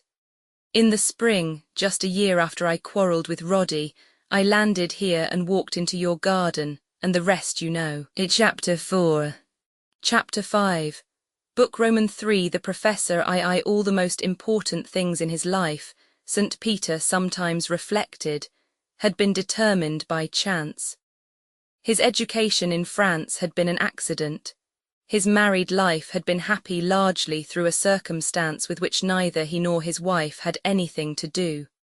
They had been young people with good qualities, and very much in love, but they could not have been happy if Lillian had not inherited a small income from her father, only about 1,600 a year, but it had made all the difference in the world. A few memorable interregnums between servants had let him know that Lillian couldn't pinch and be shabby and do housework, as the wives of some of his colleagues did. Under such conditions she became another person, and a bitter one. Tom Outland had been a stroke of chance he couldn't possibly have imagined. His strange coming, his strange story, his devotion, his early death and posthumous fame. It was all fantastic. Fantastic, too, that this tramp boy should amass a fortune for someone whose name he had never heard, for an extravagant and wheeling stranger. The professor often thought of that curiously bitter burst from the baritone in Brahms' Requiem, attending the words, "He heapeth up riches, and cannot tell who shall scatter them." The vehemence of this passage had seemed to him uncalled for until he read it by the light of the history of his own family. St. Peter thought he had fared well with fate. He wouldn't choose to live his life over, he might not have such good luck again. He had had 2 romances, one of the heart, which had filled his life for many years, and a second of the mind, of the imagination. Just when the morning brightness of the world was wearing off for him, along came Outland and brought him a kind of second youth. Through Outland's studies, long after they had ceased to be pupil and master, he had been able to experience afresh things that had grown dull with use. The boy's mind had the superabundance of heat, which is always present where there is rich germination. To share his thoughts was to see old perspectives transformed by new effects of light. If the last 4 volumes of the Spanish adventurers were more simple and inevitable than those that went before, it was largely because of Outland. When St. Peter first began his work, he realized that his great drawback was the lack of early association, the fact that he had not spent his youth in the great dazzling southwest country, which was the scene of his explorer's adventures. By the time he had got as far as the 3rd volume, into his house walked a boy who had grown up there, a boy with imagination, with the training and insight resulting from a very curious experience, who had in his pocket the secrets which old trails and stones and watercourses tell only to adolescents. 2 years after Tom's graduation, they took the copy of Fray Garces' manuscript that the professor had made from the original in Spain, and went down into the southwest together. By autumn, they had been over every mile of his trail on horseback. Tom could take a sentence from Garces' diary and find the exact spot at which the missionary crossed the Rio Colorado on a certain Sunday in 1775. Given one pueblo, he could always find the route by which the priest had reached the next. It was on that trip that they went to Tom's Blue Mesa, climbed the ladder of spliced pine trees to the cliff city, and up to the Eagle's Nest. There they took Tom's diary from the stone cupboard where he had sealed it up years ago, before he set out for Washington on his fruitless errand. The next summer Tom went with the professor to Old Mexico. They had planned a 3rd summer together in Paris, but it never came off. Outland was delayed by the formalities of securing his patent, and then came August 1914. Father Dutchine, the missionary priest who had been Tom's teacher, stopped in Hamilton on his way back to Belgium, hurrying home to serve in any capacity he might. The rugged old man stayed in Hamilton only 4 days, but in that time Outland made up his mind, had a will drawn, packed, and said goodbye. He sailed with Father Dutchine on the Rochambeau. To this day St. Peter regretted that he had never got that vacation in Paris with Tom Outland. He had wanted to revisit certain spots with him, to go with him some autumn morning to the Luxembourg Gardens when the yellow horse chestnuts were bright and bitter after rain, to stand with him before the monument to Delacroix and watch the sun gleam on the bronze figures, time bearing away the youth who was struggling to snatch his palm. Or was it to lay a palm? Not that it mattered. It might have mattered to Tom, had not chance, in one great catastrophe, swept away all youth and all palms and almost time itself. And suppose Tom had been more prudent, and had not gone away with his old teacher. St. Peter sometimes wondered what would have happened to him once the trap of worldly success had been sprung on him. He couldn't see Tom building Outland or becoming a public-spirited citizen of Hamilton. What change would have come in his blue eye, in his fine long hand with the back-springing thumb, which had never handled things that were not the symbols of ideas. A hand like that, had he lived, must have been put to other uses. His fellow scientists, his wife, the town and state would have required many duties of it. It would have had to write thousands of useless letters, frame thousands of false excuses. It would have had to manage a great deal of money, to be the instrument of a woman who would grow always more exacting. He had escaped all that. He had made something new in the world, and the rewards, the meaningless conventional gestures, he had left to others. Roman 2. All those summer days, while the professor was sending cheerful accounts of his activities to his family in France, he was really doing very little. He had begun, in a desultory way, to annotate the diary that Tom had kept on the mesa, in which he had noted down the details of each day's work among the ruins, along with the weather and anything unusual in the routine of their life. There was a minute description of each tool they found, of every piece of cloth and pottery, frequently accompanied by a very suggestive pencil sketch of the object and a surmise as to its use and the kind of life in which it had played a part. To St. Peter, this plain account was almost beautiful, because of the stupidities it avoided and the things it did not say. If words had cost money, Tom couldn't have used them more sparingly. The adjectives were purely descriptive, relating to form and colour, and were used to present the objects under consideration, not the young explorer's emotions. Yet through this austerity one felt the kindling imagination, the ardour and excitement of the boy, like the vibration in a voice when the speaker strives to conceal his emotion by using only conventional phrases. When the 1st of August came round, the professor realised that he had pleasantly trifled away nearly 2 months at a task which should have taken little more than a week. But he had been doing a good deal besides, something he had never before been able to do. St. Peter had always laughed at people who talked about daydreams, just as he laughed at people who naively confessed that they had an imagination. All his life his mind had behaved in a positive fashion. When he was not at work or being actively amused, he went to sleep. He had no twilight stage. But now he enjoyed this half-awake loafing with his brain as if it were a new sense, arriving late like wisdom teeth. He found he could lie on his sand spit by the lake for hours and watch the 7 motionless pines drink up the sun. In the evening after dinner he could sit idle and watch the stars with the same immobility. He was cultivating a novel mental dissipation and enjoying a new friendship. Tom Outland had not come back again through the garden door, as he had so often done in dreams. But another boy had, the boy the professor had long ago left behind him in Kansas, in the Solomon Valley, the original unmodified Godfrey St. Peter. This boy and he had meant, back in those faraway days, to live some sort of life together and to share good and bad fortune. They had not shared together, for the reason that they were unevenly matched. The young St. Peter who went to France to try his luck had a more active mind than the twin he left behind in the Solomon Valley. After his adoption into the Thierrolt household, he remembered that other boy very rarely. In moments of homesickness, after he met Lillian Aunsley, St. Peter forgot that boy had ever lived. But now that the vivid consciousness of an earlier state had come back to him, the professor felt that life with this Kansas boy, little as there had been of it, was the realest of his lives, and that all the years between had been accidental and ordered from the outside. His career, his wife, his family were not his life at all, but a chain of events which had happened to him. All these things had nothing to do with the person he was in the beginning. The man he was now, the personality his friends knew, had begun to grow strong during adolescence, during the years when he was always consciously or unconsciously conjugating the verb to love. In society and solitude, with people, with books, with the sky and open country, in the lonesomeness of crowded city streets.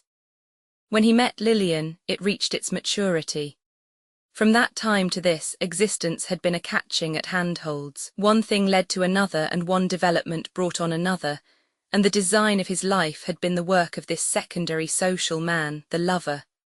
It had been shaped by all the penalties and responsibilities of being and having been a lover. Because there was Lillian, there must be marriage and a salary. Because there was marriage, there were children. Because there were children, and fervour in the blood and brain, books were born as well as daughters. His histories, he was convinced, had no more to do with his original ego than his daughters had. They were a result of the high pressure of young manhood. The Kansas boy who had come back to St. Peter this summer was not a scholar. He was a primitive. He was only interested in earth and woods and water. Wherever sun sunned and rain rained and snow snowed, wherever life sprouted and decayed, places were alike to him. He was not nearly so cultivated as Tom's old cliff dwellers must have been, and yet he was terribly wise. He seemed to be at the root of the matter, desire under all desires, truth under all truths. He seemed to know, among other things, that he was solitary and must always be so. He had never married, never been a father. He was earth and would return to earth. When white clouds blew over the lake like bellying sails, when the 7 pine trees turned red in the declining sun, he felt satisfaction and said to himself merely, "That is right." Coming upon a curly root that thrust itself across his path, he said, "That is it." When the maple leaves along the street began to turn yellow and waxy and were soft to the touch, like the skin on old faces, he said, "That is true, it is time."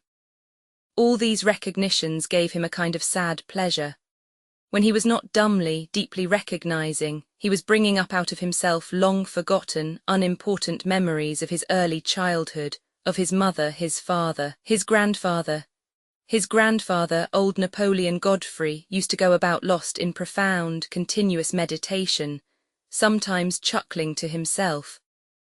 Occasionally, at the family dinner table, the old man would try to rouse himself from motives of politeness, and would ask some kindly question, nearly always absurd, and often the same one he had asked yesterday. The boys used to shout with laughter and wonder what profound matters could require such deep meditation, and make a man speak so foolishly about what was going on under his very eyes. St. Peter thought he was beginning to understand what the old man had been thinking about, though he himself was but 52, and Napoleon had been well on in his 80s. There are only a few years at the last in which man can consider his estate, and he thought he might be quite as near the end of his road as his grandfather had been in those days. The professor knew, of course, that adolescence grafted a new creature into the original one, and that the complexion of a man's life was largely determined by how well or ill his original self and his nature as modified by sex rubbed on together. What he had not known was that, at a given time, that first nature could return to a man, unchanged by all the pursuits and passions and experiences of his life, untouched even by the tastes and intellectual activities which have been strong enough to give him distinction among his fellows, and to have made for him, as they say, a name in the world. Perhaps this reversion did not often occur, but he knew it had happened to him, and he suspected it had happened to his grandfather. He did not regret his life, but he was indifferent to it. It seemed to him like the life of another person. Along with other states of mind which attended his realization of the boy Godfrey, came a conviction, he did not see it coming, it was there before he was aware of its approach, that he was nearing the end of his life. This conviction took its place so quietly, seemed so matter-of-fact, that he gave it little thought. But one day, when he realized that all the while he was preparing for the fall term he didn't in the least believe he would be alive during the fall term, he thought he might better see a doctor. Roman 3, the family doctor knew all about St. Peter. It was summer, moreover, and he had plenty of time. He devoted several mornings to the professor and made tests of the most searching kind. In the end, he of course told St. Peter there was nothing the matter with him. "What made you come to me, any discomfort or pain?" "None, I simply feel tired all the time." Dr. Dudley shrugged. "So do I, sleep well, almost too much. Eat well, in every sense of the word well. I am my own chef, always a gourmet and never anything wrong with your digestive tract. I wish you'd ask me to dine with you some night. Any of that sherry left? A little, I use it plentifully. I'll bet you do. But why did you think there was something wrong with you? Low in your mind? No, merely low in energy. Enjoy doing nothing. I came to you from a sense of duty. How about travel? I shrink from the thought of it, as I tell you I enjoy doing nothing. Then do it, there's nothing the matter with you. Follow your inclination. St. Peter went home well satisfied. He did not mention to Dr. Dudley the real reason for his asking for a medical examination. One doesn't mention such things. The feeling that he was near the conclusion of his life was an instinctive conviction, such as we have when we waken in the dark and know at once that it is near morning, or when we are walking across the country and suddenly know that we are near the sea. Letters came every week from France. Lillian and Louis alternated, so that one or the other got off a letter to him on every fast boat. Louis told him that wherever they went, when they had an especially delightful day, they bought him a present. At Trouville, for instance, they had laid in dozens of the brilliant rubber casquettes he liked to wear when he went swimming. At Aix-les-Bains they found a gorgeous dressing gown for him in a Chinese shop. St. Peter was happy in his mind about them all. He was glad they were there and that he was here. Their generous letters, written when there were so many pleasant things to do, certainly deserved more than one reading. He used to carry them out to the lake to read them over again. After coming out of the water he would lie on the sand, holding them in his hand, but somehow never taking his eyes off the pine trees, appliqued against the blue water and their ripe yellow cones, dripping with gum and clustering on the pointed tips like a mass of golden bees in swarming time. Usually he carried his letters home unread. His family wrote constantly about their plans for next summer, when they were going to take him over with them. Next summer, the professor wondered. Sometimes he thought he would like to drive up in front of Notre Dame in Paris again, and see it standing there like the Rock of Ages, with the frail generations breaking about its base. He hadn't seen it since the war, but if he went anywhere next summer, he thought it would be down into Outland's country, to watch the sunrise break on sculptured peaks and impassable mountain passes, to look off at those long, rugged, untamed vistas dear to the American heart, dear to all hearts probably, at least calling to all. Else why had his grandfather's grandfather, who had tramped so many miles across Europe into Russia with the Grande Armée, come out to the Canadian wilderness to forget the chagrin of his emperor's defeat? Roman IV, the fall term of the university opened, and now the professor went to his lectures instead of to the lake. He supposed he did his work. He heard no complaints from his assistants, and the students seemed interested.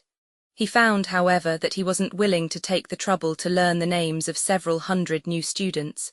It wasn't worth while. He felt that his relations with them would be of short duration. The McGregors got home from their vacation in Oregon, and Scott was much amused to find the professor so doggedly anchored in the old house. "It never struck me, Doctor, that you were a man who would be keeping up 2 establishments. They'll be coming home pretty soon, and then you'll have to decide where you are going to live." "I can't leave my study, Scott, that's flat." "Don't then, darn it, you've a right to 2 houses if you want 'em." This encounter took place on the street in front of the house. The professor went wearily upstairs and lay down on the couch, his refuge from this ever-increasing fatigue. He really didn't see what he was going to do about the matter of domicile. He couldn't make himself believe that he was ever going to live in the new house again. He didn't belong there. He remembered some lines of a translation from the Norse he used to read long ago in one of his mother's few books, a little 2-volume Tickner and Fields edition of Longfellow, in blue and gold, that used to lie on the parlour table. "For thee a house was built ere thou wast born. For thee a mould was made ere thou of woman earnest." Lying on his old couch, he could almost believe himself in that house already. The sagging springs were like the sham upholstery that is put in coffins. Just the equivocal American way of dealing with serious facts, he reflected.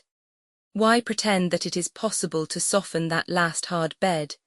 He could remember a time when the loneliness of death had terrified him, when the idea of it was insupportable. He used to feel that if his wife could but lie in the same coffin with him, his body would not be so insensible that the nearness of hers would not give it comfort. But now he thought of eternal solitude with gratefulness, as a release from every obligation, from every form of effort. It was the truth. One morning, just as St. Peter was leaving the house to go to his classroom, the postman handed him 2 letters, one addressed in Lillian's hand and one in Louis's. He put them into his pocket. The feel of them disturbed him. They were of a suspicious thinness, as if they didn't contain amusing gossip but announced sudden decisions. He set off down the street, sniffing the lake-cooled morning air and trying to overcome a feeling of nervous dread. All the morning those 2 letters lay in his breast pocket. Though they were so light, their effect was to make him drop his shoulders and look woefully tired. The weather, too, had changed, come on suddenly hot and sultry at noon, as if getting ready for a storm. When his classes were over and he was back in his study again, St. Peter felt no interest in lunch. He took out the 2 letters and ripped them open with his forefinger to have it over.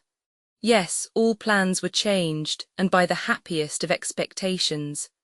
The family were hurrying home to prepare for the advent of a young Marcellus. They would sail on the 16th, on the Berengaria. Lillian added a postscript to the effect that by this same mail she was getting off a letter to Augusta, who would come to him for the keys of the new house. She would be the best person to open the house and arrange to have the cleaning done. She would take it entirely off his shoulders and see that everything was properly put in order. They were sailing on the 16th, and this was the 17th. They were already on the water. The Berengaria was a 5-day boat. St. Peter caught up his hat and light overcoat and started down the stairs. Halfway down he stopped short, went back to his study and softly shut the door behind him. He sat down, forgetting to take off his overcoat, though the afternoon was so hot and his face was damp with perspiration. He sat motionless, breathing unevenly, one dark hand lying clenched on his writing table. He was repeating to himself, there must be some way in which a man who had always tried to live up to his responsibilities could, when the hour of desperation came, avoid meeting his own family. He loved his family, he would make any sacrifice for them, but just now he couldn't live with them. He must be alone. That was more necessary to him than anything had ever been, more necessary even than his marriage had been in his vehement youth. He could not live with his family again, not even with Lillian, especially not with Lillian. Her nature was intense and positive. It was like a chiseled surface, a die, a stamp upon which he could not be beaten out any longer. If her character were reduced to an heraldic device, it would be a hand, a beautiful hand, holding flaming arrows, the shafts of her violent loves and hates, her clear-cut ambitions. In great misfortunes, he told himself, people want to be alone, they have a right to be, and the misfortunes that occur within one are the greatest. Surely the saddest thing in the world is falling out of love, if once one has ever fallen in. Falling out for him seemed to mean falling out of all domestic and social relations, out of his place in the human family indeed. St. Peter did not go out of the house that afternoon. He did not leave his study. He sat at his desk with bent head, reviewing his life, trying to see where he had made his mistake, to account for the fact that he now wanted to run away from everything he had intensely cared for. Late in the afternoon, the heaviness of the air in the room drove him to the window. He saw that a storm was coming on. Great orange and purple clouds were blowing up from the lake, and the pine trees over about the physics laboratory were blacker than cypresses and looked contracted, as if they were awaiting something. The rain broke and it turned cold. The rainstorm was over in half an hour, but a heavy blow had set in for the night. The wind would be a protection, he thought. Even Augusta would hardly come plodding up the stairs tonight. It seemed strange to be dreading Augusta, but just now he did dread her. He believed he was safe for tonight. Though it was only 5 o'clock, the sky was black and the room was dusky and chilly. He lit the stove and lay down on the couch. The fire made a flickering pattern of light on the wall. He lay watching it vacantly, without meaning to. He fell asleep. For a long while he slept deeply and peacefully. Then the wind, increasing in violence, disturbed him. He began to be aware of noises, things banging and slamming about. He turned over on his back and slept deeper still. When St. Peter at last awoke, the room was pitch black and full of gas. He was cold and numb, felt sick and rather dazed. The long-anticipated coincidence had happened, he realized. The storm had blown the stove out and the windows shut. The thing to do was to get up and open the window. But suppose he did not get up? How far was a man required to exert himself against accident? How would such a case be decided under English law? He hadn't lifted his hand against himself. Was he required to lift it for himself? VV at midnight, St. Peter was lying in his study on his box couch, covered up with blankets, a hot water bottle at his feet. He knew it was midnight, for the clock of Augusta's church across the park was ringing the hour. Augusta herself was there in the room, sitting in her old sewing chair by the kerosene lamp, wrapped up in a shawl. She was reading a little much-worn religious book that she always carried in her handbag. Presently he spoke to her. "Just when did you come in, Augusta?" She got up and came over to him. "Are you feeling comfortable, Dr. St. Peter?" "Oh, very, thank you. When did you happen in?" "Not any too soon, sir," she said gravely with a touch of reproof. "You never would take my cautions about that old stove, and it very nearly asphyxiated you. I was barely in time to pull you out." "You pulled me out, literally. Where to?" "Into the hall. I came over in the storm to ask you for the keys of the new house. I didn't get Mrs. St. Peter's letter until I got home from work this evening, and I came right over. When I opened the front door I smelled gas, and I knew that stove had been up to its old tricks. I supposed you'd gone out and forgot to turn it off. When I got to the second floor I heard a fall overhead, and it flashed across me that you were up here and had been overcome. I ran up and opened the 2 windows at the head of the stairs and dragged you out into the wind. You were lying on the floor." She lowered her voice. "It was perfectly frightful in here. I seem to remember Dudley's being here. Yes, after I'd turned off the stove and opened everything up, I went next door and telephoned for Dr. Dudley. I thought I'd better not say what the trouble was, but I asked him to come at once as you'd been taken ill. You soon came round, but you were flighty." Augusta hurried over her recital. She was evidently embarrassed by the behaviour of the stove and the condition in which she had found him. It was an ugly accident, and she didn't want the neighbours to know of it.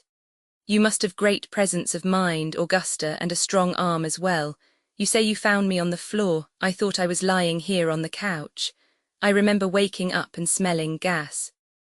You were stupefied, but you must have got up and tried to get to the door before you were overcome. I was on the second floor when I heard you fall. I'd never heard anyone fall before that I can remember, but I seem to know just what it was. I'm sorry to have given you a fright. I hope the gas hasn't made your head ache. All's well that ends well, as they say, but I doubt if you ought to be talking, sir. Could you go to sleep again? I can stay till morning if you prefer."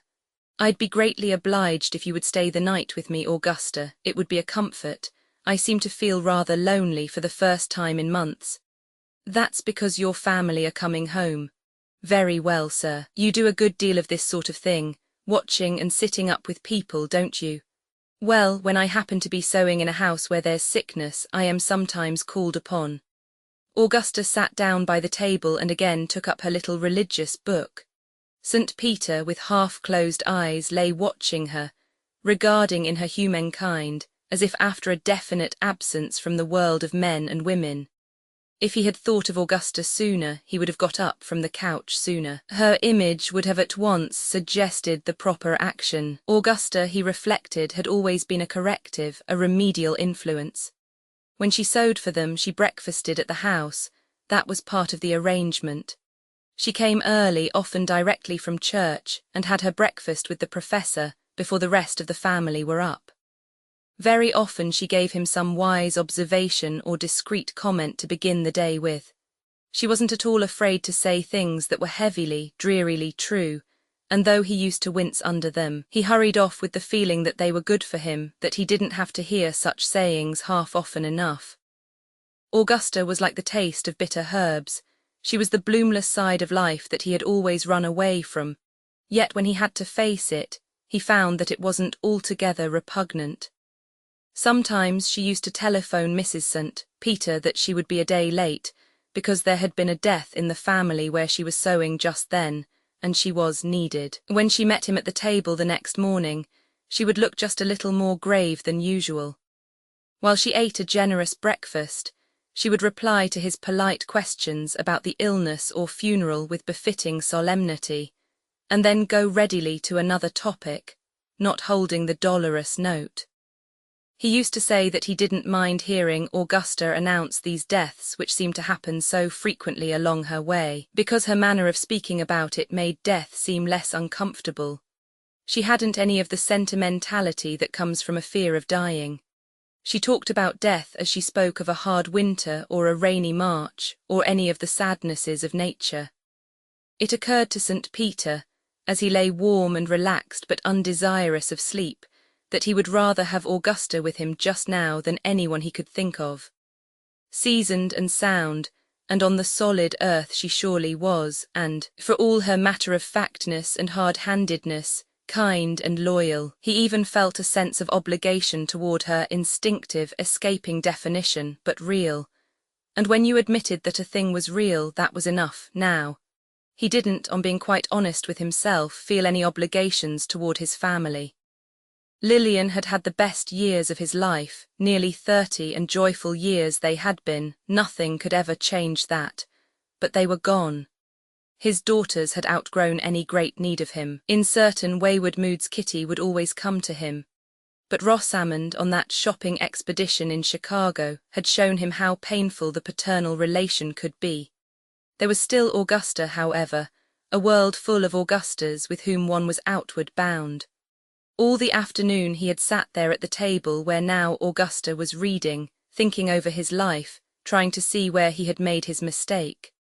Perhaps the mistake was merely in an attitude of mind. He had never learned to live without delight, and he would have to learn to, just as, in a prohibition country, he supposed he would have to learn to live without sherry.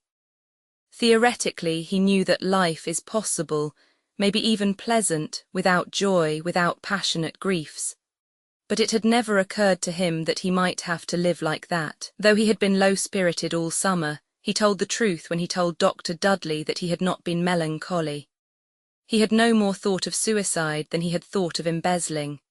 He had always regarded it as a grave social misdemeanor, except when it occurred in very evil times as a form of protest. Yet when he was confronted by accidental extinction, he had felt no will to resist, but had let chance take its way, as it had done with him so often. He did not remember springing up from the couch, though he did remember a crisis, a moment of acute, agonized strangulation. His temporary release from consciousness seemed to have been beneficial. He had let something go, and it was gone, something very precious that he could not consciously have relinquished, probably. He doubted whether his family would ever realize that he was not the same man they had said goodbye to. They would be too happily preoccupied with their own affairs. If his apathy hurt them, they could not possibly be so much hurt as he had been already. At least he felt the ground under his feet. He thought he knew where he was, and that he could face with fortitude the Berengaria and the future. Colophon, the Professor's House was published in 1925 by Willa Cather. This ebook was produced for Standard eBooks by Dylan Cook, and is based on a transcription produced in 2021 by Laura Natal Rodriguez for and on digital scans from the Internet Archive. The cover page is adapted from Desert Village, Arizona, a painting completed in 1910 by Francis John McComas. The cover and title pages feature the League Spartan and Sorts Mill Gaudi typefaces created in 2014 and 2009 by the League of Movable Type. This edition was released on July 6, 2026, 9:33 p.m., and is based on Revision 7 Face 8D.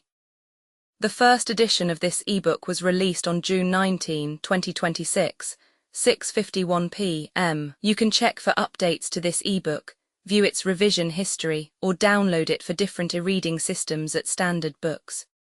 org/ebooks/Willa Cather /The Professor's House. The volunteer-driven Standard eBooks project relies on readers like you to submit typos, corrections, and other improvements. Anyone can contribute at Standard Books. Org. Uncopyright, may you do good and not evil. May you find forgiveness for yourself and forgive others. May you share freely, never taking more than you give.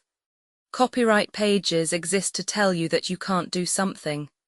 Unlike them, this uncopyright page exists to tell you that the writing and artwork in this ebook are believed to be in the United States public domain.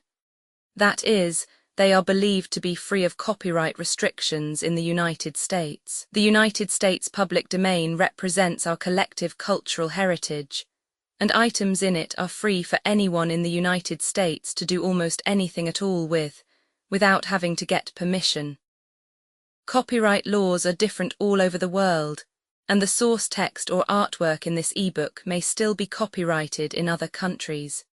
If you're not located in the United States, you must check your local laws before using this ebook. Standard eBooks makes no representations regarding the copyright status of the source text or artwork in this ebook in any country other than the United States. Non-authorship activities performed on items that are in the public domain, so-called sweat of the brow, work, don't create a new copyright. That means that nobody can claim a new copyright on an item that is in the public domain for, among other things, work like digitization, markup, or typography. Regardless, the contributors to this ebook release their contributions under the terms in the CC01. 0 Universal Public Domain Dedication, thus dedicating to the worldwide public domain all of the work they've done on this ebook, including but not limited to metadata, the title page, imprint, colophon, this uncopyright, and any changes or enhancements to, or markup on, the original text and artwork. This dedication doesn't change the copyright status of the source text or artwork. We make this dedication in the interest of enriching our global cultural heritage, to promote free and libre culture around the world, and to give back to the unrestricted culture that has given all of us so much.